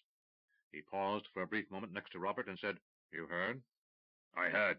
Word's been passed, was all de Longueville said, and then the Duke of Crondor vanished into the night. In the gloom down the street, Roo could see others fall in around him, and in a moment the street appeared to be empty again. Roo glanced at de Longueville, who held up his hand, signaling they should wait. The next 10 minutes dragged by. Then suddenly de Longueville put 2 fingers to his mouth and blew a shrill whistle. From a side street, a squad of soldiers ran up, while Jado and Eric dashed from across the street. To the soldiers, de Longueville said, You, into that building and arrest anyone you find there. Confiscate every document you find and let no one in or out of this building after you seal it. To Roo, Jado, and Eric, he said, Come with me. Roo said, Sabella's? Yes, and if we're lucky, your friend Tennyson will resist arrest. Jado said, Man, don't he sound happy at that prospect, de Longueville said. Haven't had a good excuse to kill anyone in too long a time, Giotto. In silence, they hurried deep into the poor quarter. Roo followed close behind de Longueville, and they reached the street where Sabella's occupied the first third of the block. De Longueville whispered to a man at the corner. Are the men in place? Waiting for you, came the reply. Thought I saw something up there on the roof a few minutes back, but it might have been a cat. Things are pretty quiet. De Longueville nodded, half seen in the gloom, then said, Let's go. They entered the whorehouse as if it were an enemy camp. Giotto struck a bouncer a head-ringing blow that brought the man to his knees before he could stop them entering the room, and as he knelt on the floor, Eric caught him with another blow that rendered him unconscious. Roo ran past de Longueville and a couple of women, too startled by the eruption of violence to do more than sit in open-mouthed astonishment. He reached the stairs, where a large woman of middle years had just turned to see what the disturbance at the front door was. She found Roo's dagger at her chin. Tannerson, he said in a quiet voice, dripping threat. She went pale, but whispered, Top of the stairs, first door on the right. Roo said, If you're lying, you're dead. The woman looked and saw Giotto and Eric coming toward her, and for the first time registered the size and lethal aspect of the two men bearing down on her. No, I mean first door on the left. Roo was off, and de Longueville a step behind. He turned and signaled for Eric and Giotto to hold the bottom of the stairs. He then turned back to see Roo reach the top of the stairs. Roo hesitated, motioned for de Longueville to kick the door, then ducked low. De Longueville kicked the door, and Roo was through in a crouch, his sword at the ready. He needn't have bothered. Lying in bed was Sam Tannerson, his vacant eyes staring upward at the ceiling as blood dripped from a gash across his throat. What? Said de Longueville, as he saw the tableau before him. Roo hurried to the open window and looked out. Someone had exited the room minutes before they had arrived, from the look of things. Roo turned and started to laugh. What's so funny? Asked Eric as he reached the top of the stairs and looked in. Roo pointed to the corpse on the bed. Some whore killed Tannerson, and I bet it was so she could steal my gold. De Longueville poked around in the man's garments and said, No purse or coins. Roo said, Damn. So now some whore has all my gold. De Longueville looked at the corpse. Maybe. But we had better leave and talk about this somewhere else. Roo nodded once, put up his sword, and followed de Longueville out of the room. The girl watched as across the street the men who had attempted to capture Tannerson left the inn, dragging out those men who had been playing poker downstairs. Other men prowling the streets nearby were checking to see if they were being observed. She was certain they hadn't seen her leave Tannerson's room. She glanced at her hands, half expecting to see them shake, but instead they were firm upon the eaves of the roof where she crouched, sheltered in the darkness from the sight of those below. She had never killed before, but no one had murdered her sister before either. The cold rage that had fueled this revenge had not diminished with Tannerson's death, as she thought it would. There was no sense of closure, no sense of putting paid to the account. She still seethed inside, and nothing would bring her sister back to her. Curiosity pushed aside other concerns, and she wondered who those men had been. She had been less than 5 minutes out of the bedroom when she had heard the voices raised in anger across the street. She had left her work clothes secreted in a bag behind a chimney on the roof of the house opposite the whorehouse Tannerson used as a headquarters, against her need to get out of bloody clothing after the job was done. When she had decided to avenge Betsy, she had vowed that either Tannerson or she would lie dead on the floor of that bedroom tonight. Getting into Sabella's hadn't proven difficult. Bribing the whore to tell Tannerson someone special waited for him in the room had been easy enough as well. The girl's native stupidity had not caused her to think any farther than her full purse of gold, without Sabella taking a cut. Now she'd keep quiet out of fear. For the first few moments of her flight, fear had nearly overwhelmed the girl. For the first 5 minutes after reaching the roof, she had just sat, too numb to move. Tannerson's blood had covered her from chin to waist, and she had finally gotten her fouled clothing off. Then she had heard the movement of men down the streets below, and fear kept her from attempting to leave. As she waited, fatigue pushed in on her, and she half dozed. For a minute or an hour she wasn't clear, and then the raid had brought her alert. Now fatigue was pushed aside by fear. If those men who had entered Sabella's had been sent by the Knight-Master, she could have been seen or identified. Being hunted by the prince's police was one thing. Being hunted by the mockers was another. Her only hope in the second instance would be to flee the city and get as far away as possible, up to Lamut or down into the empire of Kesh. She crept along the roof until she came to where she had left her rope. Tossing aside the small bag that had contained her regular trousers, shirt, vest, dagger, and boots, and now contained a bloody knife and a blood-soaked shirt and trousers, she glanced over the eaves. 2 men of the rear guard hurried past in the darkness below, and she moved to another corner of the roof, where she saw others moving in the same general direction as those who had just left the whorehouse. The girl sat back on her heels, considering. None of the men she had glimpsed looked remotely familiar to her, and she should have recognized at least one of them if they were mockers. Whoever had come into Sabella's were the prince's men, no doubt, for no one else in the city would be able to mount such a raid, especially not with men who seemed to appear and disappear out of the darkness like the best in the Guild of Thieves. It had to be the Duke of Crondor's special agents, his secret police. But what had they wanted with Tannerson and his band of thugs, wondered the girl. She was not worldly, but she was clever, intelligent, and curious. She gauged her distance to the next roof, backed up, and made a nimble leap to the roof opposite, and continued along the thieves' highway after the men below. After a block, she was falling behind, and quickly found a drain-pipe she could clamber down. At this hour, the streets were dark and nearly empty, so she had to keep to the shadows, lest she attract attention. Twice she spied rear sentries who were placed to prevent anyone's following, so she waited and slipped after them when they at last moved out. It was an hour before dawn when she lost sight of the last man she had trailed, but she was near certain where the raiders had been bound, the prince's palace. They had used a circuitous route, and they had taken pains to avoid being followed, but she had kept her wits and hadn't rushed, and now she could see they were moving directly for the palace. She paused and looked around. The streets were completely deserted, as far as she could tell, but there was an uneasiness in the pit of her stomach that made her suddenly wish she hadn't been so curious. Fatigue was again threatening to overwhelm her, and she was due to report to the daymaster in less than 2 hours. She feared going to sleep, for if she did, she was certain she wouldn't awake in time. Missing one day's picking pockets in the market wouldn't usually earn her more than a harsh word or a cuffing around, but not the morning after Tannerson's murder. She must do nothing to call undue attention to herself.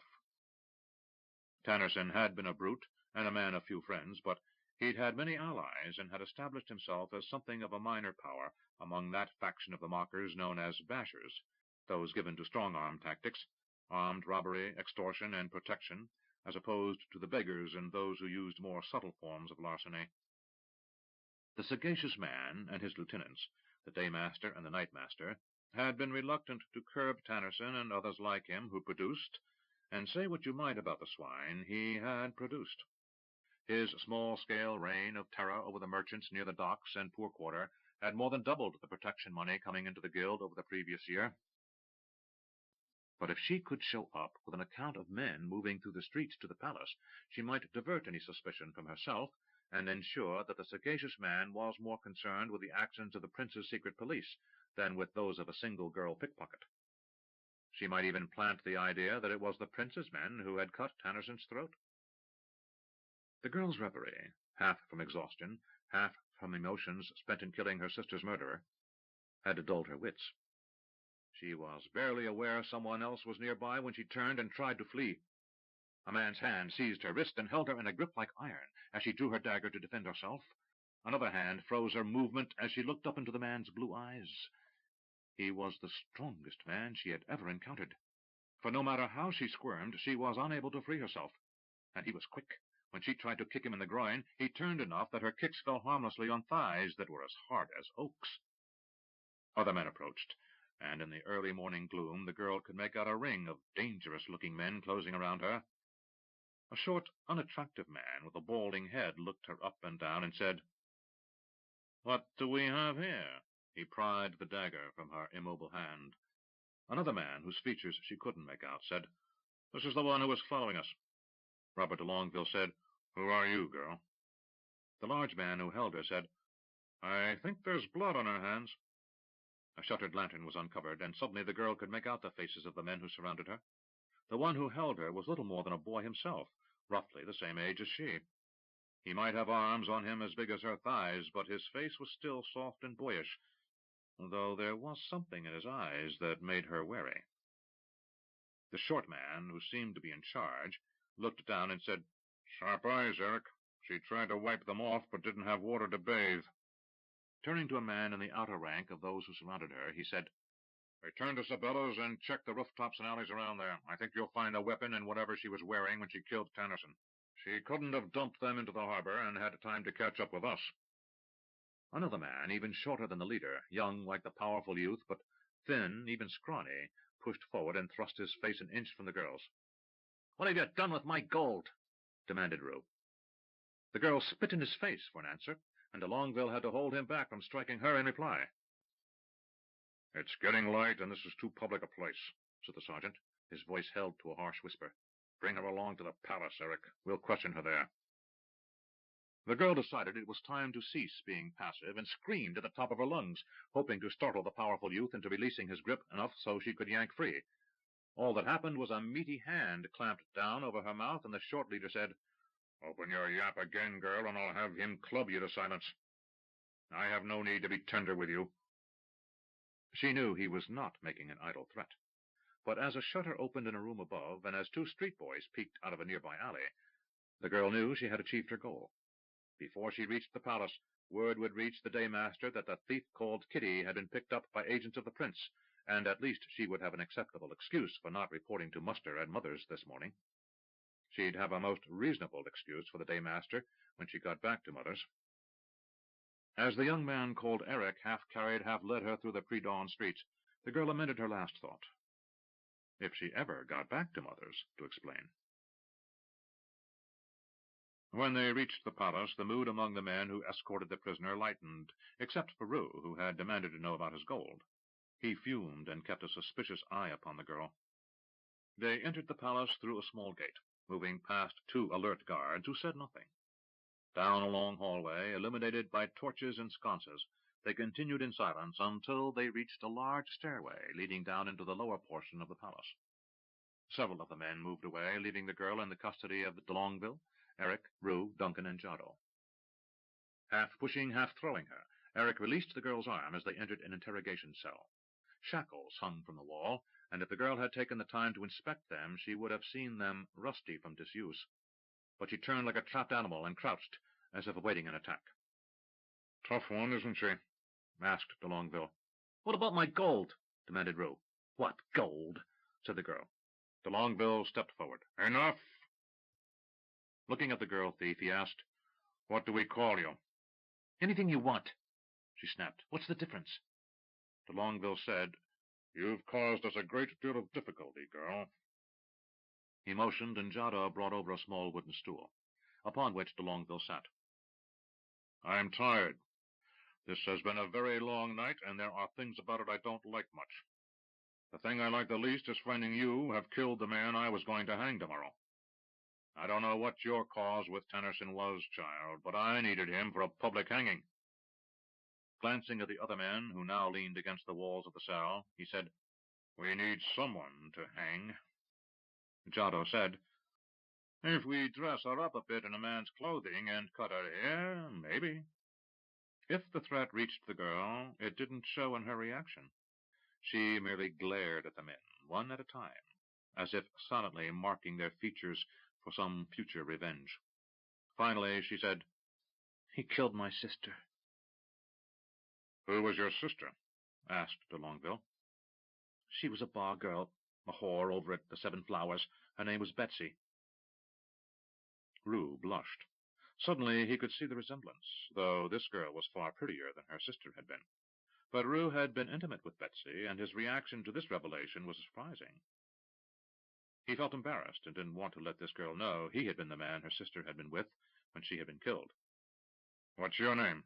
de Longueville asked again.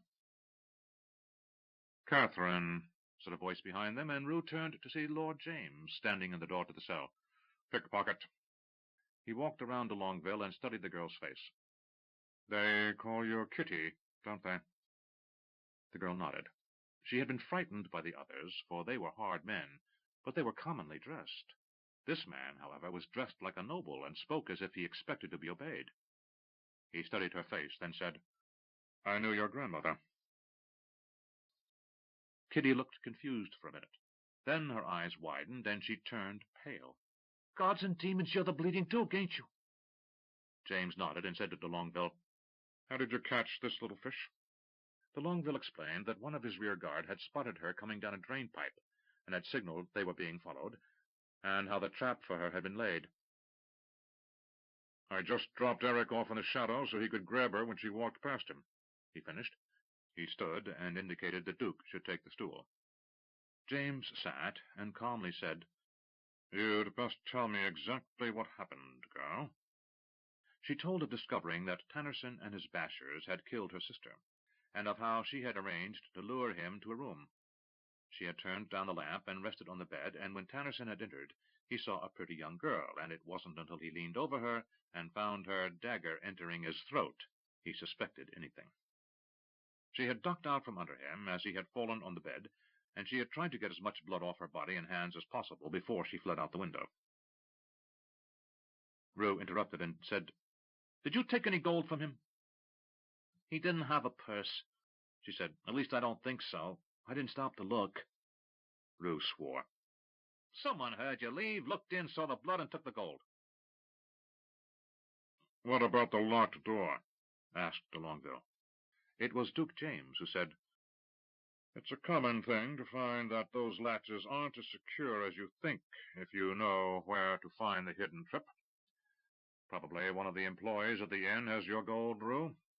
They knew how to set the latch, so it fell into place when they closed the door.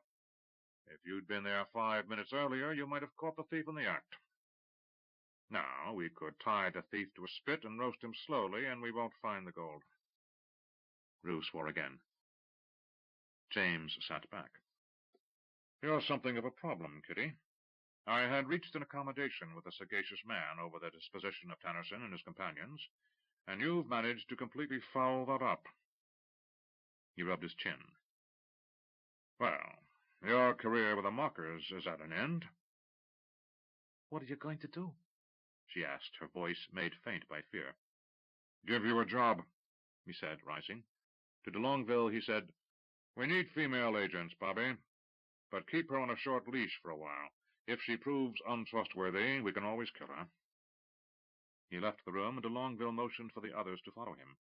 Coming up to Kitty, he reached out and took her chin in his hand. "You're pretty enough under all that grime," he said. "Looking for some sport, then, are you?" she asked, a glint of defiance in her eyes. "What if I am?" he responded, his voice harsh and low. He pulled her face forward and gave her a quick kiss, but his eyes remained open, and he watched her face carefully. She pushed herself away. "Well, you wouldn't be the first rough man to put hands on me," she said without emotion. "I was taken young, and it's all the same to me. Getting poked by one man is much like getting poked by another." She stepped back and removed her vest. Then she unbuttoned her tunic and removed it, along with her boots and trousers. De Longueville turned to the door where Eric and Roo waited and motioned for them to move away. He studied the girl a moment. She had a lithe body, small breasts, and slender hips, but there was a nice balance to her. She had a long neck and large eyes, and he said, "Yes, you're pretty enough." Turning away, he told her, "Now, get dressed, and I'll have some food sent to you. Rest a while, and we'll talk some more later in the day. And think on this. You now work for me. And if I need to, I'll as happily cut your throat as take you to my bed." He didn't look back as he left the cell, closed the door behind him, and locked it. He then moved to where the others were waiting for him. To Eric and Giotto, he said, "Go back to your quarters and get some sleep. I'll need you alert in a couple of hours. With a sagacious man fleeing and this Tannerson murdered, we may find things getting lively in the city soon." As they left, he turned to Duncan and Roo. "What about you two?" Roo looked at Duncan, who shrugged. "I guess we also need to find jobs," said Roo. De Longueville said, "You can still work for me." "Thanks, but if I let this one setback stop me, what sort of merchant would I be?" "True," said Robert. Well, you can find your own way out. If you want to, grab a bite of the commons before you do. Have a hot meal on the Prince, with my compliments. He walked away, and as he left he said, "But if you change your mind, you know where to find me." Duncan waited until Longville was out of earshot and said, "Just what are we going to do?" Roo sighed, long and loud. "I have no idea." He walked toward the soldiers' commons. "But if we're going to be out looking for work, we at least can do it on a full stomach."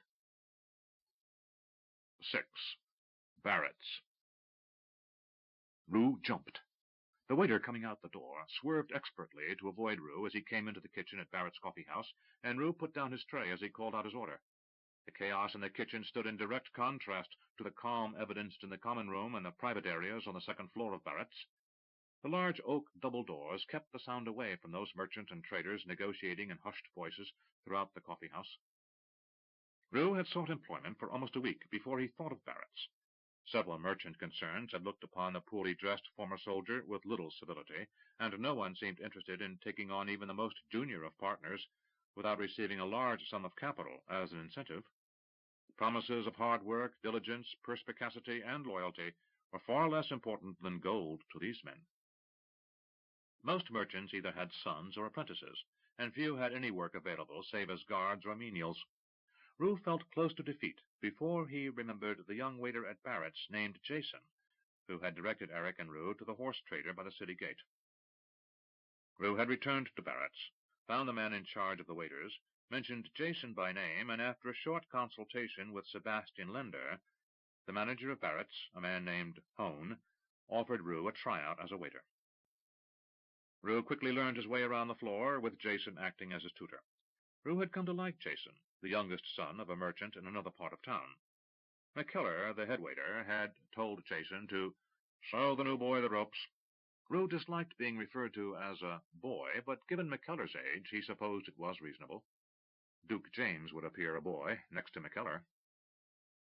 Jason had proven an easy-going teacher, one who didn't presume Roo was stupid because he didn't know his way around the coffee house. Roo's years of growing up around Eric's family at the Inn of the Pintail helped, as he wasn't completely ignorant of what went on in a kitchen or in a common room. Still, there was much about Barrett's that was unusual to Roo. First of all, he had been required to swear an oath on a relic from the temple of Sung, the goddess of purity, promising he would never reveal to anyone what he might overhear while waiting tables. He was next fitted for the standard uniform of tunic, trousers, apron, and boots. His own were considered too worn, and was informed the price of his clothing would be deducted from his pay. Then he was taken into the kitchen and introduced to the vast variety of coffees and teas, baked goods, and breakfast, lunch, and dinner items offered to the clientele of Barrett's. A quick study, Roo memorized as much as he could, confident he would learn the rest as he needed.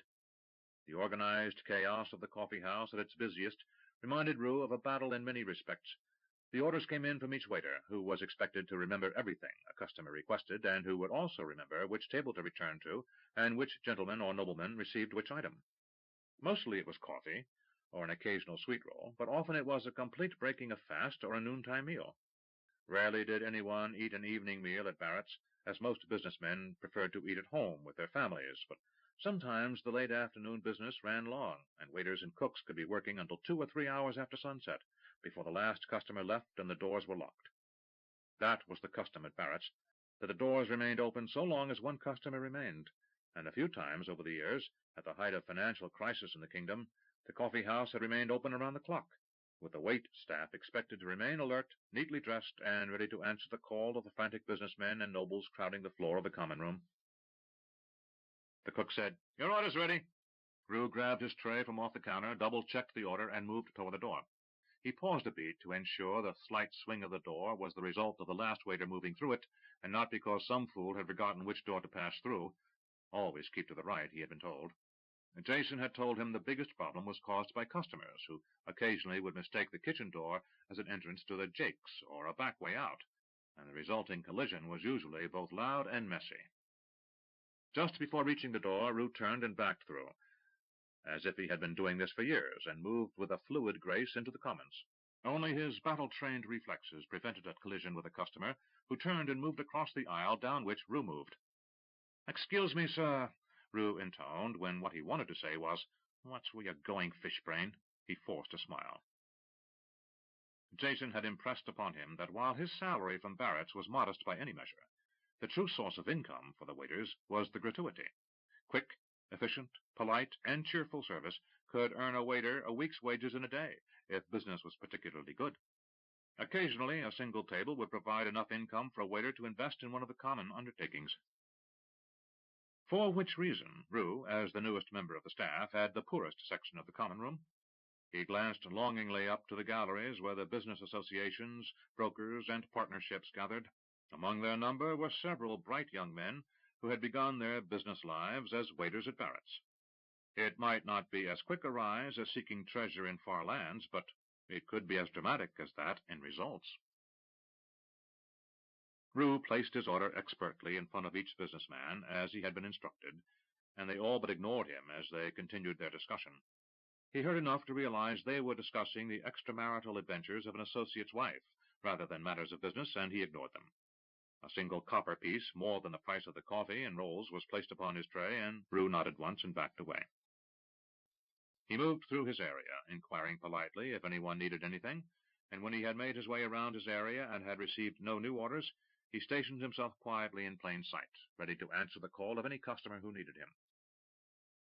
For a few minutes he had time to himself, and he again looked around the room, memorizing faces and names, certain that someday such information might be useful.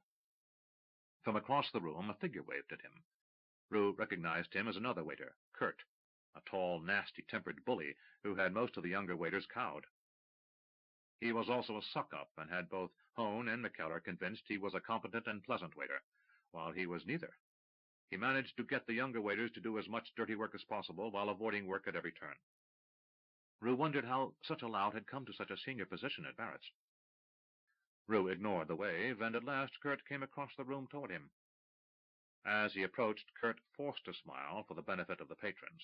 He would have been a handsome young man, Roo judged, had he not had such a mean turn to his smile and such narrow eyes. "I was signaling you," he hissed between clenched teeth. "I noticed," Roo answered, without looking at him. He kept his eyes on the customers in his section. "Why didn't you come?" asked Kurt, in what he must have assumed was a threatening tone of voice. "Last time I looked, you weren't paying my salary," answered Roo, moving to the elbow of the customer who had just tipped him a single copper coin. He nimbly filled the man's half-empty cup without being asked, and the two businessmen at the table barely noticed him doing his job. Kurt put his hand on Roo's arm as he turned. Roo glanced at the hand and said, "I would advise you not to touch me again." Kurt almost snarled as he quietly said, "And what if I do?" "You don't want to find out," Roo answered calmly. Kurt said, "I've eaten bigger men than you for breakfast." Roo said, "I have no doubt. But I'm not interested in your love life." He dropped his voice. "Now get your hand off my arm." Kurt withdrew it and said, "You're not worth a scene at work. But don't think I've forgotten you." "I'll be here every day to remind you in case you do," said Roo. "Now, what did you want me to come over for in the first place?" "Shift change. You're on the door." Roo glanced at the large, fancy timepiece that was hanging from the ceiling. A water clock, fashioned in Kesh, it displayed the hour and the minute by a rising column of blue water that dripped into a transparent tube marked with the hours at a controlled rate.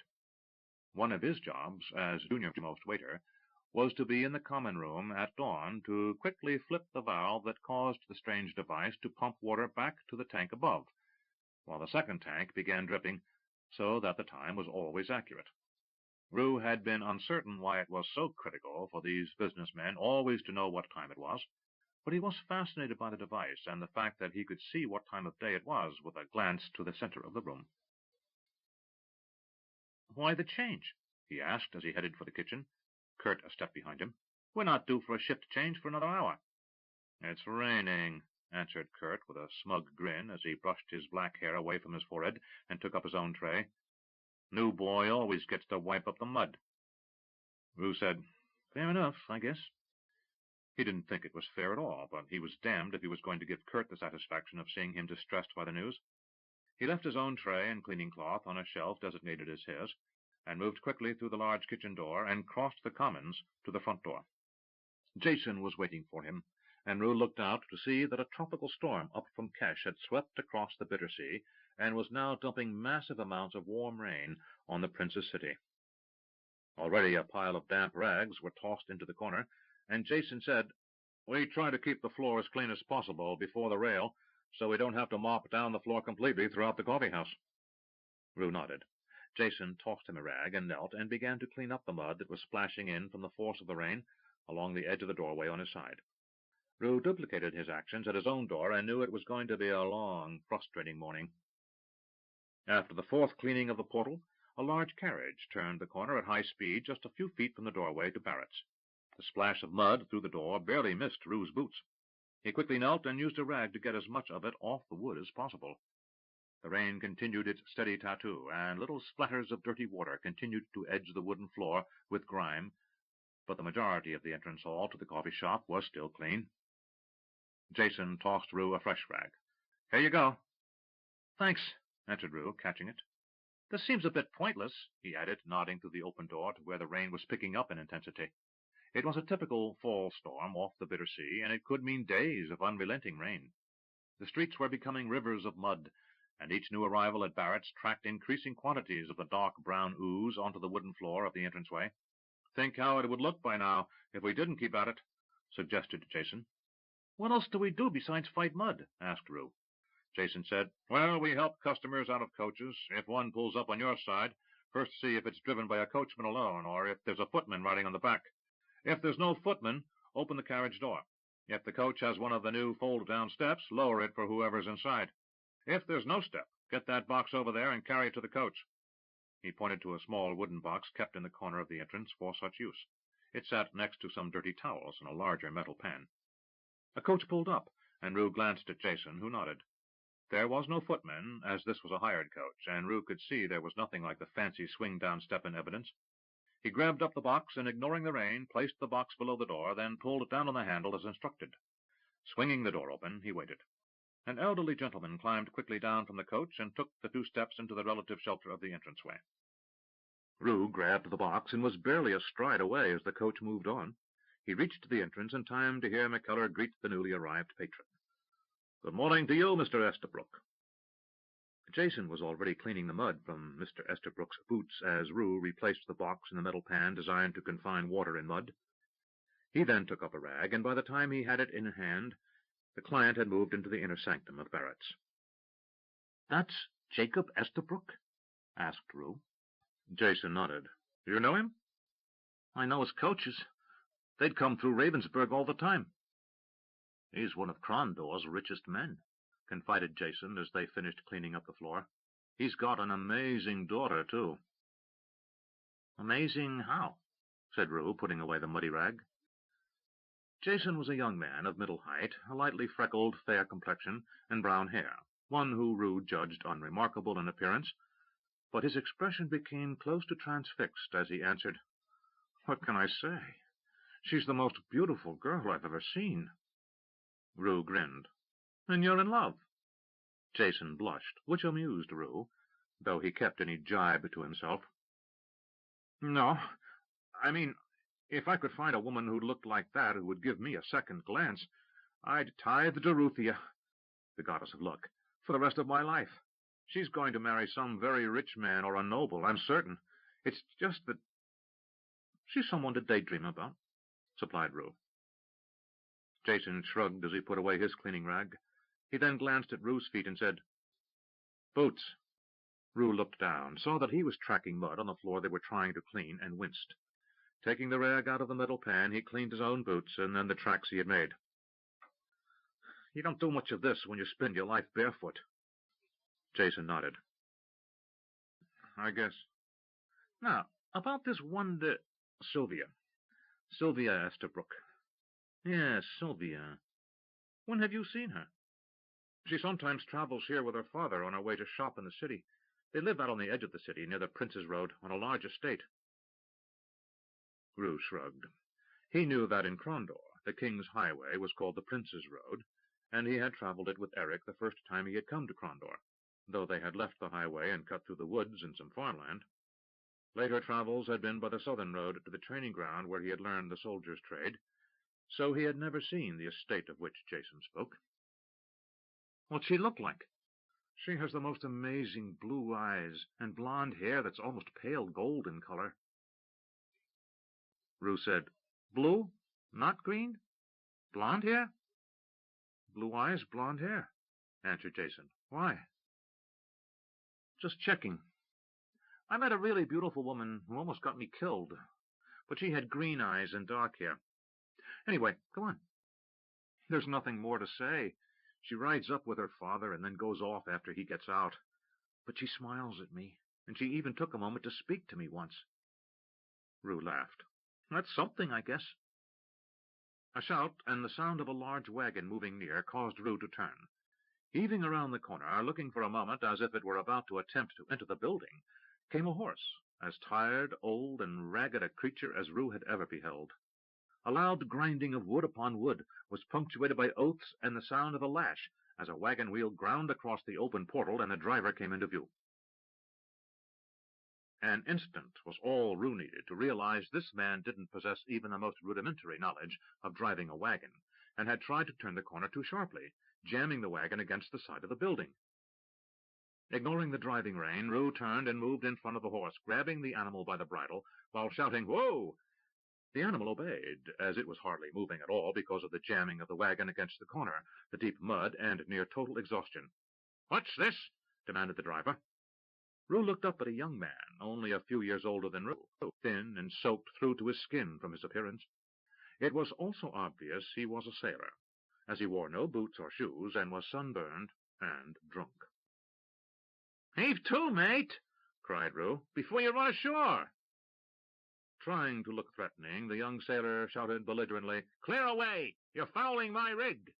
Roo moved around the animal, its sides heaving from the exertion, and said, You cut that too sharp, friend, and now you're hung up. Do you know how to back this animal? It was obvious he didn't. The sailor swore and jumped down, losing his balance and falling face down into the thick ooze. Cursing and slipping as he tried to stand, he at last regained his feet and said, Damn the day I tried to do a favor for a friend. Roo looked at the overloaded wagon, now up to the wheel hubs in mud. It was piled high with crates, all covered and lashed down with a canvas cover. Your friend did you no favor. That load needs 2 horses, or better 4. Just then Jason yelled, What is all this? Before Roo could answer, he heard Kurt's voice shouting, Yes, Avery, what is this? A blind man could see we have a wagon stuck in the doorway, Kurt, he answered. An inarticulate growl was the best reply he got. Then the killer's voice cut through the sound of the driving rain. What have we here? Roo hurried away from the mud-covered sailor and ducked under the neck of the still panting animal. Without bringing more mud into the entrance, he peered into the coffee-house. McKellar and some of the waiters stood there, just beyond the splash of mud and rain, and watched the spectacle of a horse almost inside the establishment. The driver is drunk, sir, explained Roo. Drunk or sober, have him get that animal out of here, demanded the ancient head waiter. Roo could see Kurt smirking at the order. Roo turned and saw the sailor starting to walk away. He took 3 quick steps, as quick as possible in the ankle-deep mud, and overtook the man. Swinging him around by the arm, he said, Wait a minute, mate. The sailor said, You're no mate of mine, bucko, but for all of that, I'll not hold it against you. Care for a drink? You need a drink like that horse needs another lashing, said Roo. But drunk or not, you need to get that wagon from out of my employer's doorway. The sailor looked halfway between anger and amusement. He took that pose of control assumed by drunks who don't wish to appear drunk, and slowly said, Let me explain to you, me lad. A friend of mine named Tim Jacoby, a boyhood chum I just met today, convinced me that it would be better to be a wagon driver in his father's employ than to risk another voyage. Roo glanced back and with alarm saw the horse was attempting to kneel in the mud, an impossible act because of the confining traces. Oh, God, he said, grabbing the sailor's arm and trying to pull him back toward the wagon. He's colicking. Wait a minute, shouted the sailor, pulling away. I haven't finished. No, but the horse has, said Roo, grabbing the man again. I was saying, continued the sailor, I was to deliver this wagon to Jacoby and Sons freight haulers, then get my pay. The horse started making a sick, squealing noise as McKellar's voice sounded from the doorway. Avery, move along, will you now? The customers are starting to be annoyed. Propelling the sailor back to the wagon, Roo found the old animal down on its knees, with its back legs trembling furiously. Pulling a knife from his tunic, Roo quickly cut the traces, and as if sensing freedom, the horse struggled to its feet, staggered forward, then collapsed into the mud. With a sigh that sounded like nothing so much as relief, the horse died. Damn me, said the sailor. What do you think of that? Not bloody much, said Roo. The horse had managed to stumble around the corner, so that now the other entrance was half blocked. The exiting and entering patrons could now choose how they would get soaked and muddy, climbing around a filthy wagon or over a dead horse. McKellar said, Jason, you and the other boys pull that animal and that wagon away from here. Roo shouted, No. McKellar said, What did you say? Roo said, I meant to say I wouldn't advise that, sir. Roo could see McKellar peering past the wagon from the doorway as he said, Why is that? Hiking his thumb toward the horse, Roo replied, That animal was old and sick, but it's a draft horse. It weighs 1,400 pounds if it weighs an ounce. The entire staff's not going to be able to pull it from that sucking mud. And that wagon was too heavy for it to pull, so we won't be able to move it. Do you have a suggestion? Called McKellar to the now completely soaked Roo. Roo's eyes narrowed, and a slight smile crossed his face for a moment as he said, I think I do. He turned to the sailor. Walk to your friend's company and tell him that if he wants his cargo, he can come here to claim it. I think I'm going back to sea, said the sailor. He reached inside his tunic and pulled out a leather wallet, bulging with documents. You can have this, sir, he added with a drunken half-bow. You do, and I'll hunt you down myself and kill you, said Roo.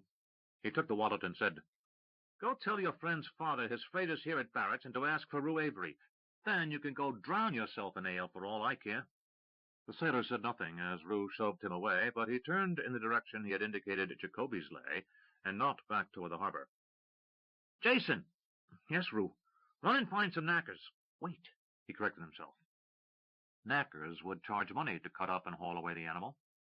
Run to the poor quarter and find a sausage maker.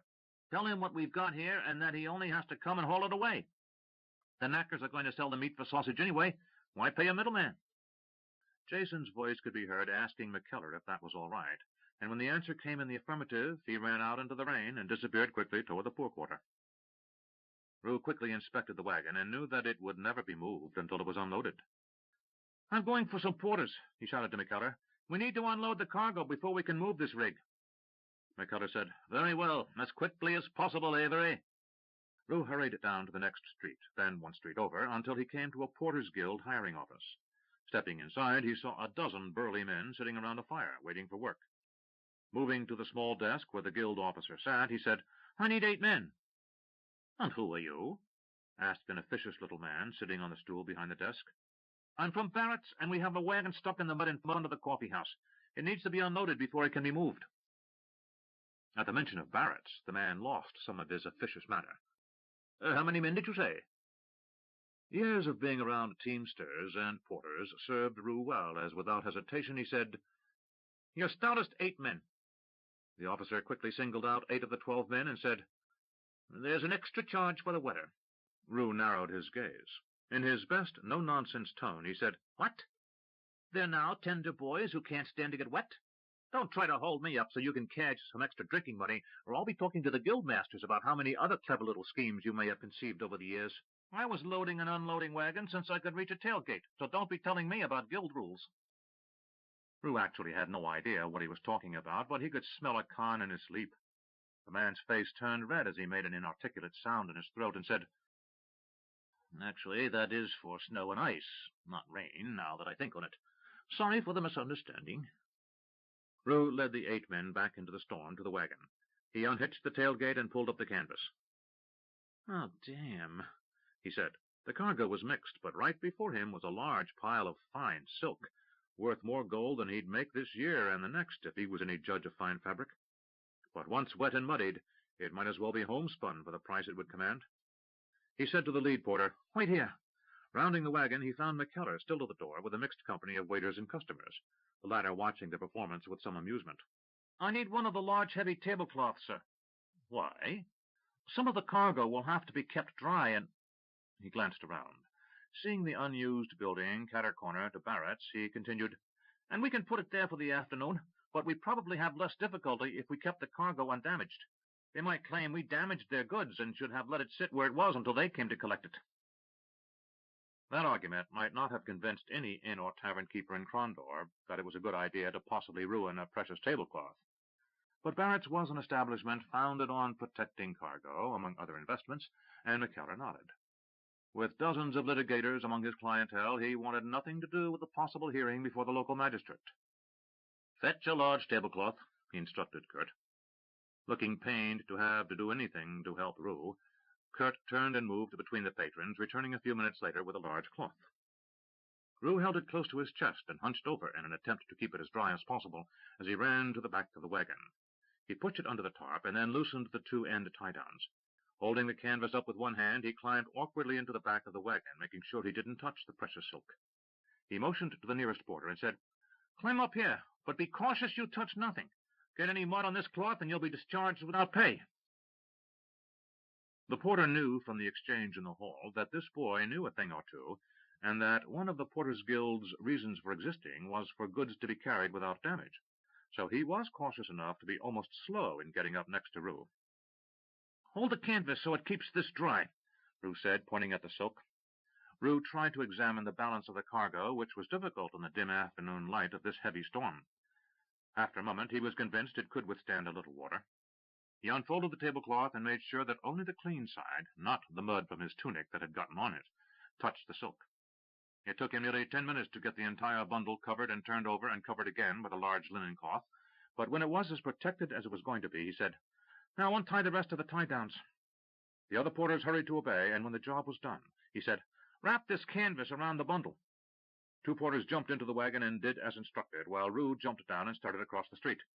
"Bring it here," he shouted to the porters, urging them to move as quickly as possible. He reached the door of the abandoned building and saw that there was a small decorative lock on the door.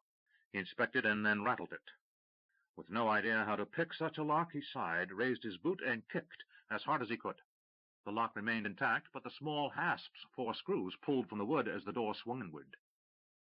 Roo stepped inside the abandoned house. The faded grandeur of the entrance was nothing short of spectacular to Roo. A large staircase wound up from the hallway to a railed landing on the 2nd floor, and from the vaulted ceiling of the entranceway a large crystal chandelier hung, dust dimming whatever sparkle the faint afternoon light might have imparted. The sound of the porters coming up behind him caused Roo to forego exploring the upper hall for a moment as he crossed the entranceway and opened a large sliding door. A formal sitting room, devoid of furnishings, lay below the balcony, but it was dry, as both large windows on the opposite wall were intact. Roo told the porters, "Bring that in here, and put it against this wall." He indicated the farthest wall from the windows, just in case someone managed to break one of them. Salvaging this silk would be worth something to him only if he kept it undamaged. The porters put the bundle of cloth down, and Roo said, "Get the rest of the cargo and haul it over here."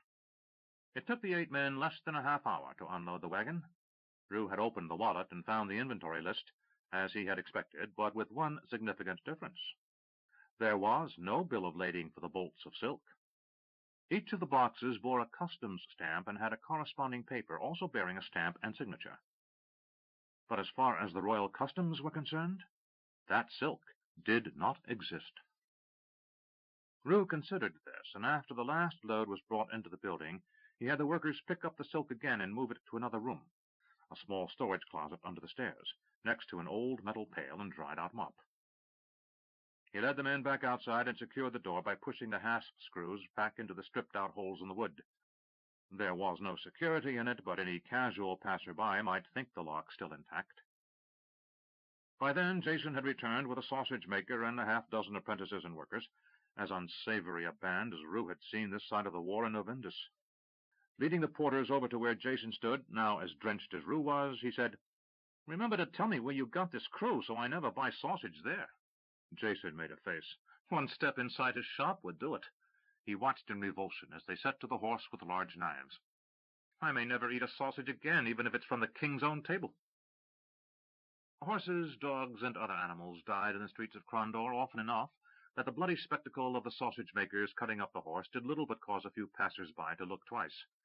But it would have been a major embarrassment for Barrett's to have its customers have to move around a dead animal to enter or exit. Over his shoulder, the sausage-maker shouted, "Do you want the hooves, skin, and bones?" "Take it all," said Roo, as the lead porter came up to tap him on the shoulder. "You want 8 sovereigns," said the porter. Roo knew better than to argue price. The guild official working behind the desk might try to net a little extra gold out of him, but this worker would be quoting guild rates, and no merchant in the kingdom would get the guild to come down a copper piece from those rates. Roo said, "Not quite yet." He motioned for the porters to follow him back to the wagon. "Pull this out and get it to that courtyard behind the building where we put the cargo." "We're porters, not bloody horses," said the lead porter. Roo turned and gave the man a dark look.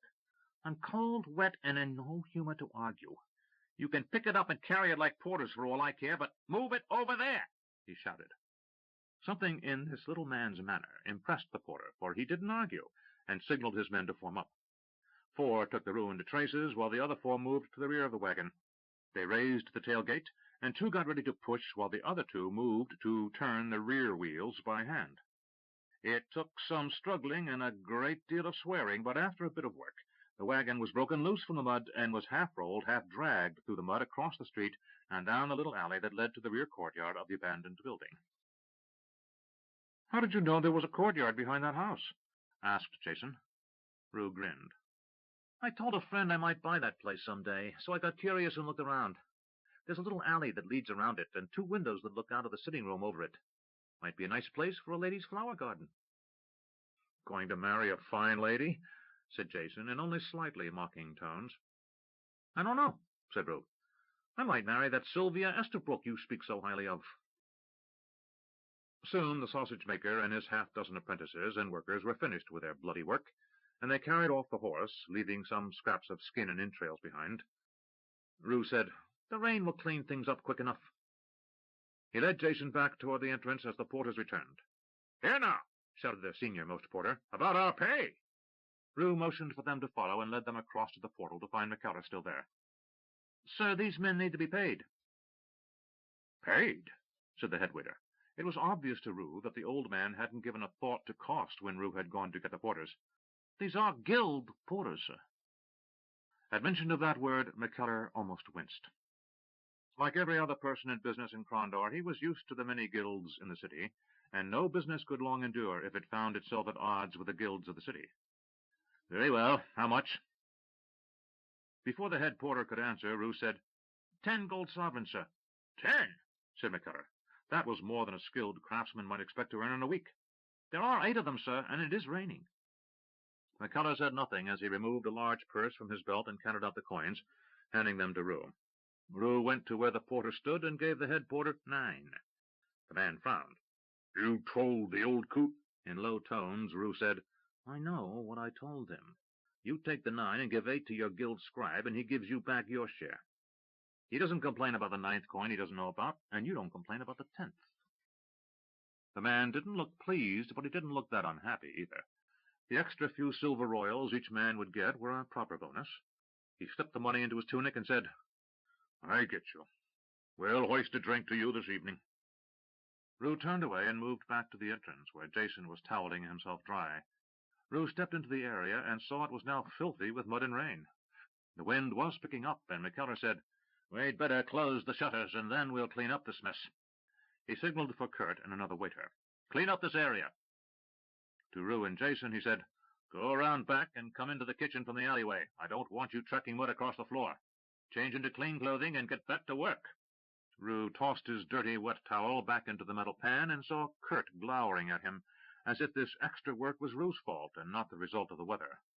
Roo grinned at him, which deepened Kurt's irritation. As he started to leave, McKellar said, "Avery?"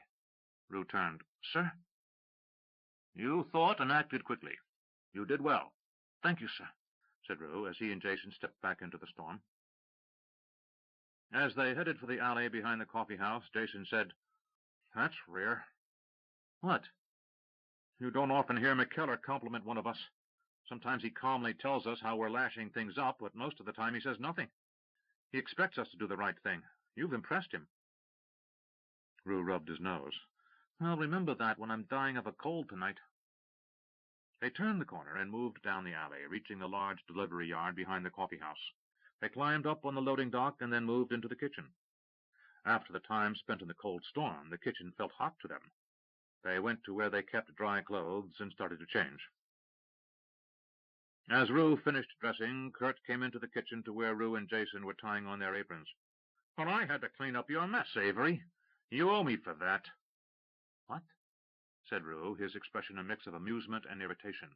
You heard me. I don't get door duty. But because of you, I'm mopping up more mud than I've seen since I started working here. I don't have time for this, said Roo, pushing past him. Kurt's hand fell on his arm. Roo turned, and using a hold taught him by Chopin when they were traveling across the sea in Callus's mercenary band, he bent Kurt's fingers back to a very uncomfortable angle, just short of causing him injury. But the pain gained him instant results. Kurt's face drained of color, and his eyes began to water as he dropped to his knees. Roo calmly said, I told you, you didn't want to find out what would happen if you touched me again. He caused Kurt another moment of pain, then released his fingers. Next time I'll break your hand, and then we'll see how fit you are for waiting tables. Kurt whispered, You're mad. Roo saw fear in Kurt's eyes. Like all bullies, he didn't expect any resistance, but when it came from a small man like Roo, he was doubly shocked. Very mad, said Roo, and capable of killing you with my bare hands. Remember that, and keep your mouth shut when I'm around, and we'll get along just fine. Roo didn't wait for a response, or to say anything to the kitchen staff, who had turned to stare at the sight of Kurt being forced to his knees. Roo knew he now had an enemy, but he didn't fear Kurt. He had lost all fear years before, and it would take something a great deal more frightening than a pumped-up town bully to make Roo Avery know it again. 7. Opportunity. Roo smiled. The man had come looking for him about mid-morning, and McKellar had summoned him from the kitchen, where he was learning to brew coffee to Mr. Hone's satisfaction. Without introducing himself, the man said, Are you the boy who stole my wagon? Roo halted and studied the man. He was of middle height, only a head taller than Roo, was stocky, and had a round face. His hair was cut short, but slicked with some pomander oil in a Quiggin style, with ringlets across his forehead. He wore a shirt with a collar that was too high for him, given his thick neck, and with far too much lace down the front. With his cutaway jacket and tight trousers, he looked comic to Roo. 2 less-than-comic bodyguards stood behind him. Each wore only a long belt knife, and otherwise were unarmed, but Roo could see instantly these were killers, exactly the sort of men Roo had served with in Callus's company. The man who had spoken might have dressed the part of a young city dandy, but his anger and his narrow eyes caused Roo to sense he was as potentially dangerous as the 2 men who served him. Roo said, And you are? I am Timothy Jacoby. Ah, said Roo, making a display of wiping his hands on his apron before offering his right to shake. Your drunken friend mentioned you by name. Did he ever get to your shop last night? Instantly, anger was replaced by confusion. It was obvious to Roo that the man had expected some denial. He reluctantly took Roo's hand and shook in a cursory fashion and let go. Friend? He was no friend, just a sailor who I bought some drinks who did me a favor. Well, he obviously felt that returning to sea was a better choice than telling you he almost drove your wagon into Barrett's coffee house. So I heard, Jacoby answered. Well, if he ran off, that explains why I had to buy information from a rumor-monger. She said someone had unloaded my wagon in front of Barrett's and moved all the cargo. I thought the sailor had been overcome by robbers. Roo said, No, your goods are safe. Reaching into his tunic, he removed the large leather wallet and handed it to Jacoby. Here are the customs documents. The entire cargo is in that house across the way, safely dry. Where's the horse and wagon? Asked Jacoby. The horse died. We had to cut it out of the traces, and Knackers slaughtered it and hauled it away. I won't pay a dime for the Knackers, said Jacoby. I never authorized that. I could have sent another team and hauled it away myself. No bother, said Roo. The wagon was ruined, which he knew to be a lie, so I had it hauled away. Let me have it for scrap to cover the cost of the porters and Knackers, and we'll call it even. Jacoby's eyes narrowed. Ruined, you say? How do you know? My father was a teamster, said Roo. "And I've driven enough to know yours wasn't serviced regularly," which he knew to be the truth. "And with the traces all cut up, there's not a lot but 4 wheels and a flatbed," which was also true. Jacoby was silent a minute, his dark eyes studying Roo while he thought. "How many porters?" 8, said Roo, knowing Jacoby could check with the Porters' Guild easily enough. Jacoby said, "Show me my goods." Roo looked back to where McKellar stood. The old man nodded, and Roo moved across the street. The storm had halted late the night before, but the streets were still deep in mud. Jacoby had arrived by carriage, and Roo took silent delight as the fancy boots and the lower half of his trouser legs were fouled by the thick muck.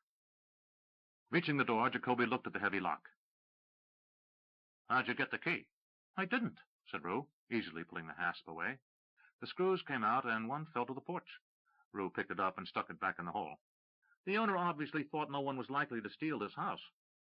He pushed open the door and led Jacoby to where his cargo was hidden. Jacoby did a quick inventory, then said, "Where's the rest?" "Rest?" said Roo innocently. "There was more than this," said Jacoby, anger barely held in check. Roo then knew for certain what the plan had been. The silk had been smuggled in from Kesh to the Krondorian docks. From there it had to get to the trader's office, with the sailor duped into driving the wagon for some quick gold. If Royal Customs arrested the sailor, Jacoby could claim that he knew nothing of the silk, and that the sailor was smuggling it in Jacoby's wagon without his knowledge. Any guild teamster, or even an independent such as his father had been, would have checked the cargo against the manifest to ensure that he was not accused of stealing something never loaded. But a drunken sailor who was lying about his ability to drive a single horse-drawn wagon was likely not even to think about what was in the back. Roo looked at the man and calmly said, "Well, if you'd like to go to the constable's office and swear out a complaint, I'll be more than happy to accompany you. I'm sure he will be almost as interested as the Royal Customs Office to know why you're concerned with something not accounted for on this bill of lading." Jacoby fixed Roo with a dark stare, but after a moment it was clear he could do nothing. Both men knew what was going on, but at this point Jacoby had only 2 options left open to him, and he took the obvious choice. Jacoby nodded once to the man on his right. From within his jacket he produced a dagger as Jacoby said, "Tell me what you did with the silk, or I'll have him cut your heart out." Roo moved to the center of the room, giving himself space to defend himself. He had a dagger secreted in his own boot, but waited to pull it. Jacoby's 2 thugs might be dangerous to an untrained man in a tavern brawl, or if they had the drop, but Roo knew his own abilities, and unless these men were as skilled as the men Roo had trained with, Roo knew he could defend himself. "Put that away before you hurt yourself," Roo said. Whatever reaction Jacoby had expected, that wasn't it. "Cut him," he said. The first thug lunged forward while the second pulled his belt knife.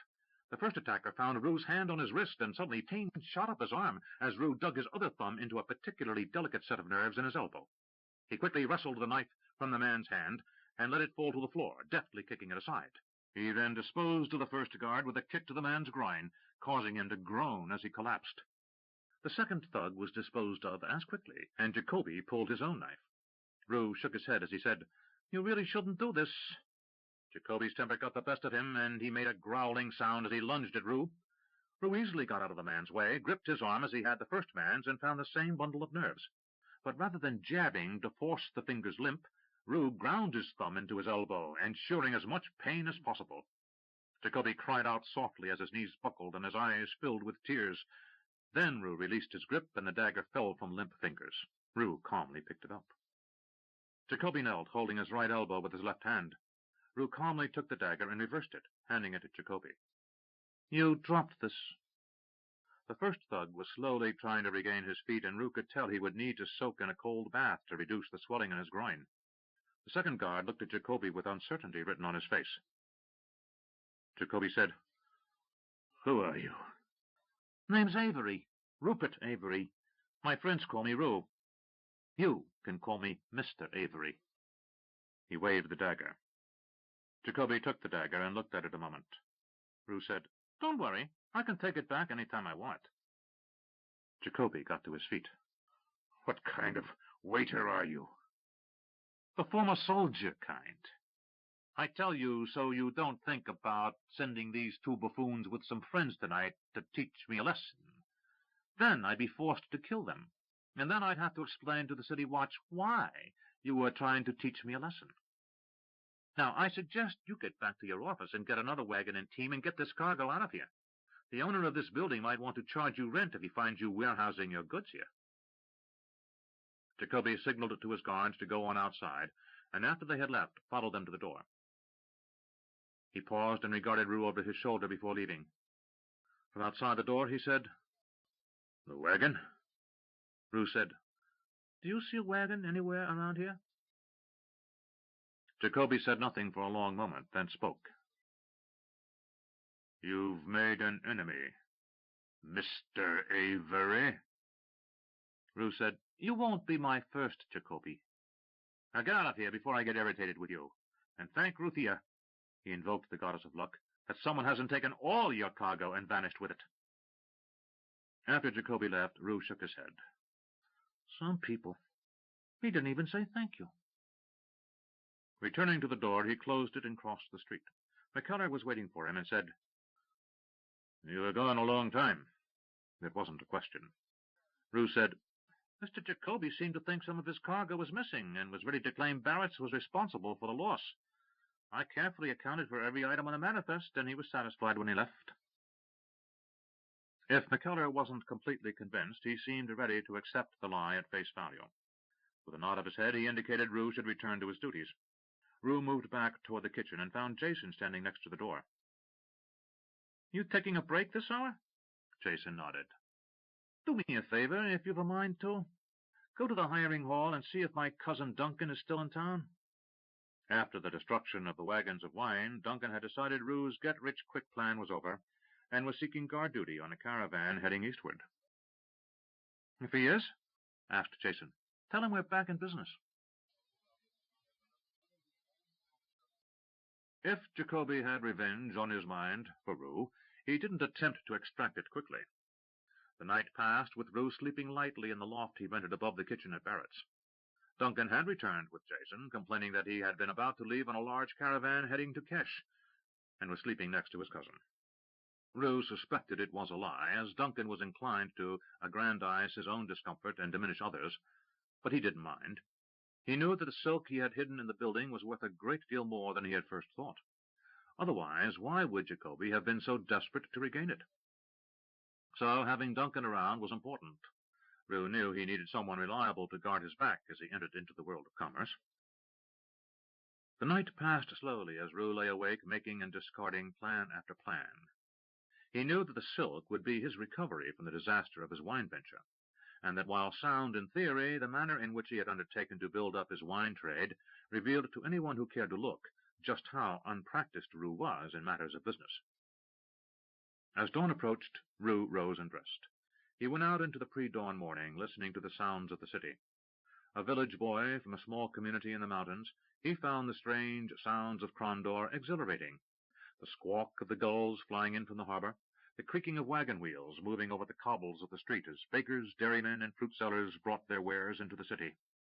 The occasional craftsman, moving cautiously through the gloom of the streets on his way to work, passed by, but otherwise the street was abandoned as Roo moved across to the old building.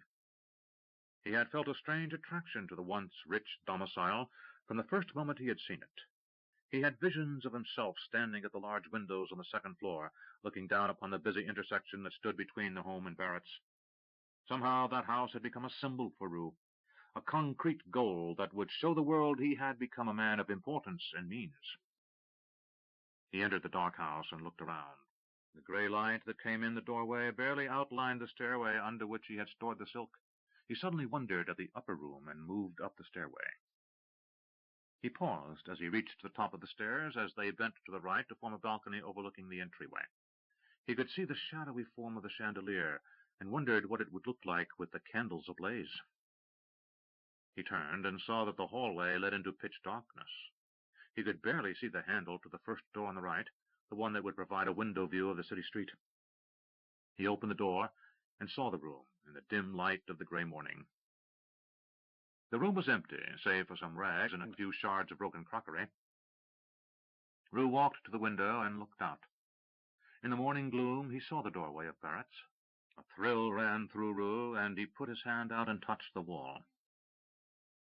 He held motionless as the sun rose in the east, until at last the street below him filled with citizens of the city about for the day. The noise of the quickly building throng below robbed him of the secret quiet he had taken for himself, and he resented it for that. He moved quickly through the other rooms, curiosity making him want to know every inch of the townhouse. He discovered a master suite in the rear, several other rooms, a guardrobe, and a rear servant's stairway. A third floor seemed equally divided between a storage area and what might pass as a workspace for the servants. At least there were shreds of fine clothing and a thimble to convince Roo he had found where the lady of the house had once met with her seamstress.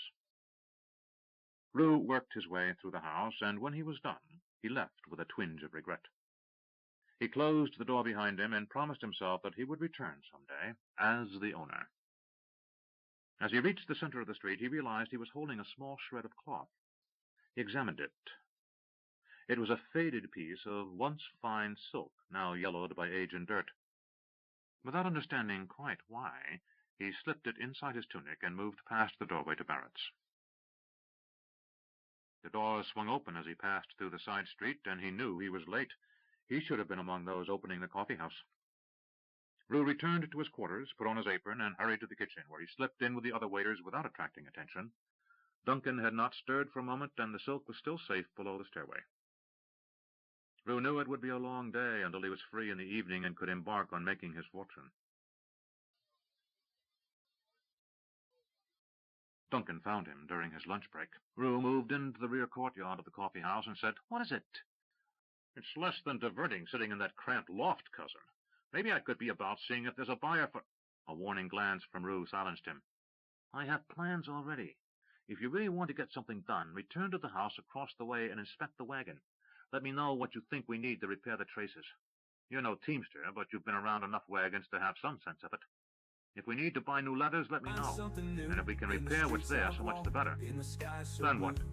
asked Duncan. Roo reached into his tunic and pulled out the gold piece he had acquired from McKellar the day before. "Get something to eat, then buy what we need to refit the wagon. I need enough for 2 animals."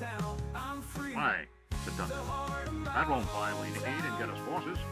Besides, what are we going to haul?" Roo said, "I have a plan." Duncan shook his head.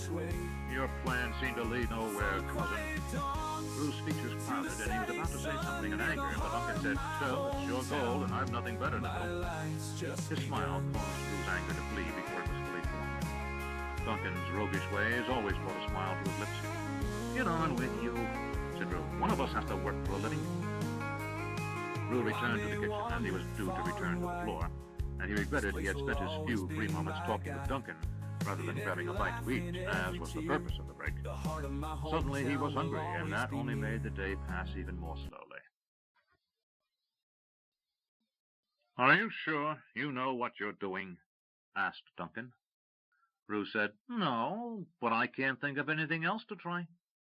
He adjusted the end of the silk bolt he carried under his arm. They stood before a modest home, located as far from Barrett's as one could live without leaving the merchant's quarter. Duncan carried the other end of the long bolt of silk, still wrapped in canvas and linen, and glanced around. They were not in a particularly rough part of town, but it wasn't a completely safe area either. Only one street over, a traveler would find the homes less cared for, occupied by working families, often several to a dwelling, 4 or 5 people living in a room. Roo shook his head as he realized this house was totally in keeping with what he would expect from Helmut Grindle. Roo knocked on the door. After a minute, a woman's voice said, "Who is it?" Roo said, "My name is Rupert Avery, and I seek Helmut Grindle, a merchant with whom I am acquainted." A cleverly hidden peephole opened in the door. Roo noticed it only because of a tiny glint of light. Then, after a moment, the door opened. A plain-looking young woman, plump, with light brown hair pulled back under a modest fillet of dark cloth. Her blue eyes were narrow with suspicion, but she said, "Wait inside, sir." Roo and Duncan stepped inside. The girl turned, and Roo noticed she wore simple but well-made and well-cared-for clothing. A possibility crossed his mind, and he let his face cloud over. "What?" whispered Duncan when they were alone. "I hope that's the maid," was all Roo said. A few minutes later, a narrow-shouldered, stooped-over man entered, glanced at Roo, and said, "Avery, I had heard you'd been hung." "Pardoned by the king himself," said Roo, "and any who don't believe me are free to inquire at the palace. Tell them to ask for my good friend Duke James." A lively light came into Grendel's eyes. "I may have someone do that." He motioned through a curtained doorway. "Come inside." They left the plainly decorated hallway and entered a very finely finished sitting-room. The decor was what Rupert expected, and was consistent with what he had learned of Grendel when he and Eric had ridden along with him on the road to Krondor. Grendel was a merchant who specialized in luxury goods, small and easily transported, which he moved across the kingdom in ordinary wagons that looked to be carrying unremarkable wares. In fact, they contained more gold in value per square foot than Roo had seen in any cargo during a young lifetime spent loading and unloading wagons. The young woman returned, and Grendel said, "Carly, bring us a bit of wine." He motioned for the two men to sit, and Duncan did. Roo introduced his cousin to the merchant, then said, "I hope we're not intruding." "Of course you're intruding," said Grendel, with no hint of tact. "But I suspect you've got some scheme or another that you think would interest me, and I find that sort of nonsense occasionally diverting." He glanced at the bundle that Duncan and Roo had put down, now propped against the side of Duncan's chair, and said, "I suppose it has something to do with whatever you have in that large canvas bundle." The girl, whom Roo, with an inward sigh of relief, took to be the maid, returned with a tray, 3 silver cups, and a carafe of wine. Roo sipped and smiled. "Not your best, but not your worst either, Master Merchant." Grendel smiled. "You're from Darkmoor, now that I think on it. Wine country. Well, then, maybe if you can show me something worthwhile, I'll pull the cork on something rare. What is your plan, and how much gold do you need?" His tone remained light, but Roo could see the suspicion in his eyes. This was as shrewd a man as Roo had ever encountered, and one who would smell a confidence job before Roo could dream it up. There was nothing to be gained by trying to dupe the man. Roo nodded, and Duncan put down the bundle and slowly unwrapped it. When he had the canvas open, he began unwrapping the linen, and when at last the silk was revealed, Duncan stepped away. Grendel quickly knelt and inspected the cloth, gently picking up a corner and thumbing the weave. He moved part of the bolt and calculated the weight, and from that the length. From the size of the bolt he knew the width. "You know what you have here?" he asked. Roo shrugged. "Kessian, I'm guessing." "Yes," said Grendel. "Imperial. This silk is supposed to go to the plateau of the Emperor. It is used to weave the little skirts and other light clothing worn by the Kessian Truebloods." A calculating look entered his eyes. "How did you come to possess this?" Roo said, "Something like salvage. No one appeared who could prove ownership." Grendel laughed as he sat back down in his chair. "Of course not. It's a capital offense to smuggle this silk from the Empire." He shook his head. "It's not that it's the best in the world, you understand, but the Truebloods have a strange sense of ownership with anything associated with their history and traditions. They just don't like the idea of anyone but one of their own possessing such items, which makes them all the more valuable for those vain nobles who want something they're not supposed to have." Roo said nothing. He simply looked at Grendel. At last the old man said, "So, what does this rare bit of contraband have to do with whatever plan you have rattling around in that devious skull of yours, Rupert?" Roo said, "I don't really have a plan." He outlined his attempts to import wine from Darkmoor in bulk, and surprisingly enough, Grendel didn't comment unfavorably on the idea. When he explained his encounter with the mockers and the fatal outcome for Sam Tannerson, Grendel waved him to a halt. "You're at the heart of the matter now, boy." He sipped his own wine. "When you deal with this sort of item," he waved at the silk, "you're dealing with the mockers, or those businessmen who must needs deal with them regularly." He tapped his chin with his bony finger. "Still, there are dressmakers who would pay dearly for silk of this quality." Duncan said, "What makes it so dear, besides the imperial exclusive, I mean?" Grendel shrugged.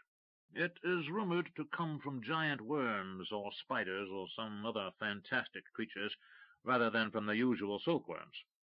I have no idea if any of that is true, but there is this one thing. It'll wear for years without losing its luster or shape. No other silk I know of can claim that. Again silence fell on the room. Then Grindle said, "You still haven't said what you wish of me." "You've already been a great help," said Roo. "Truth to tell, I have a wagon but no horses, and I was thinking of selling this. I thought perhaps you might suggest a likely buyer and a fair price." A calculating look crossed the merchant's face. "I might." He then nodded once and added, "Yes, I just might." Duncan covered the silk again, and Grindle called out, "Carly!" The girl appeared a moment later, and Helmut Grindle said, "Daughter, bring me a bottle of that vintage from Oversbrook. What year was it?" "I know the one, Father." Looking from father to daughter, Roo forced a smile. He had two reasons not to smile. The first was the girl wasn't the maid, but the daughter. He sighed inwardly and turned to smile in her direction. The other reason was the choice of wine. He knew exactly what Grindle was proposing to do, drink one of the very sweet Advarian-style wines that flourished in the cold climates of Grindle's ancestors. Roo personally had had limited experience with sweet wines, and had only drank such on one occasion, a bottle he had stolen from his father's wagon the last time the rare, hand-picked berry wine had been transported into Ravensburg. He had suffered the worst hangover of his young life from drinking too much. But he knew that right now he wanted nothing more in life than Helmut Grindle's approval, and he would drink the entire bottle if asked. Then, glancing at the plump and plain girl, he knew he also wanted the girl's approval as well. His steady gaze caused the girl to blush as she left the room, and Grindle said, "None of that, you young rogue." Roo forced a grin. "Well, it's hard to ignore a pretty girl." Grindle erupted in laughter. "I told you once before, Avery, that your biggest fault was in thinking other people were not half as clever as you." Roo had the good grace to blush, and when the girl returned with the sweet white wine, he said nothing. When they had hoisted a toast, Duncan offering up some meaningless pledge of good faith and hope for good fortune, Roo said, "Then I guess we're going to do some business?" Helmut Grindle's expression turned from an affable smile to stony coldness as he said, "Perhaps." He leaned forward. "I can read you like a parchment nailed to the side of a tavern, Roo Avery. So let me set you straight on some things. I spent enough time with you and your friend Eric on the road to have a good sense of you. You're smart, and you're clever, and those aren't the same thing. You have a cunning nature, but I think you're willing to learn." He lowered his voice. "I'm an old man with a homely daughter, and no one pays court to her who doesn't have his eye on my purse." He halted, and when Roo said nothing in protest, he nodded once and continued, "But I won't be around forever, and when I'm dead I want grandchildren at my bedside shedding tears. If the price of such vanity is finding my son-in-law among those who have an eye on my purse before my daughter, so be it. But I'll pick the best of them. I want a man who will take care of my grandchildren and their mother." He spoke even softer. "I need someone to take over my trade and to care for my girl. I don't know if you're the lad, but you might be." Roo looked back into the old man's eyes and saw in them a will as hard and unyielding as any he had encountered, including Bobby de Longueville's. He only said, "If I can be." "Well, then," answered Grindle, "the cards are on the table, as the gamblers say." Duncan looked as if he wasn't quite sure what he was hearing, but he continued to smile as if this had been but another friendly chat over wine. "What should I do with the silk?" Grindle asked. Roo considered, then answered, "I need a start. Take the silk, and give me horses, refit my wagon, and give me a cargo and a place to take it. Let me prove myself to you." Grindle rubbed his chin. "That silk is decent collateral, no doubt." He waved his hand in the air as if calculating figures in his mind. Then he said, "One more thing before I say yes or no. Who will be looking to find you for loss of that silk?" Roo glanced at Duncan, who shrugged. Roo had told him of the run-in with Jacoby, and Duncan didn't seem to think it worth holding back. Roo said, "I think Tim Jacoby had the silk smuggled in from Kesh, or he was to receive it from whoever did. In any event, let's say he's less than pleased with not having it tonight." "Jacoby?" said Grindle. Then he grinned. "His father and I are old enemies. We were boys together, friends once.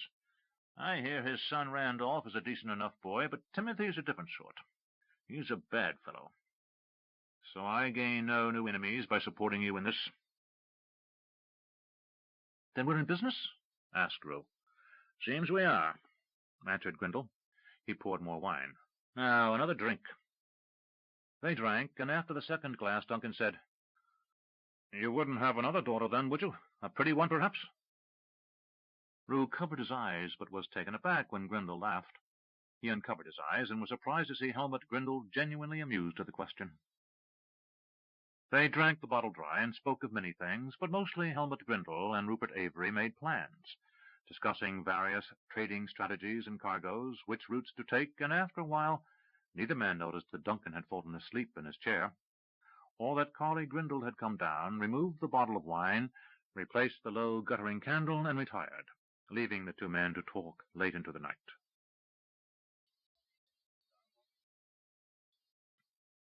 Roo said, "Look alert." Duncan nodded. "See them?"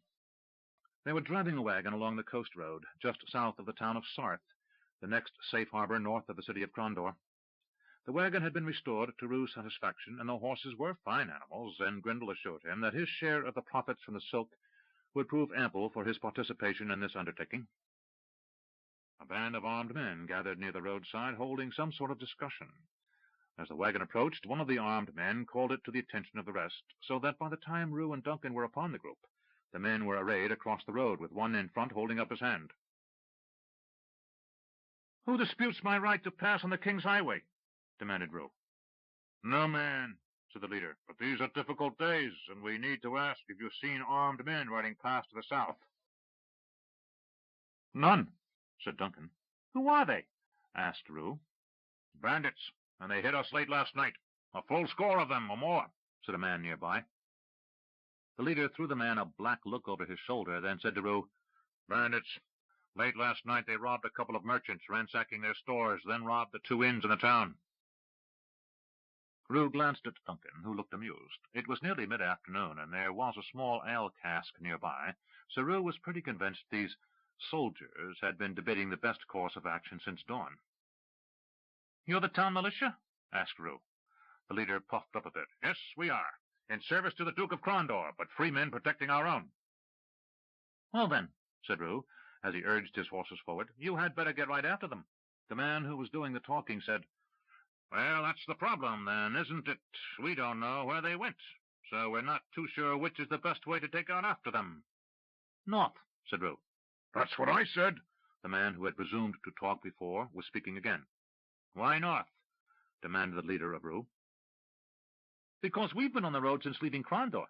If raiders had hit you, then fled south, they would have passed us on their way.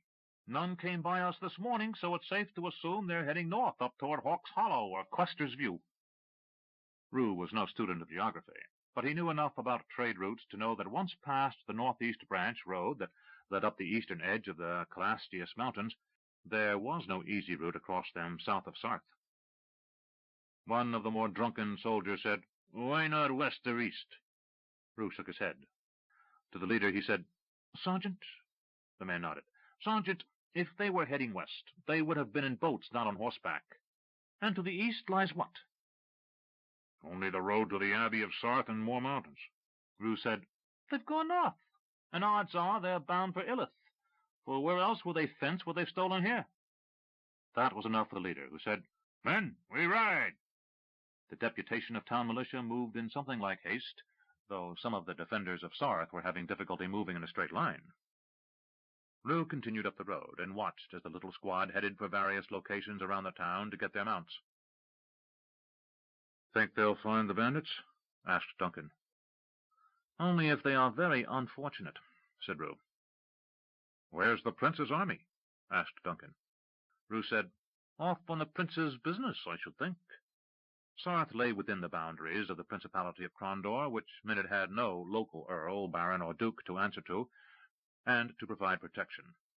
Crondorian soldiers would ride a regular patrol from the boundary between the Principality and the Duchy of Yavon to the north to the city of Crondor itself.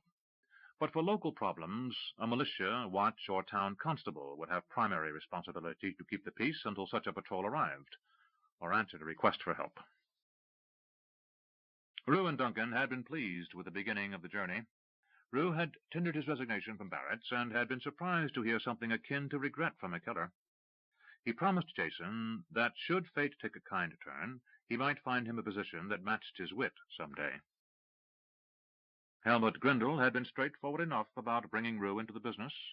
He had spoken several times of matching the boy, as Grindel called Roo, with his daughter Carly. A couple of passing references had caused the girl to blush when she was in earshot, but Grindel had at no time bothered to ask his daughter what she thought of the matter. Roo had joked with Eric about marrying Helmut Grindel's ugly daughter, and now that the reality was before him, he wondered at his quips. The girl wasn't ugly, just not very attractive, but then neither was Roo, so he didn't think much about that. He knew that if he were to become rich enough, he could afford pretty mistresses, and that his primary obligation to Grindel would be to keep his daughter fat with child and ensure that the old man's grandchildren were well fed and provided for. Roo also knew that if he could build upon what Grindel already had in his possession, he stood to inherit, or rather, Carly stood to inherit, which would be the same thing, quite a tidy sum, and that with that to work with, why, there was no limit to his future. Roo had talked with Duncan about several plans he had, but Duncan's interest in business was cursory, beginning and ending with when he would be paid and how much, and where the nearest whore or willing barmaid might be found. Traveling with Duncan had been an education for Roo, and he found himself more likely to spend the night with a tavern wench than alone, because of Duncan's influence, but he was constantly amazed at how focused Duncan could become on wooing an innkeeper's pretty daughter.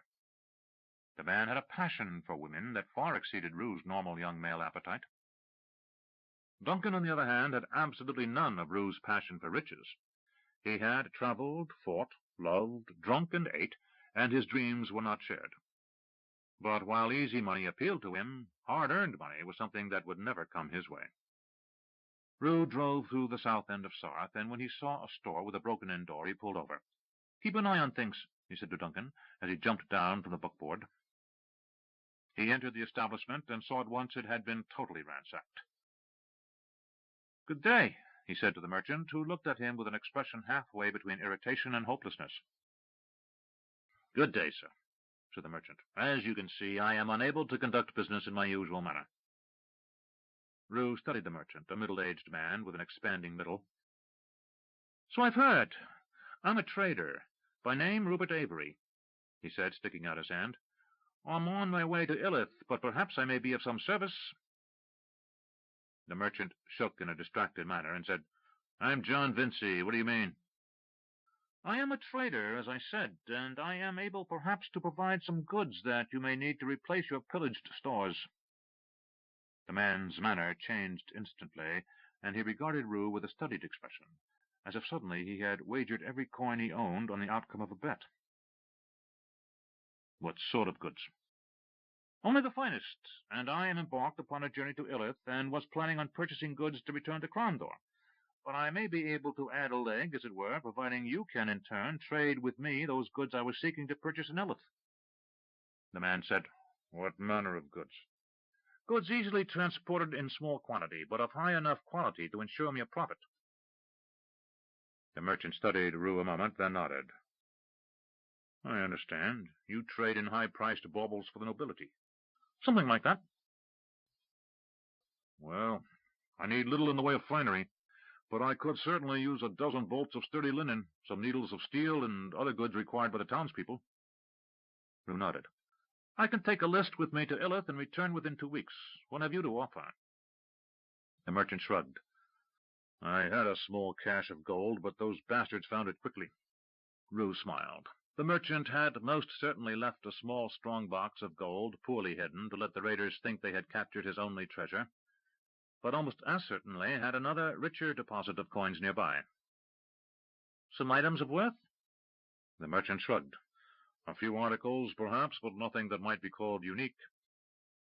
"Unique is for the very rare client," said Roo. He rubbed his chin and said, "Just something that might wait a long time to find a buyer here, but that might find a quick home in Crondor." The merchant stood motionless for a moment, then said, "Come with me." He led Roo through the back of the store and out across a small courtyard and into his home. A pale woman worked in the kitchen while two small children fought over possession of a toy. The man said, "Wait here," without bothering to introduce his wife to Roo, and went up a narrow flight of stairs. He returned a few moments later and held out a leather-covered box. Roo took the box and opened it. Inside was a single piece of jewelry, an emerald necklace, closer to a full choker, of matched stones. It was set with cut diamonds, tiny but brilliant, and the gold work was fine. Roo had no idea of its real worth, but calculated it was probably of fine enough quality to warrant a second look from even the most jaded dealer in gems. "What do you want for it?" "I was keeping this as a hedge against a disaster," said the merchant. "And this qualifies as one, I guess." He shrugged. "I need to restock, and quickly. My business will be non-existent if I can't provide goods to the townspeople." Roo was silent for a minute, then said, "Here's what I'll do. Give me a list of what you need, and we'll go over it together. If we can agree upon a price, then I'll bring back the goods from Illith within 2 weeks, perhaps as quickly as 10 days, and then you'll be back in business." The man frowned. "There's a Quagan trader due in less than a week." "And what assurance have you he'll have any of the goods you need?" said Roo instantly. "What good would it do you if he's a slaver?" The man shook his head. "None. But then again, we don't see a lot of slavers in these parts." Slavery was banned in the kingdom, save in the case of condemned criminals, and the importation of slaves from Kesh or Queg was illegal. "You know what I mean," said Roo. "For a small premium I can bring you exactly what you need." The man hesitated, and Roo said, "The children will continue to eat." The merchant said, "Very well. Go to the inn at the end of the street and find a room. I'll meet you for supper, and we'll go over the list together." Roo shook hands with the man and hurried to where Duncan waited. Duncan was half dozing when Roo climbed aboard the wagon. "What?" he said in sleepy tones. "The inn," said Roo. "We find ourselves a room and make a deal." Duncan shrugged. "If you say so." Roo grinned. "I say so." Helmut Grindle looked up when Roo entered his study. "And how did we do, young Rupert?" Roo sat and nodded in appreciation when Carley entered with a glass of wine for him. He sipped at it and said, "Very well, I think." "You think?" asked Grindle, sitting back in his chair. He glanced through the window where Duncan stood watch over the wagon. "I don't see a wagon large with cargo, so I must assume you found something tiny but valuable." Roo said, "Something like that. I took our goods to Illith, and after 3 days of shopping them around, made trades I thought were most profitable, and restocked with goods." Grindle's eyes narrowed. "What manner of goods?" Roo grinned. 20 bolts of fine linen, 2 hogsheads of steel nails, 10 dozen steel needles, 1 dozen hammers, 5 saws, 1 gross spools of fine thread." Grindle interrupted. "What?" He held up his hand. "You speak of common inventory. What of the long discussions we had on rare items of value for wealthy clients?" Roo said, "I got a little gold as well." Grindle sat back in his chair and fingered his shirt front. "You're holding back something. What is it?" "I took those items mentioned and traded them in Sark for this." He held out the leather box. Grindle took it and opened it. He sat silently for a very long time, examining the necklace. After a moment he said, "This is very fine." He calculated in his head. "But not worth enough more than what I sent north to make this a very profitable journey." Roo laughed and reached inside his tunic. He pulled out a large purse, which he tossed on the table. It landed with a heavy clank. "As I said, I got a little gold as well." Grindle opened the purse and quickly counted. He sat back with a smile. "This is a profit to be reckoned with, my boy." "I got lucky," Roo said. Luck is when those who are prepared take advantage of the moment, answered Grindle. Roo shrugged, trying hard to look modest, and failing. Grindle turned toward the rear of the house and called, "Carly?" After a moment the girl appeared. "Yes, father." "Carly, I've given young Avery here leave to pay court to you. He will come to escort you out next 6th day eve." Carly looked at her father, then Roo. Uncertainty etched on her features. She hesitated, then said, "Yes, father." Looking at Roo, she said, "6th day, then, sir?" Roo sat awkwardly, not knowing what to say. Then he nodded, saying, "After the noon meal." The girl fled through the curtains at the rear of the room, and Roo wondered if he should have said something pleasant, such as he looked forward to it, or she looked attractive in her gown. He shook off the irritation that this uncertainty brought, and counseled himself to quiz his cousin Duncan on what to say to the girl, then returned to matters at hand. Grindle poured them both a stiff drink of sweet wine, and said, "Now, tell me how you did this, my boy. Every step of the way."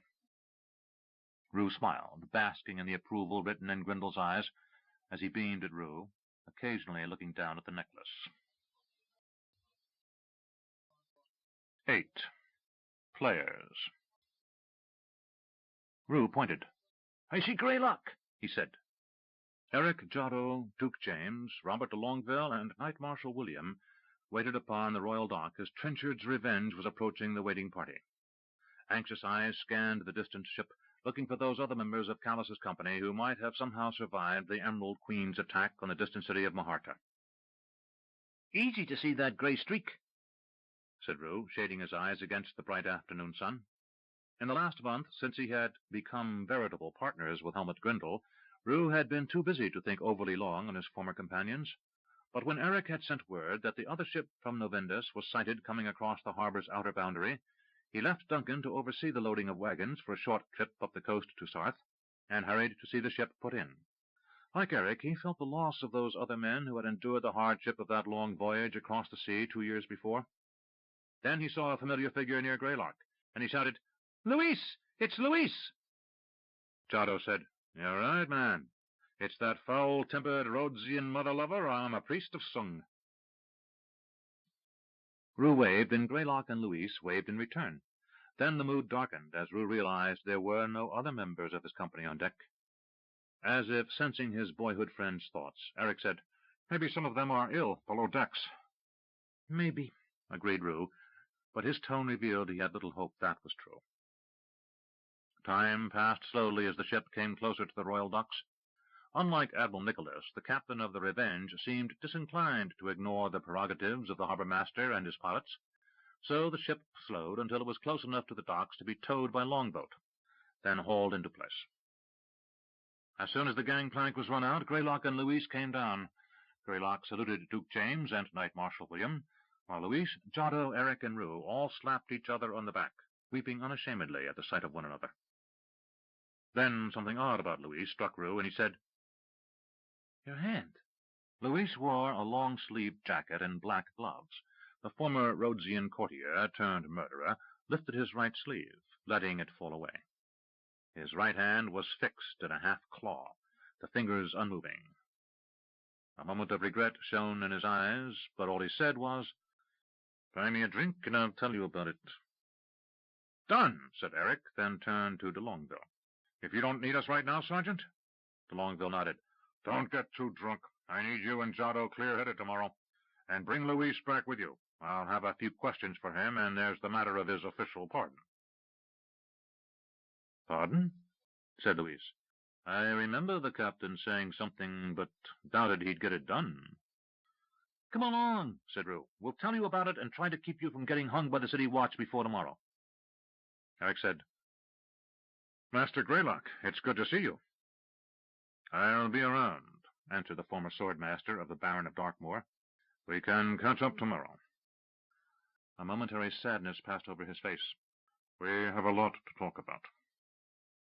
Eric nodded. Obviously he had news about those who hadn't survived the sack of Maharta or the exodus to the city of the Serpent River.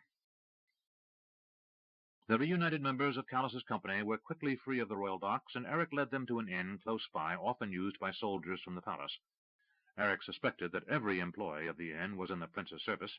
De Longueville had made it clear he preferred his men to frequent the Inn of the Broken Shield, rather than others farther into the city proper. As the drink was decent for the money, the women were friendly and agreeable, and it was close enough to visit without neglecting his duties at the palace, Eric was satisfied to give the inn his business. Since it was early in the afternoon, business was light. Eric signaled to the barman for a round of ales, and as they sat, Roo asked, "Louise, what happened to you? We thought you lost crossing the river." Callus's company had been forced to swim across the mouth of the Vedra River to reach the city of Maharta, each man fully armed, and many had not reached the far shore. Louis rubbed his chin with his good hand. "I nearly was," he said, his Rhodesian accent lending an oddly musical quality to his words. "Cramped up just a few yards short of that little island you all crawled onto before you continued on, and by the time I got my head back above water, I'd been swept south of it. So I tried to reach the far shore and started cramping again after a while." He shook his head, and suddenly Roo realized how much older he looked. A man of not yet middle years, he now had noticeable gray in his hair and mustache. He let out a long sigh as the barman set pewter jacks of ale before them. He drank deeply and continued, "I didn't wait when the second cramp hit. I dropped my shield and sword, pulled my belt knife, and started cutting off armor. When I could get above water again, I was half drowned, and I didn't know where I was. The sky was dark, and all I knew was I didn't have much left. I saw a boat and swam for it." He held up his ruined right hand. "That's how I got this. I reached out for the gunwale and got a hold of it when a fisherman smashed it with an oar." Eric visibly winced, and Roo said, "Gods!"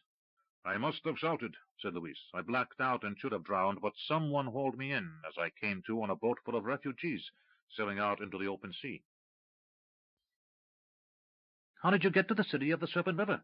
asked Roo.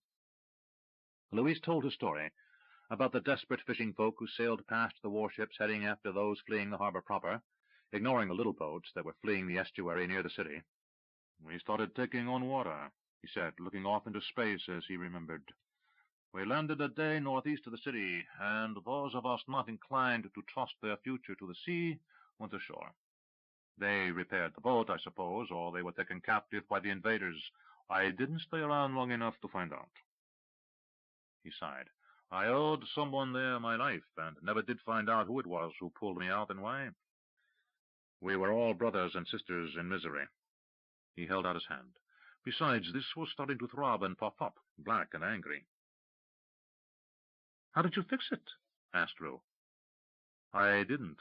I considered cutting it off, truth to tell. It hurt so much by the third day, and I was sweating from the fever. I tried the Reiki Makor taught us, and it helped the pain, but it didn't keep me from burning up. But the next day I found this camp with a priest of some order I'd never heard of. He couldn't magic it, but he did bathe it, then wrapped it in a poultice of leaves and herbs. Gave me something to drink that broke the fever." He was silent a moment, then said, "He told me it would take some powerful healing magic to restore my hand, the kind that temples charge a lifetime's gold to undertake. And he also said it would be a chance thing. It might not take." Louis shrugged. "As I am unlikely ever to have the wealth needed, I will never know." He pushed his now empty ale-jack away and said, "So now I am here, and as I understand it, a soon-to-be pardoned and freed man, and I must consider my future." Eric signaled for another round of ale. "We all faced that." "If you don't have any plans," Roo said, "I could use a man with a good head and some familiarity in dealing with people of importance." Louis said, "Really?" Eric laughed. "Our friend has realized his ambition and is currently working hard at marrying the ugly daughter of the rich merchant." Jado fixed Roo with a narrow gaze.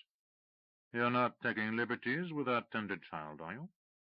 Roo held up his hands in mock defense. "Never!" He shook his head.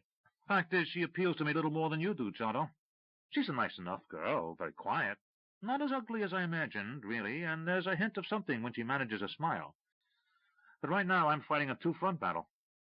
"Oh, this sounds desperate," offered Eric. "Well, I'm trying to be as capable as I can to impress her father, but the girl knows I'm about to be hand-picked to marry her, and I don't think she's happy about it."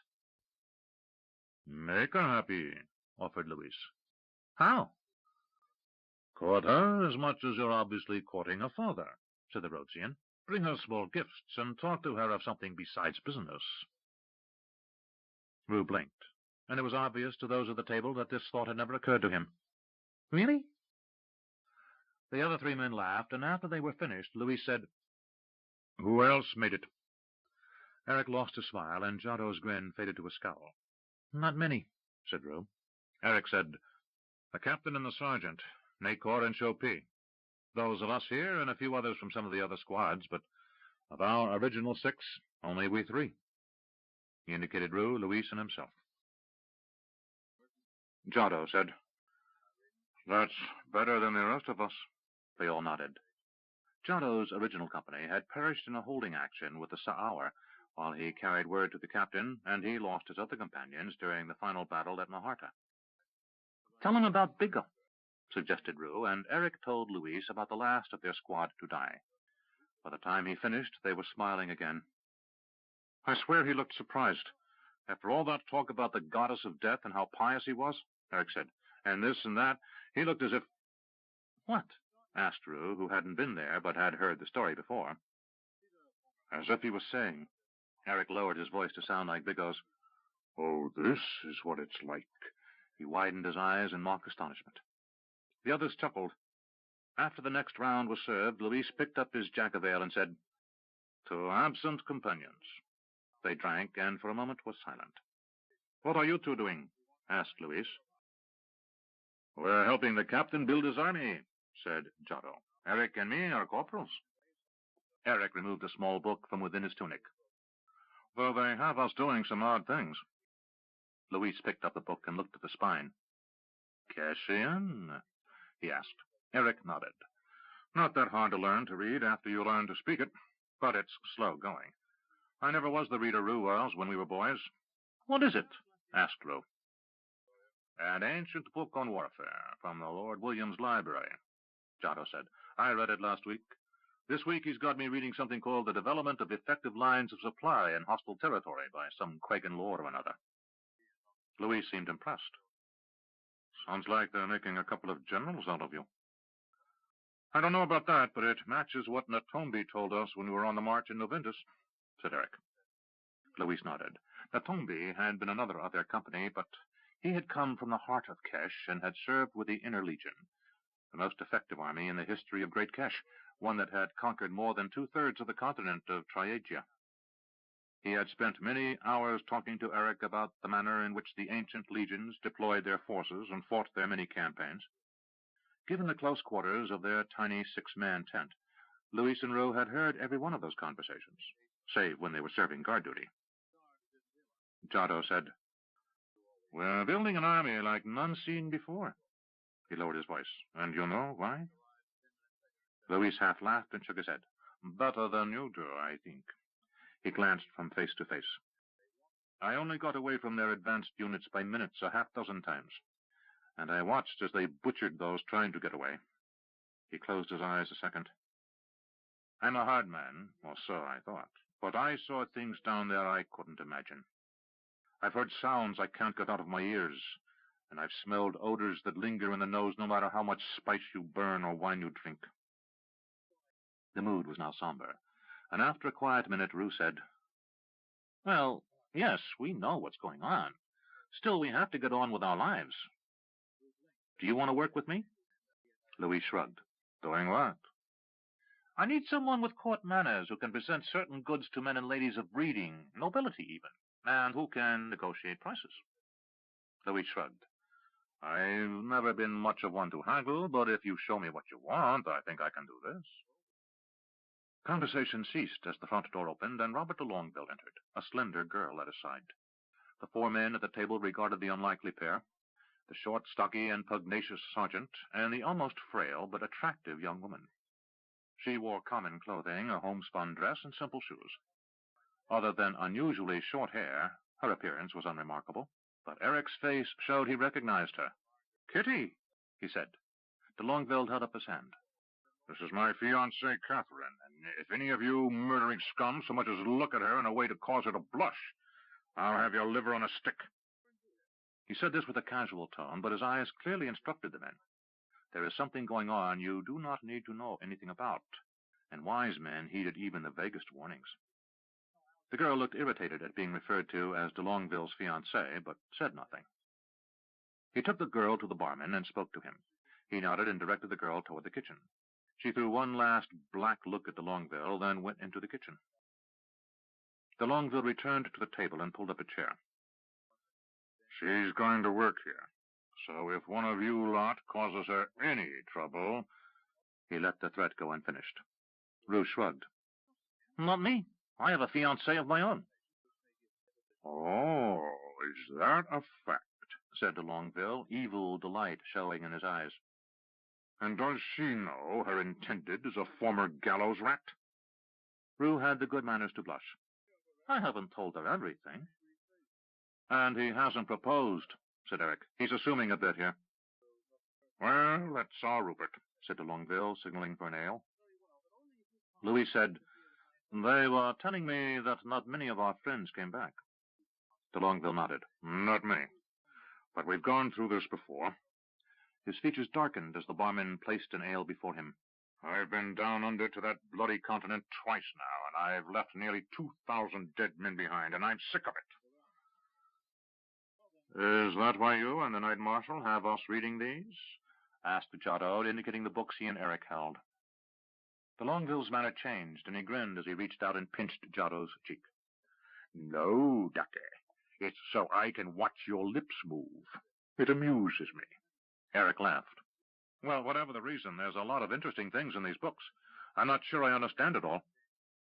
Then talk to the Knight Marshal, said de Longueville. I've orders that if any of the corporals need to discuss what they've read, they're to go to Lord William's office.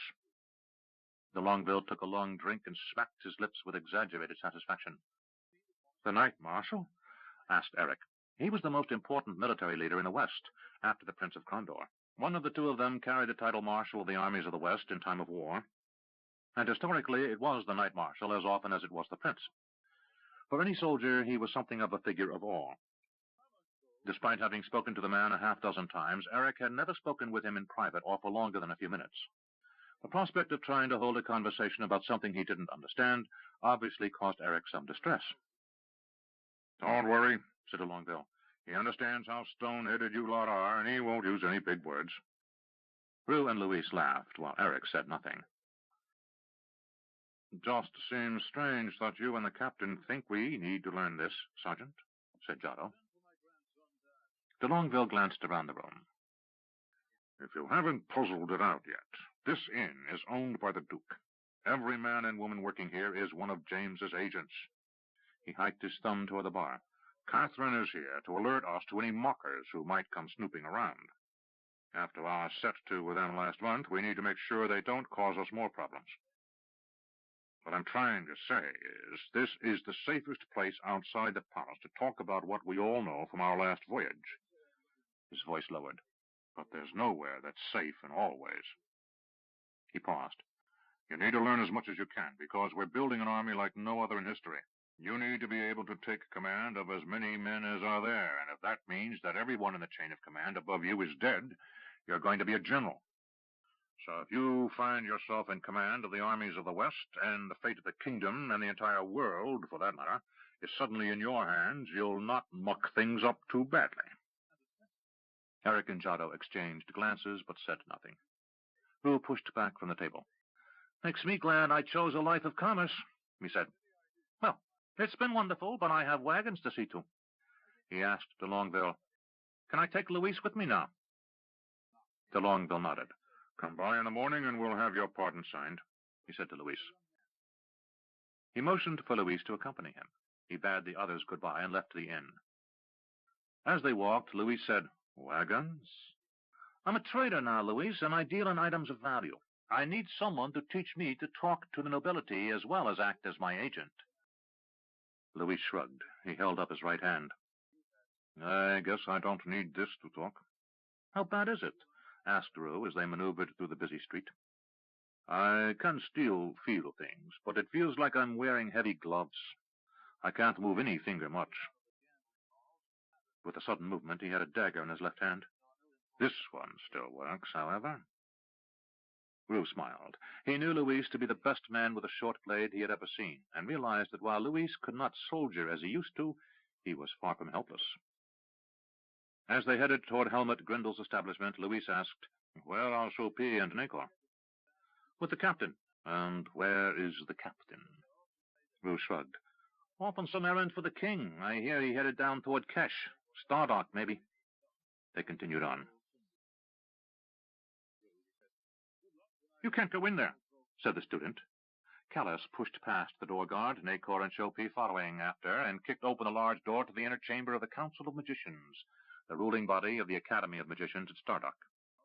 5 magicians looked up, and one half rose. "What is this?" he said.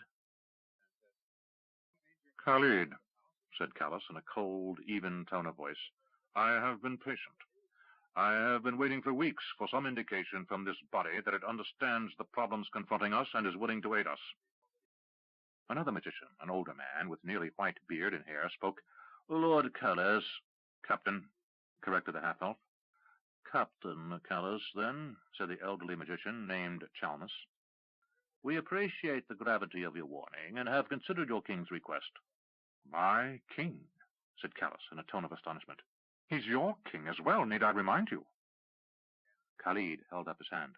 "The Academy has long considered our relationship with the kingdom to have terminated with Pug's departure." "No one bothered to inform the kingdom," observed Nacor. The 5 at the table looked at him with a mixture of irritation and discomfort. Nacor had once sat at that same table, when most of those now in control of the Academy had been either students or teachers. Of the 5 now ruling Stardock, only Chalmers had been a contemporary of Nacor's. Callus held up his hand to silence further comment. "More to the point, no one bothered to inform His Majesty." He glanced from face to face. The council chamber was a high-ceilinged circular room, and the deep ensconced torches cast flickering light across the room. Only the presence of a circular overhead wooden candle-holder provided enough light to see clearly each man's features. But Callus's eyes were more than human, and he could see the telltale flicker around the eyes, the quick sidelong glance. Khalid might be the one to speak first, but Chalmers was the leader of this committee. Nacor had filled him in on each of these men. Over the weeks they had been waiting for some declaration that the Academy at Stardock understood the gravity of the warning carried there by Callus and his companions. Chalmers had been a student of Korsh, one of the 2 Keshian magicians who, along with Nacor, had ruled the island community for 5 years after Pug's departure. His first acolyte, Chalmers, had risen to the council upon Korsh's death, and had showed every sign he was just as conservative and intractable as his predecessor had been. The others Nacor had known as students while he had taught at the Academy, before finally leaving in disgust at the insular tendencies of the administration. Callus said, "Let me make this simple so there can be no misunderstanding. You may not sever your ties with the kingdom. Despite your having come from many nations, this island," he pointed downward for emphasis, "belongs to the kingdom. It is a royal duchy, and while Pug lives, it will remain so. Despite his absence, he is still a royal prince of the kingdom by adoption and a duke of the royal court. And if Pug dies, it will pass on to his son, the King Marshal of Krondor, or whoever else the king deems fit to assume the title." He leaned forward, knuckles upon the table, and said, "You've been granted free rein to conduct your affairs as you like, but by no means does this allow you unilaterally to declare yourself free of kingdom rule. Is this clear? Or do I have to send to Shalmatta for a garrison of soldiers to occupy this island, while the king decides which of you traitors to hang first?" Noglek, the youngest and most quick-tempered of the magicians, sprang out of his chair. "You can't be serious. You come into our council chamber and threaten us?" Nacor grinned. "He's telling you how things are," he said. He waved Noglek back into his chair. "And don't bother to bluster about your magic powers. There are other magicians who would happily support the kingdom's efforts to regain control of this island." He circled around the table and stood next to Noglek. "You were one of my better students. You were even leader of the Blue Riders for a while. What happened to you?" The man blushed, his fair skin coloring up to his reddish-brown eyebrows. "Things change. I'm older now, Nacor. The Blue Riders have been Their activities have been curtailed, said Chalmers. Your more unconventional views caused friction among the students. Nacor made a waving motion with his hand, and Noglek stepped away. Nacor sat down and motioned for Chopin to come stand next to him. Now, what are we going to do about this? He asked. Chalmers said, Captain Callis, we are certainly alarmed at some of the things you reported regarding your voyages across the ocean. We agree that should this Emerald Queen you spoke of attempt to cross the seas and invade the kingdom, the situation would become most difficult. I think that should these events come to pass, you can tell His Majesty we will give the most serious consideration to his requests. Callis was silent a minute. Then he looked at Nacor. I told you this would happen, Nacor said. Callis nodded. I thought we should give them the benefit of the doubt. Nacor shrugged. We've wasted nearly a month here. Callis nodded. You're right. To the other magicians in the room he said, I am leaving Nacor here as the Crown's duly appointed representative. He will act as a ducal regent in my absence. You can't be serious, said Khalid. Most serious, said Nacor. You don't have such authority, said a magician named Salind. Nacor grinned. He's the Eagle of Crondor. He's the king's personal agent. He holds the rank of Duke of the King's Court in addition to being a knight captain in the armies of the West. He can have you all hung for treason. I'm returning to Crondor, said Callis, to report to the prince and to get further instruction as to what we are to do with you until such time as Pug returns. Returns? Said Chalmers. It's been nearly 20 years since we last saw Pug. What makes you think he will return? Nacor shook his head. Because he will need to. Are you still so narrow of vision? He stopped himself. Stupid question. Pug will be back. Until then, I think I shall have to see what needs to be changed around here. Nacor had been snooping, as was his habit, since the day they arrived, so everyone in the room knew instantly he already had a long list of things he would change. The magicians glanced at one another, then Chalmers and the others rose. Very well, said Chalmers to Callis. If you expect such behavior will bring the results you wish, you are wrong, I fear. But we shall not actively oppose you. But if you're leaving this gambler in charge, then let him be in charge. With that, he led the other 4 magicians from the chamber. Callis watched them depart, then turned to Nacor and Chopin. Will you two be all right? I will protect my master, said Chopin. Nacor made a dismissive gesture. Bah! I need no protecting from that group of old ladies. He stood up. When do you leave? He asked Callis. As soon as I can get my horse saddled in town and get started back to Shamata. There's still a half day ahead. Nacor said, I knew I was hungry. Let's get something to eat. The 3 of them walked down a long hall, past the now totally confused door guard, and at the end of the hallway they stopped. Callis would head outside to gather the soldiers he had brought with him to the island and take the ferry to town. Nacor and Chopin would head in the other direction, toward the common kitchen. You take care, said Callis. They gave up too easily. Nacor smiled. Oh, they're all up in Chalmers's room this moment, plotting away, no doubt. He shrugged. I've lived far longer than any of them, and not because I was careless. I'll keep an eye out for surprises. Then his mood turned serious. I've had enough time to look around to know this much. Tell the prince that there are only a few here who have the talent and the temperament to be of any help to us. The rest might be useful in some minor ways, moving messages and the like, but there are only a few real talents here. He sighed. I thought after 20 years they might have developed dozens of students around here, but I suspect those with genuine ability leave as soon as they can. Well, we need someone. We need Pug, said Nacor. Can we find him? Asked Callis. He'll find us. He glanced up and down the hall. And he'll find us here, I think. How will he know we need his help? Said Callis. The prince tried using the charm Pug gave Nicholas, and Pug didn't answer. Pug will know, said Nacor. Glancing around again, he added, He may already know. Calla stood silent a moment, nodded, turned, and without another word, walked down the hallway. Nacor took Chopey's arm in his hand. Let's get something to eat. Yes, master. And don't call me master, insisted Nacor. As you wish, master. Nacor sighed, and they walked down the hallway. What do you see? Asked Miranda. Pug laughed. Nacor's up to his old tricks. I can't hear what they're saying, but I saw Chalmers and the rest of them stalk out of the council chamber. I suspect Callus left Nacor in charge. Miranda shook her head, and a rain of droplets fell around Pug's head and shoulders, striking the calm pool of water he had used for his scrying. The faint image of the distant chamber room vanished in the ripples. Hey! Pug feigned irritation.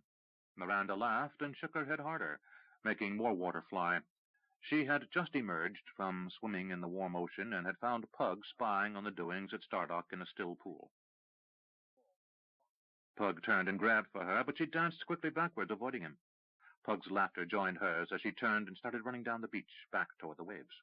Pug felt his breath tighten for an instant at sight of a slim but muscular body, glistening with water as she raced ahead of him. Almost a year of living on this island had browned both of them deeply. She was a far better swimmer than Pug, but he was faster afoot. He tackled her just as she reached the water's edge, and they both went down in a heap. Her shrieks of mock outrage joined with his laughter. "You monster!" she shouted as he rolled her over and playfully bit her on the neck near her shoulder. "You're the one who started it," he pointed out. Lying back as the soft waves came in to cover both of them, Miranda studied Pug's features. In the year they had been together, they had become lovers and confidants, but there were still secrets between them. Pug knew almost nothing of her past, for she was adept at avoiding direct answers to many of the questions he had asked. When it had become clear she didn't wish to speak of her life before meeting him, he ceased asking. Pug held part of himself back as well, so the relationship was equitable. "What is it?" he asked. "You've got that look." "What look?" "The trying to read my thoughts look." "Never learned that trick," she said. "Few do," said Pug. "Though Gamino always could." "Read minds?" "Mine, anyway," he said, turning so he could lie back on his elbows next to her.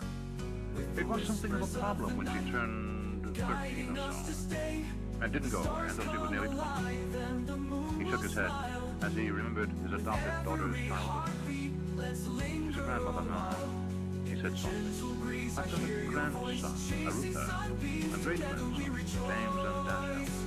He fell into a reflective silence.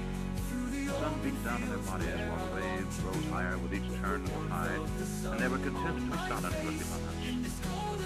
When the rising tide threatened finally to wash over them, Pug stood and Miranda followed. They strolled down the beach in silence for a while. Finally, Miranda said, "You've been peeking in at Stardock more often." Pug let out a slow breath. "Things are starting to get more serious." Miranda slipped her arm into his, and as he felt her skin touch his, Pug's chest tightened again. He had loved his wife as he had thought he could love no other, but this woman, despite her mysterious past, reached parts of him he had not thought anyone could reach. After a year together, she still excited and confused him as if he were a boy, not a man in his 80s. "Where did we leave our clothing?" she asked. Pug stood up and glanced around. "Over there, I think." They had occupied the island in a rude hut Pug had fashioned out of palms and bamboo, and had traveled at will between it and his home at Sorcerer's Isle to restock their supplies of food. Most of their time together had been given over to play, love-making, and talking of many things, but Pug had always known that this was only a respite, a time to let troubles be forgotten, while they rested and prepared to face dark horrors once more. Pug followed Miranda to where their clothing lay in a heap, and watched with a moment of regret as she slipped her dress over her head. He donned his black robe and said, "You're thinking." "Always," she said with a wry smile. "No, I mean something specific. And your expression is one I've not seen before. I don't know if I like it." Worry lines marred her usually smooth forehead. She came to him and put her arms around him. "I'm leaving for a time." "Where are you going?" I think I must go find Callis. It's been too long since I have seen him. I must see what more needs to be done with him. At the mention of the son of Pug's boyhood friend Thomas, the magician said, "You say this with more than one meaning." Miranda's green eyes locked with Pug's dark brown ones, and after a moment she nodded, once, quickly. "Yes." She said nothing more. "When will I see you again?" asked Pug. She kissed his cheek. "Not as soon as either of us would like, I fear. But I will be back." Pug sighed. Well, it was bound to come to an end. She hugged him. Not ended, just interrupted. "Where will you go?" "My island first, to confer with Gathis. Then I will return to Stardock for a while. After that I must begin my quest." Miranda knew he meant to search for Makros the Black. "Do you think you can find the sorcerer? It's been, nearly 50 years? Pug nodded. "Since the end of the Great Uprising." Glancing toward the blue sky, he said, "But he's out there somewhere. There are a few places I have yet to search, and there's always the Hall." At mention of the Hall, Miranda started to laugh. "What is it?" asked Pug. "Boldar blood. I left the mercenary at Trabert's in Yaban. I told him to wait there until I sent for him." "For you?" "You're very distracting," she purred, nipping at his earlobe. "Stop that unless you want to postpone your departure," she said. "Well, an hour or two won't make much difference." As their garments fell to the sand again, Pug said, "How are you going to play Boldar? Hall mercenaries don't come cheaply."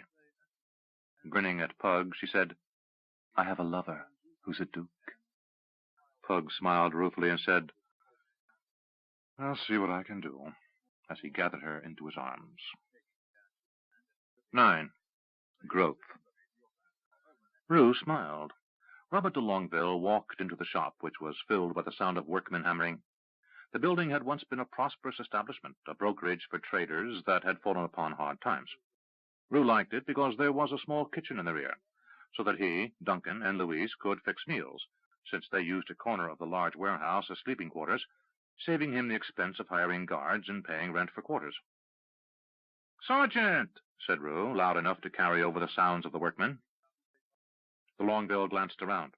"This your latest enterprise?" Roo smiled. "Yes, we're expanding, and there's no longer any room behind my partner's house for more than 2 wagons. "How many do you have?"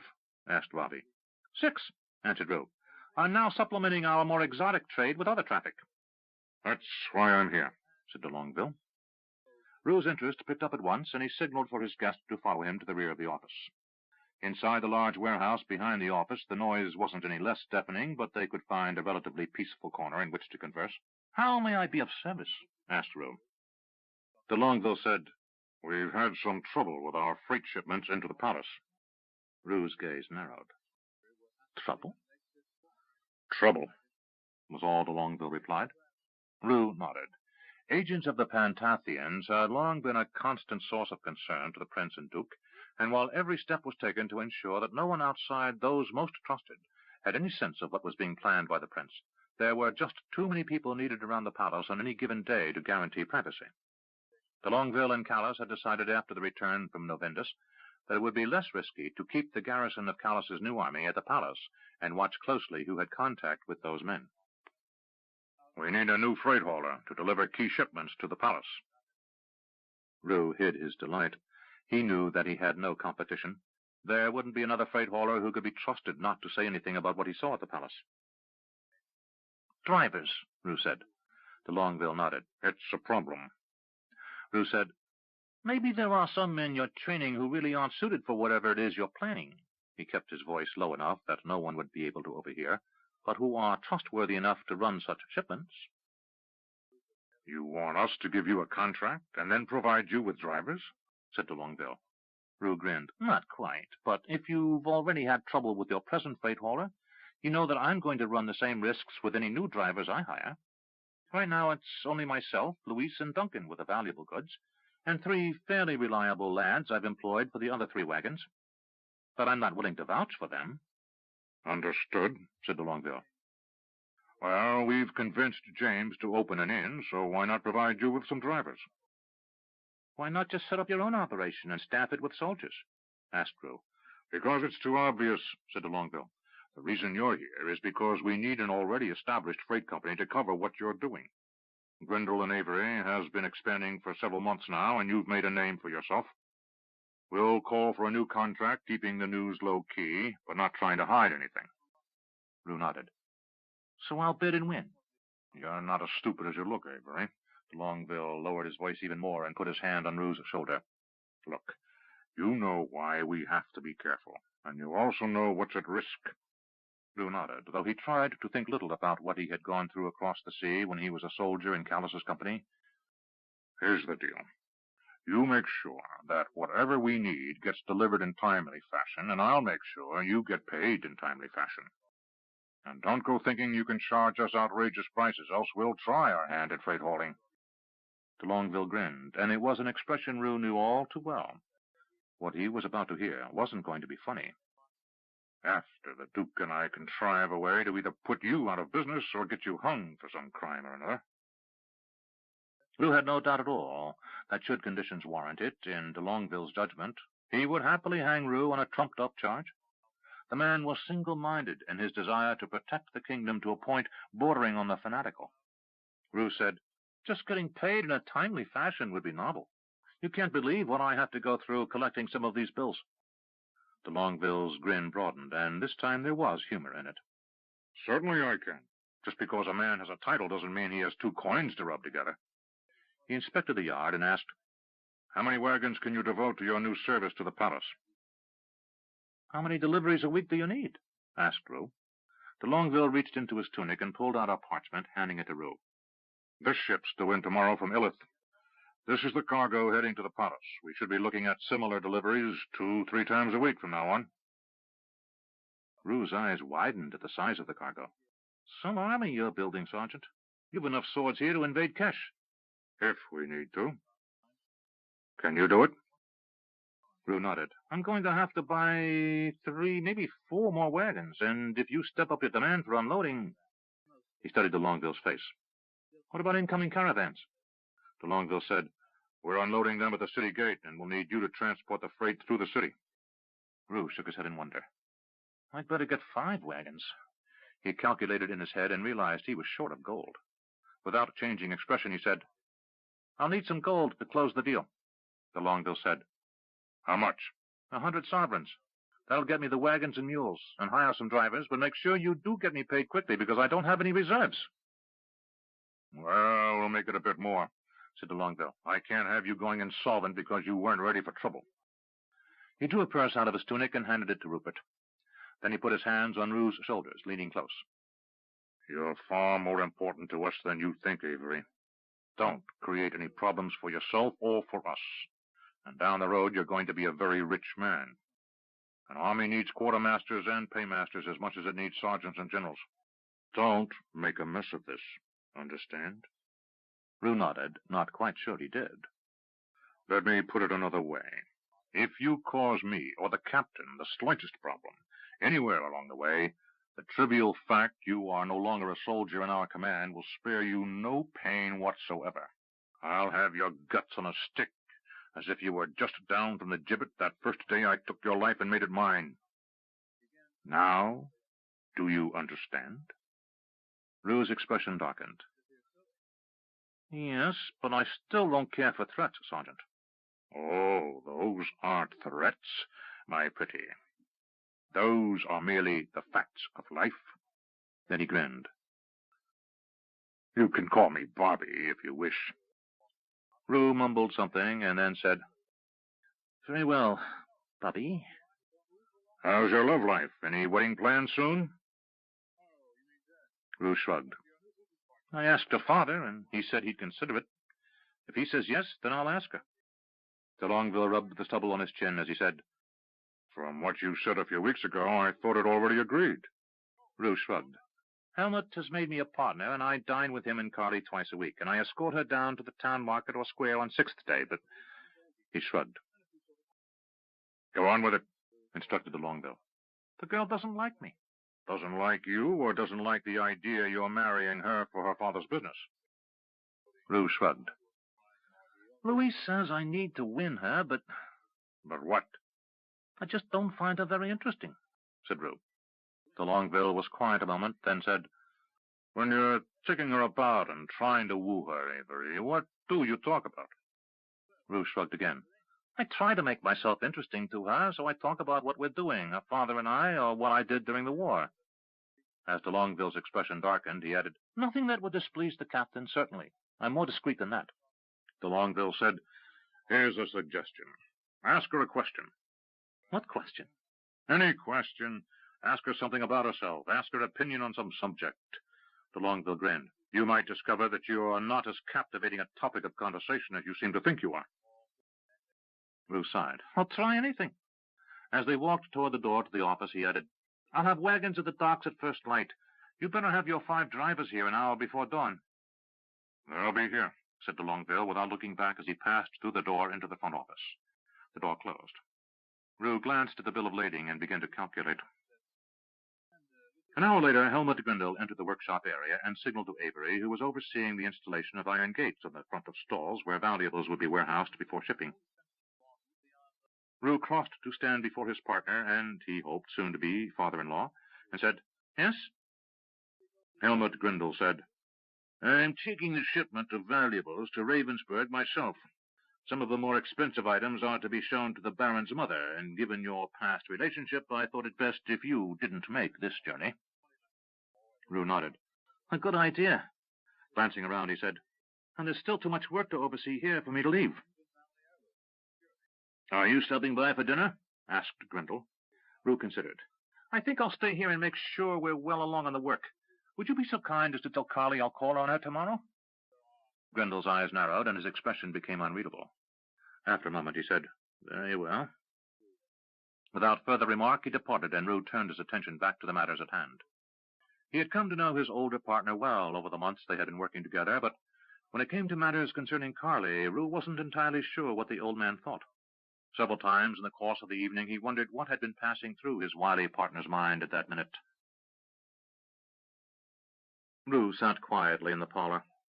With her father taking a wagon of luxury goods to Darkmoor, Carly and Roo were alone in the house for the first time. Previously, either they had dined with her father, or Roo had escorted her out, to one of the fairs in the city, or to the market. Roo spent much of the early part of the evening alone, since Carly insisted on taking charge of the kitchen herself.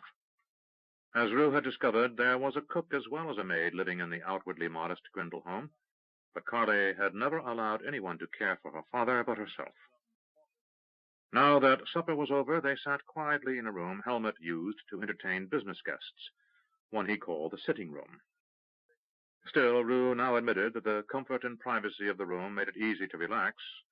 He sat on a small divan, and Carly sat on a chair next to it. Carly spoke softly, as she always did. Is there something wrong? Roo came out of his reverie. No, nothing really. I was just thinking about how odd it seems having an entire room of a house devoted to doing nothing but sitting and talking. Back in Ravensburg, the only time we got to talk was over meals at the inn where Eric's mother worked, or when we were out doing something. The girl nodded and kept her eyes down. Silence fell.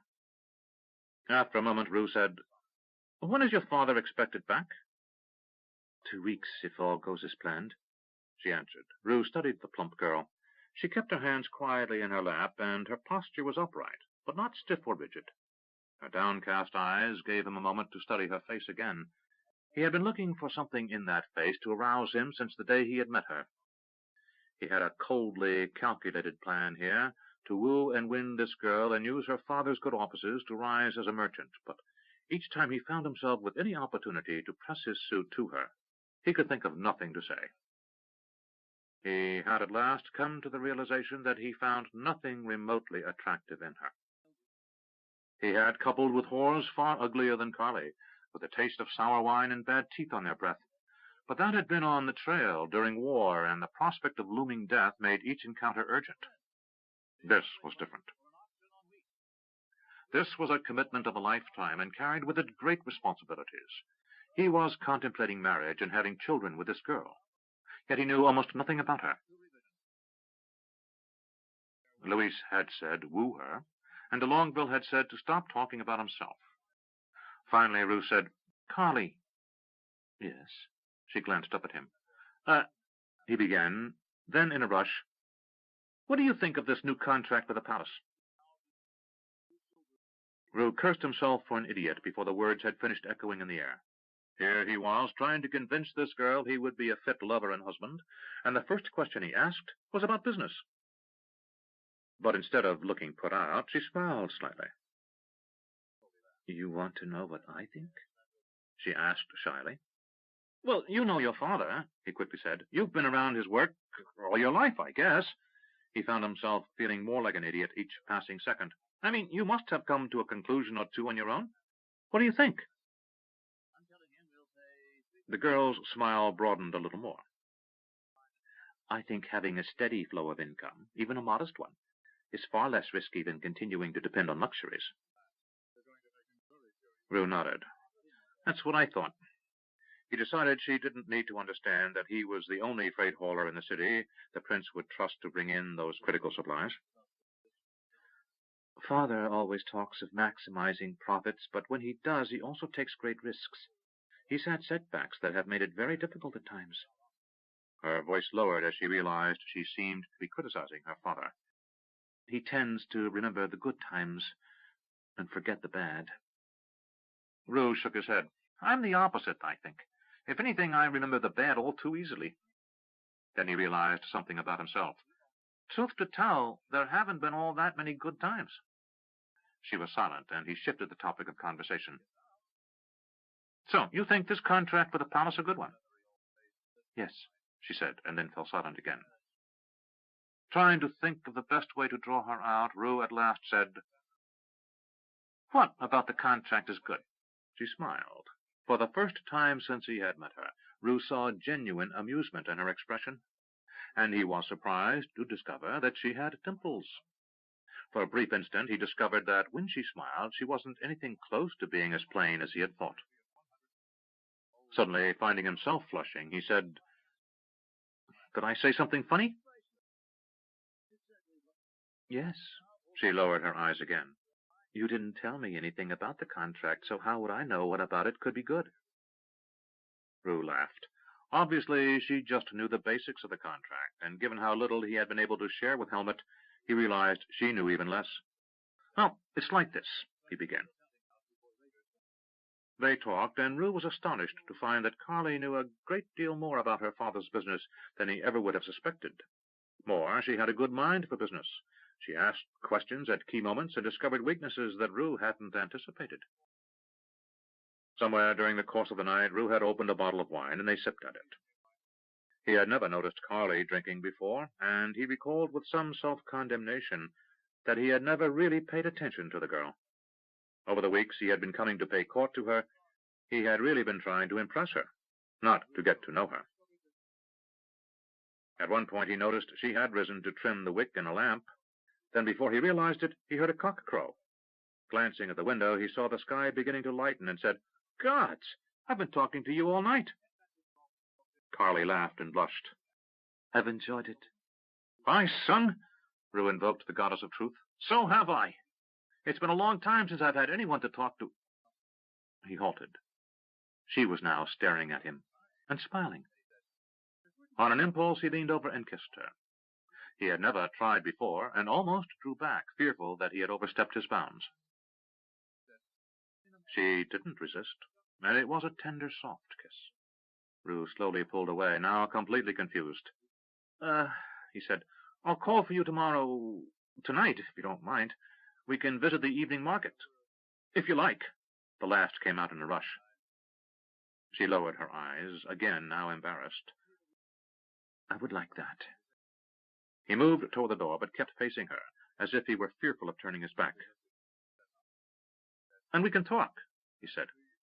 "Yes," she answered as she rose to follow him to the door. "I would like that very much." Roo almost fled, he was so confused. Outside, the door safely closed between them, he paused and wiped his forehead. He was perspiring and felt hot to his own touch. What is this? He wondered. He decided he needed to consider more fully the consequences of this campaign he had started of winning Helmut Grindel's daughter. As the city awoke around him, Roo returned to the office and the seemingly endless work ahead. 6 wagons rolled to the gate, and a guard waved Roo to halt. The guard wore the usual tabard of the Prince of Crondor, the yellow outline of an eagle soaring above a peak contained in a circle of dark blue. The only change Roo noticed was that the gray tabard was now trimmed in royal purple with yellow. For the first time in memory, a crown prince, heir to the throne of the Kingdom of the Isles, now ruled the Western realm.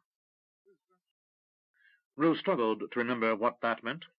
He was vaguely aware that tradition held that the prince should rule in Crondor until assuming the throne, but that recent history had placed Arutha, father to the king, on the throne of Crondor, but he wasn't heir to the crown. Roo thought he might ask someone about that if he remembered. The guard said, "Your business?" "Delivery for Sergeant de Longueville," was all Roo had been instructed to say. At mention of that name, Jado Shati seemed to materialize out of nowhere, though he merely had been in the shadow of the guardhouse next to the gate.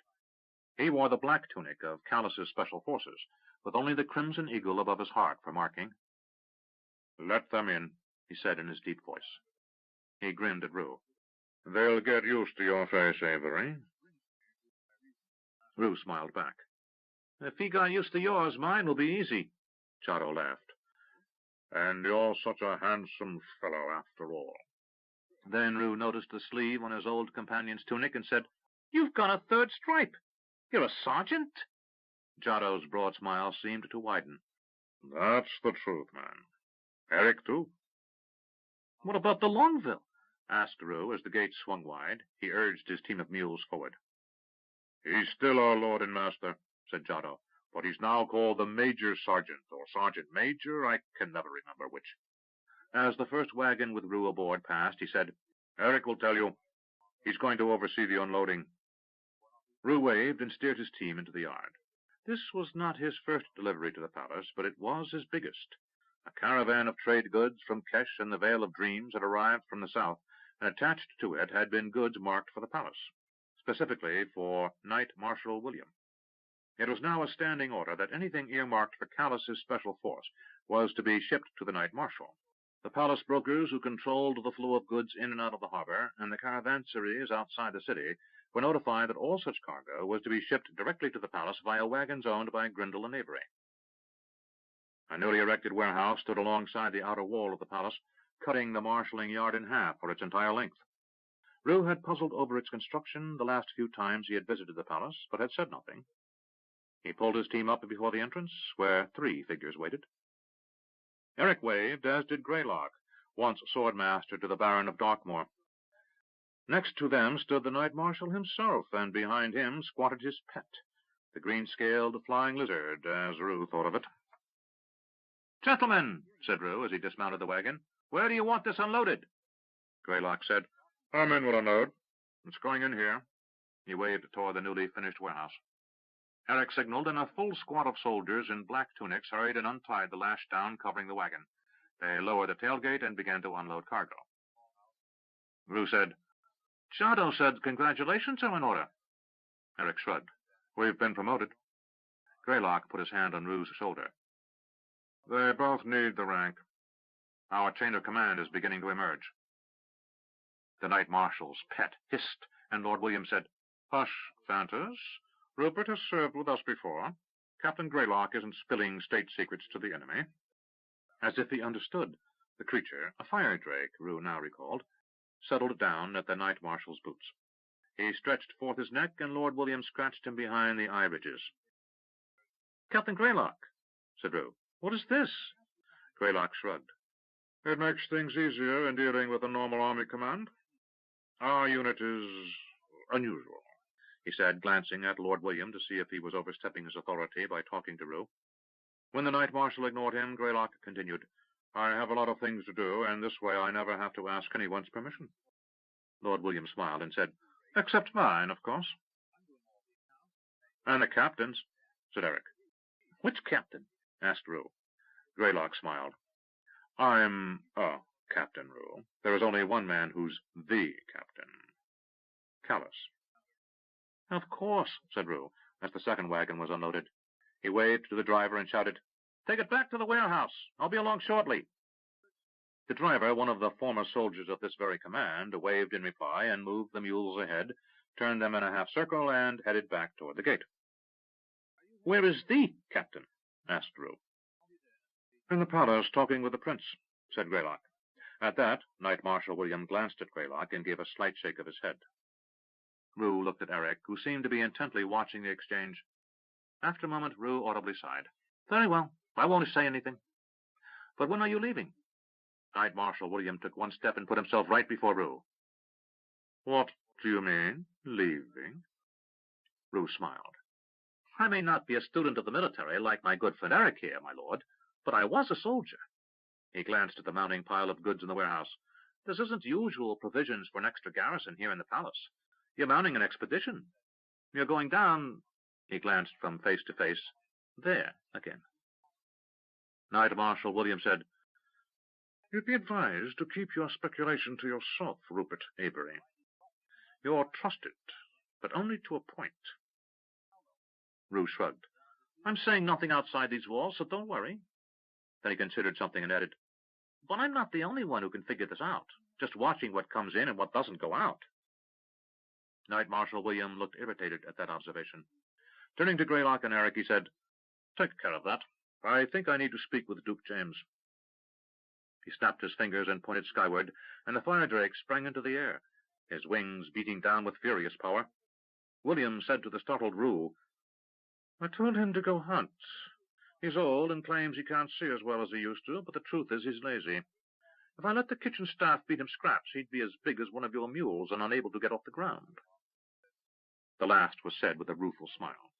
The Knight Marshal walked away, and Roo said, "He claims he can't see as well as he used to?" Eric laughed. "Don't underestimate the Knight Marshal. I've heard stories from the palace staff." Greylock laughed as well.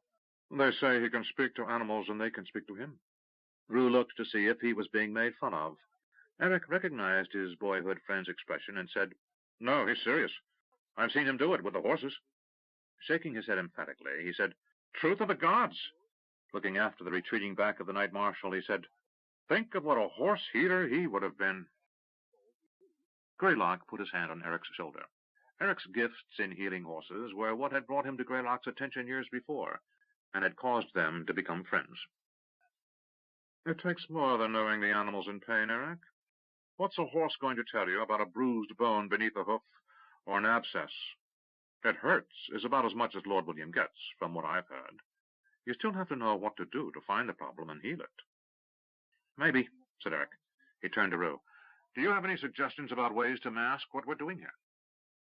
"Off the top of my head, no. Maybe if you let me pick up a few other shipments, and if you route a few false ones with a notation about the Knight Marshal on them." He pointed past his last wagon toward the gate into the palace. "Route them through that gate. Send them somewhere else in the palace, but let them see this." He pointed to the front of the warehouse. "Let them see it?"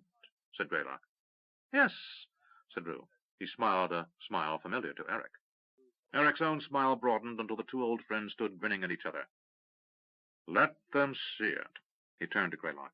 "Captain, let them see it. Yes, we'll let them see what's here, but it will be what we want them to see." Greylock rubbed his chin with one hand. "Perhaps. What would we have them see?" Roo said, "Look, those lizard people know we're getting ready for them." He waved his hand around the facade of the building. "Make this look like a new barracks. A place to house a large army inside the palace won't get their attention much." Greylock nodded.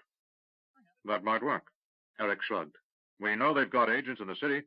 We've always assumed they have, anyway." Just then a guard ran from the gate toward them. "My lord!" he called. Greylock smiled self-consciously. "I'll never get used to that." "My lord?" echoed Roo. Eric grinned. "We've all got some sort of court rank or another to keep the minor officials out of our hair. Nobody is quite sure who is who, so we all tend to be addressed that way by those outside our command." "What?" shouted Greylock. "A man without the gate, my lord, demanding to see the master of this freight company." Roo said, "Who is it?" "He says he's your cousin." After a moment's hesitation, the soldier added, "Sir?" Roo didn't wait and started running toward the gate. He passed his own wagons heading out and ran to the outer gate. Just outside, he found Duncan sitting on his horse, looking fretful. "What is it?" demanded Roo. Duncan said, "It's Helmet. He's been injured." Roo said, "Where?" "He's back at the house. Carly sent me to fetch you." Roo said, "Get down!" Duncan complied and said, "I'll ride back with the wagons." Roo nodded, set heels to the horse's flank, and was off at a gallop before the words were out of Duncan's mouth. Roo nearly ran down a half-dozen people on his mad dash through the city to his partner's house.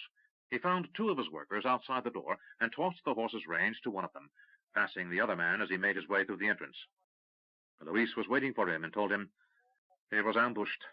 "How is he?" asked Roo. Luis shook his head. "Bad. Carly is upstairs with him." Roo hurried up the stairs and realized he had never been up to the second floor of the house before. He glanced into one door and saw a small room, furnished in a plain fashion, which he guessed was the maid's room. The next was decorated with silk draperies, colorful wall hangings, and warm woolen rugs. He guessed it was Carly's room. He heard her voice as he reached the end of the hall. The door was open, and as he entered the room, he saw his business partner lying on a bed, his daughter at his side. Carly was drawn and pale, but she wasn't crying. On the other side of the bed stood a priest of Killian, goddess of farmers, foresters, and sailors. As a deity of nature, her priests were reputed to be healers, though often as not the patient died. "How is he?" asked Roo. Carly only shook her head, while the priest said, "He has lost a great deal of blood." Roo went to the side of the bed and glanced down at the older man. He looked positively frail, Roo thought with alarm. Where before he had seemed only an older man, now he appeared ancient. His head was bandaged, as was his chest. "What happened?" asked Roo. "He was attacked last night, outside the city," said Carly, her voice sounding like a child's. "Some farmers found him in a ditch and brought him in after you had already left for the palace this morning. I sent for the priest, and when he got here, sent Duncan to find you." Roo hesitated. Then, remembering the lessons taught him by Nacor while they served together, made a couple of signs in the air and placed his hand upon Helmet's chest. Instantly, he felt the connection as energy flowed from his hands. The priest looked at him, and his expression became one of suspicion. "What are you doing?" he asked. "This is a healing I was taught," answered Roo. "Who taught you?" asked the priest. Rather than try to explain Nacor to anyone, Roo simply said, "A monk of Dala taught me this." The priest nodded. "I thought I recognized the Reiki." Shrugging it off, he said, "It can't harm him. It will either help his healing or aid him in leaving this life." Turning to Carly, the priest directed, "If he regains consciousness, have him drink the herbs in a warm cup of water.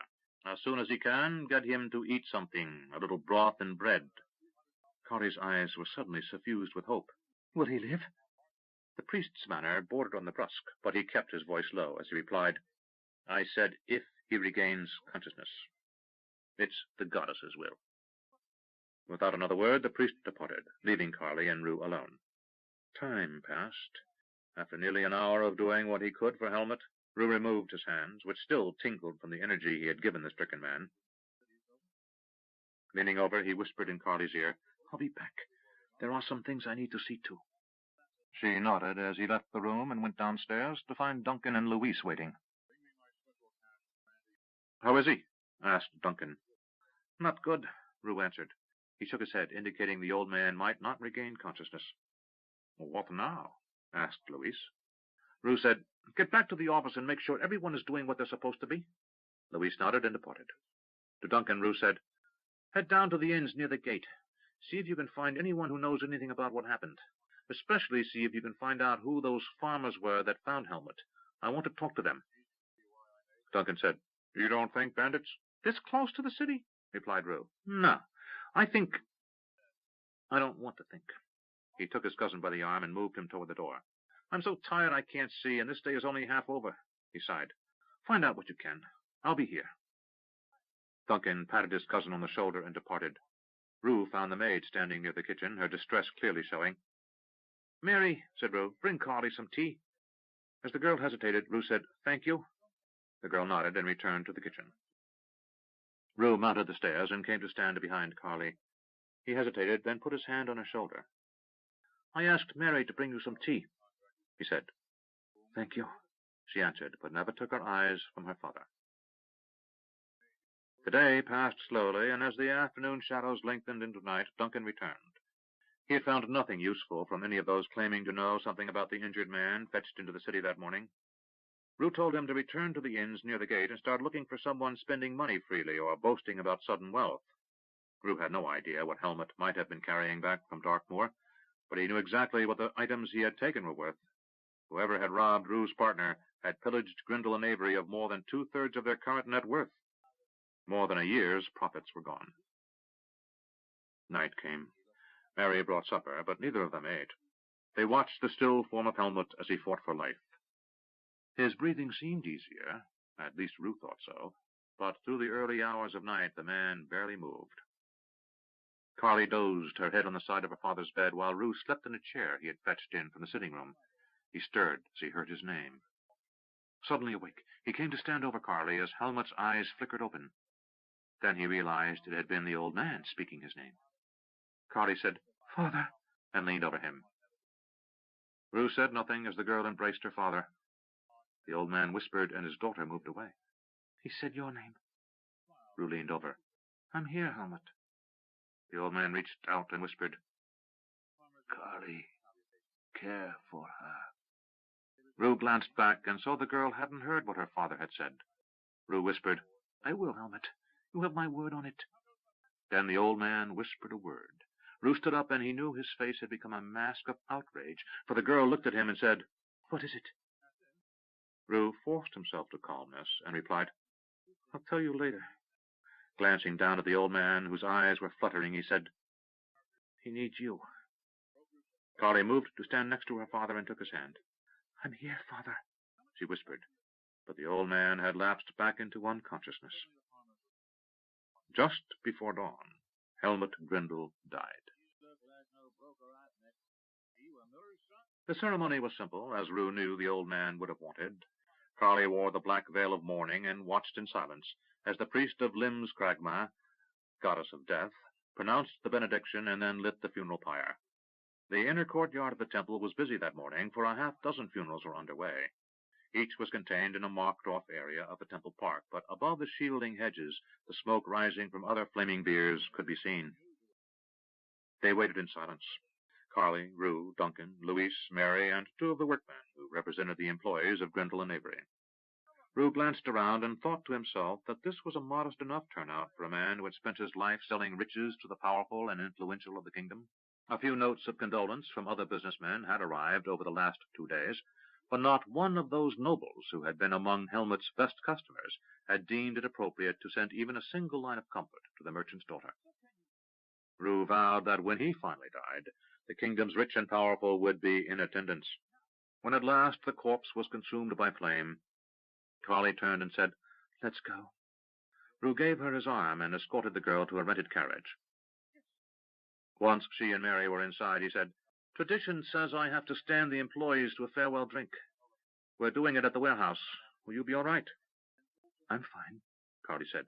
Despite her pale appearance, her voice was calm and her eyes free of tears. She had finished crying the day before and showed a strength that Roo found surprising. "I'll be along later," he said. Then he added, "If you don't mind, that is." "I'd like that," she said with a smile. Roo closed the carriage door and said, "Driver, take her home." Duncan, Louise, and the workmen accompanied Roo in silence as they walked from Crondor's Temple Square. When they were free of the center part of the city and halfway back to the warehouse, Louise said, "Gods, I hate funerals." Duncan said, "I doubt even the priests of the death goddess are overly fond of them." Roo said, "I'll stink of wood smoke for a week." One of the workers said, "And death." Roo threw the man a glance, but nodded. One of the features of the temple of the death goddess was the ever-present wood smoke that hung around the place. Herbs and other scented woods were placed in the fire, but there was always a hint of something else in the fumes, something that Roo would rather not think of. He had smelled enough of it during the sack of Maharta to recognize the stench of burning flesh. Reaching the warehouse, they entered and found the drivers and other workers standing around. Several bottles of strong ale were arrayed upon a bench and were quickly opened and passed around. When each man held one, Roo said, "Helmut Grindle. Hard but fair, a good partner, a loving father, and deserving of kindness." "May Lim's Gragma be merciful," said Louise. They drank to Helmut's memory and talked of him. No one had worked for the man longer than Roo. As successful as Helmut had been, until he had joined forces with Roo, he had always operated alone. In less than a year, Roo had more than tripled Grendel's income, and now 7 men, besides Duncan and Louise, worked full-time for Grendel and Avery. Given there was not much history among the men who now worked for Roo, the discussion quickly turned to wondering how the old man had died. Roo listened a while, then sent the workers home early. When the workers had gone, Roo held a quick conference with Louise and Duncan, sharing with them what Helmut had said. They discussed what they needed to do, and when at last plans had been made, Roo departed. He was so filled with anger and dark purpose that he nearly walked past Carly's house. He knocked upon the door, and when Mary opened the door, she instantly stepped aside so that Roo might enter. Carly had changed from the traditional black clothes of mourning to something that bordered on the festive, a bright blue gown with lace trim. Roo was amazed to find a full dinner waiting and suddenly discovered he was famished. They ate in near silence. Finally, Carly said, "You seem so distant." Roo blushed and said, "I'm so caught up in my own anger about your father, I haven't given any thought to what you must be going through." He reached across the corner of the table that separated them and took her hand.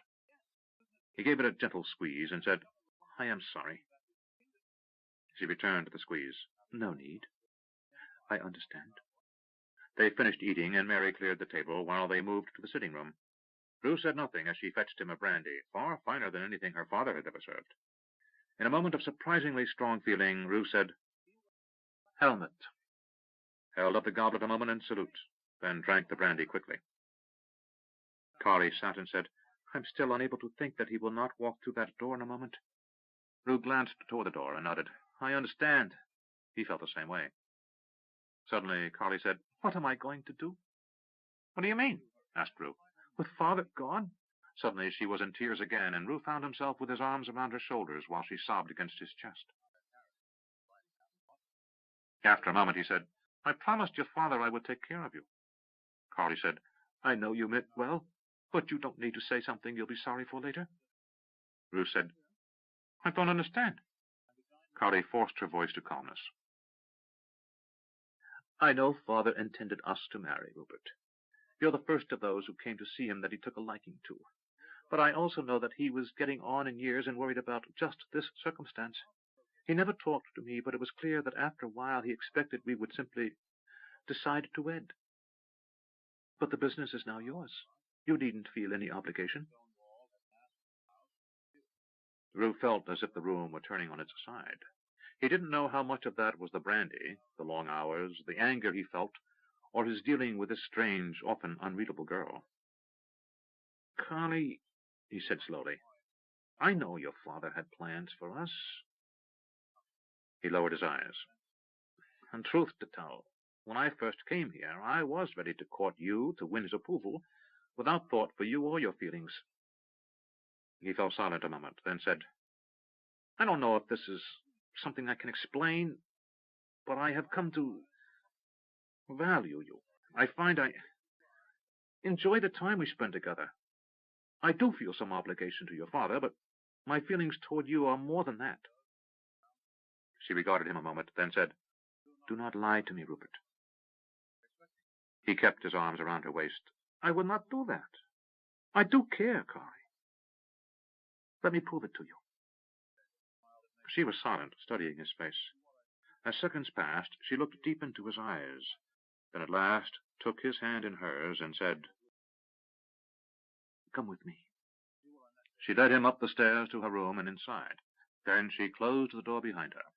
She put her hand upon his chest and pushed him to the foot of her bed, until he sat down upon it.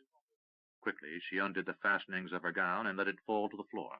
Then she undid the shoulder ties of her short chemise, and with a single shake caused it to fall atop the dress. Nude, she stood before him in the light of the single candle on the nightstand. Carly's breasts were young and firm, but her waist was thick, as were her hips and thighs. Her face still lacked any quality that any man would call pretty, save her eyes, which were shining in the light. "This is what I am," she said, her voice full of emotion. "I'm plain and fat, and I don't have a rich father anymore. Can you love this?" Roo found his own eyes filling as he rose and took her into his arms. Swallowing hard, he willed his voice to calmness as he said, "No one has accused me of being any lady's fancy."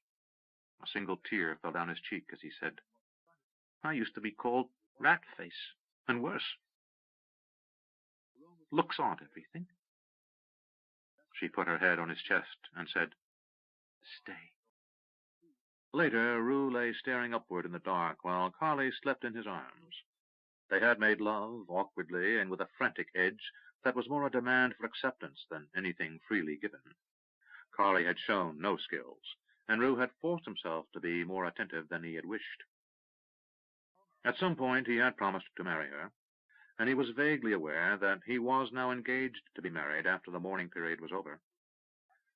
But in the darkness his mind turned once more to his anger and the plans he, Duncan, and Louise had made. For the one thing he had not told Carly was what her father had whispered to him before he died. It had been a name. Jacoby. 10. Plans. Roo held up his hand. "There are 3 things I need to discuss with you," he said. Carly had given him permission to use her dining room to hold a meeting with Louise and Duncan. She even managed not to look disappointed when he asked her to leave them alone. Louise glanced at Duncan, who shrugged, indicating he had no idea what was coming. "We're here instead of at the warehouse because I wanted to be certain there was no chance of anyone overhearing us." "You suspect one of our workmen of something?" asked Louise. Roo shook his head. "No, but the fewer of us who know what we plan, the less risk we have of our enemies finding out." "Enemies?" said Duncan. "Who are we at war with now?" Roo lowered his voice to just more than a whisper. "There's a piece of walking scum named Tim Jacoby who had Helmut killed." Louise said, "Jacoby?" Duncan nodded. "Son of a trader named Frederick Jacoby. Jacoby and Sons." Louise shook his head. "I've not heard of them." Roo said, "Spend a few more months working in Krondor in the freight-hauling trade and you will. They are not our biggest rivals, but they are important." Roo leaned back, and obvious frustration showed on his face. "Helmut told me it was the Jacobys who robbed his wagon." "Can we go to the city watch?" said Louise. "With what?" said Duncan. "We have no proof." "We have a dying man's declaration," said Louise. Duncan shook his head. "That might do if Roo here was a noble or some such, but without someone important having heard it, a priest or city watchman at the least, it's Roo's word against this Jacoby." "And his father is very well connected," said Roo. "They are working with some of the bigger trading concerns in the Western realm, and if I said anything to anyone, they'd claim it false and say I was just trying to hurt their business." Louise shrugged. "It is always this way with the powerful. They can do what the rest of us cannot." Roo said, "I've half a mind to go pay Tim Jacoby a visit this night." Louise shrugged. "You can always do that, young Roo." He leaned forward, his deformed hand lying on the table before him, as he pointed with his left forefinger at Roo. "But ask yourself, what good would it do, save to get you back to the gallows?" "I've got to do something." Louise nodded. "Time will bring an opportunity for revenge." He considered. "You said Jacoby and Sons, Duncan. Is there a brother?" Duncan said, "Yes, Tim's the elder. Randolph, the other, is a decent enough man from what people say, but he's fiercely loyal to his family." Louis said, "In Rhodes, when a man wrongs another man, we fight a duel. But when a family wrongs another family, we wage war. It may be a quiet war, one that lasts for generations, but ultimately one family is destroyed." Roo said, "I'm going to have to struggle to keep this business alive, Louis. Waging war is costly." Louis shrugged. "The war has begun. It may not be stopped until you either win or are defeated. But no one says the next battle must be tonight. Bide your time. Build your strength. Reduce your enemy's position. When you finally have the opportunity, then seize the moment." He made a crushing gesture with his good hand. "Often you'll hear it said that revenge is a dish best served cold. This is a mistake. You must never lose the heat of rage that drives you to revenge." He studied Roo's face. "Forgiveness is a virtue in some temples, but if you are not virtuous, Then study your enemy. He tapped his head. Think. Think about what drives him and what his strengths and weaknesses are. Keep the fires within banked and plot coolly. But when everything is in place, unleash the fire and enjoy the hot flush of revenge. Roo blew air out of his mouth slowly, as if letting his anger escape. Very well. We wait. But make it known to our men that any rumors concerning Jacoby and Sons should be shared with us. What's the next thing? Asked Duncan. I've got a lady to visit. He grinned. Roo smiled. Helmut kept our books and records. I have some sense of it, but I'm no expert. Can either of you keep books? Louis shook his head, and Duncan laughed. I've never been one for sums, you know that. Then we need to hire someone. Who? Asked Duncan. Roo said, I don't know. Maybe Jason over at Barrett's. He was good with figures when we worked together. McKellar had him doing inventories more often than anyone else. He could remember things, costs and numbers of sacks of coffee, and details that I had no clear picture of. I'll ask him. He's ambitious. Maybe he'll work for us. Can we pay him? Duncan asked with a laugh. Roo said, we have the contract with the palace. I'll ask de Longueville to make sure we get paid on time, and we'll get by. What's the third thing? Asked Louise. Roo's face underwent a change of expression, from anger and worry to self-consciousness. I'm getting married. Louise said, Congratulations. He held out his hand, and Roo gripped it. Duncan said, Carly? Who else? Said Roo. Duncan shrugged. When? Next 6th day. Can you join us? Certainly, said Duncan, standing up. If we're done?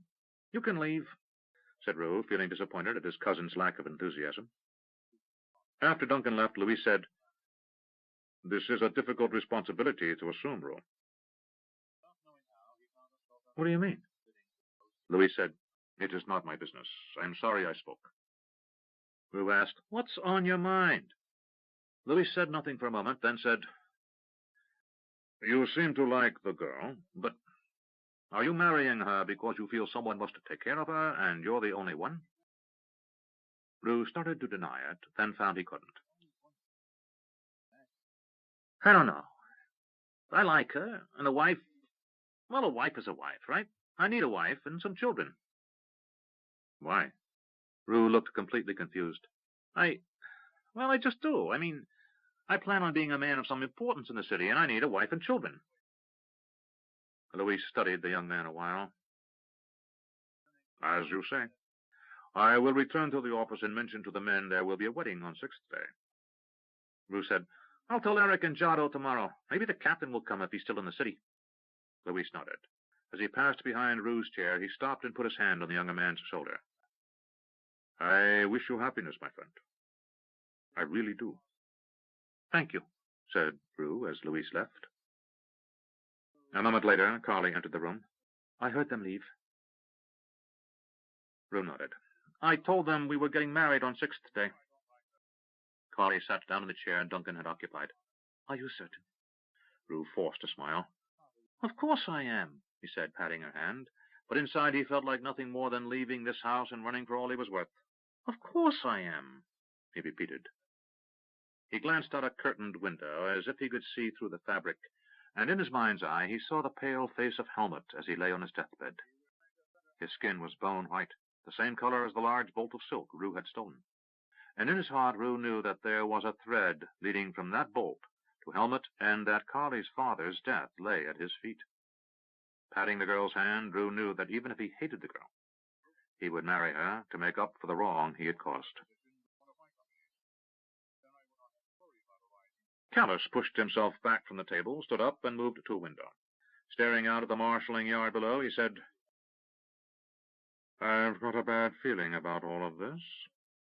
Prince Nicholas sat back in his chair, glanced at his nephew, then to Knight Marshal William, who nodded agreement. It's a desperate gamble, said William. Patrick, who sat at the head of the council table, said, Uncle, you've seen this personally. You've traveled to that distant land more than once. He glanced around the room. I'm prepared to admit that some of my reluctance comes from not having first-hand experience, I should say, with these Pantathians. Nicholas said, I've seen what they can do, Patrick, and I scarcely believe what we're told. He waved at a pile of papers on the table before them. Dispatches had arrived by fast courier as a relay of ships wended their way between Krondor, the far coast, the Sunset Islands, and the distant continent of Novindus. The reports that had arrived the morning before had been sent from Novindus less than a month after Greylock and Louise had departed, and the news was not good. Duke James, who sat beside Knight Marshal William, said, "We know that our guesses were overly optimistic. Destroying the shipyards at Maharta and the city of the Serpent River didn't buy us as many years as we thought." 10 years, said Callus.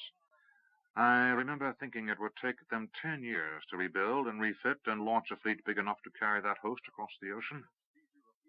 Patrick said, "What do you judge now, Captain?" Callus sighed, the first outward display of emotion any in the room had seen from him since his return from Stardock. 4 more, maybe 5. Nicholas said, "We didn't count on an enemy who was willing to turn every resource at hand to rebuilding those yards and starting that fleet."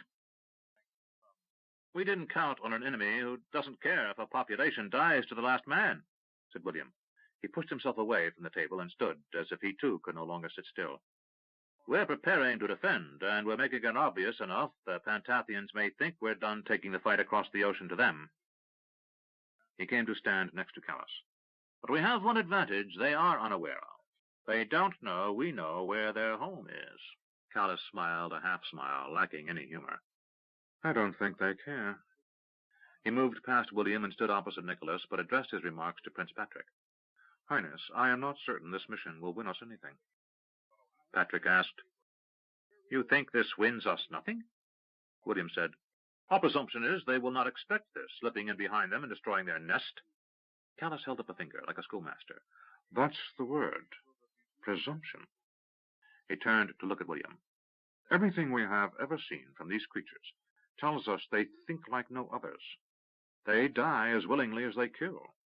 If we slaughter them to the last child when they're seizing the lifestone, they will not care. They believe they will return as demigods in the service of their lady, and death holds no fear for them." Turning back toward Patrick, he said, "I will go, Patrick. I will go and kill for you, and if I must, die. But even if I get in and get back out, those left alive will come after us. I think we will never understand these creatures." "Do you have a better idea?" asked Nicholas. William put his hand on Callus's shoulder. "Old friend, our only other choice is to wait. If they come anyway, what have we lost by undertaking this raid?" Callus's voice was neutral. "Just the lives of more good men." William said, "It's what soldiers do, Captain." "It doesn't mean I have to like it," he answered.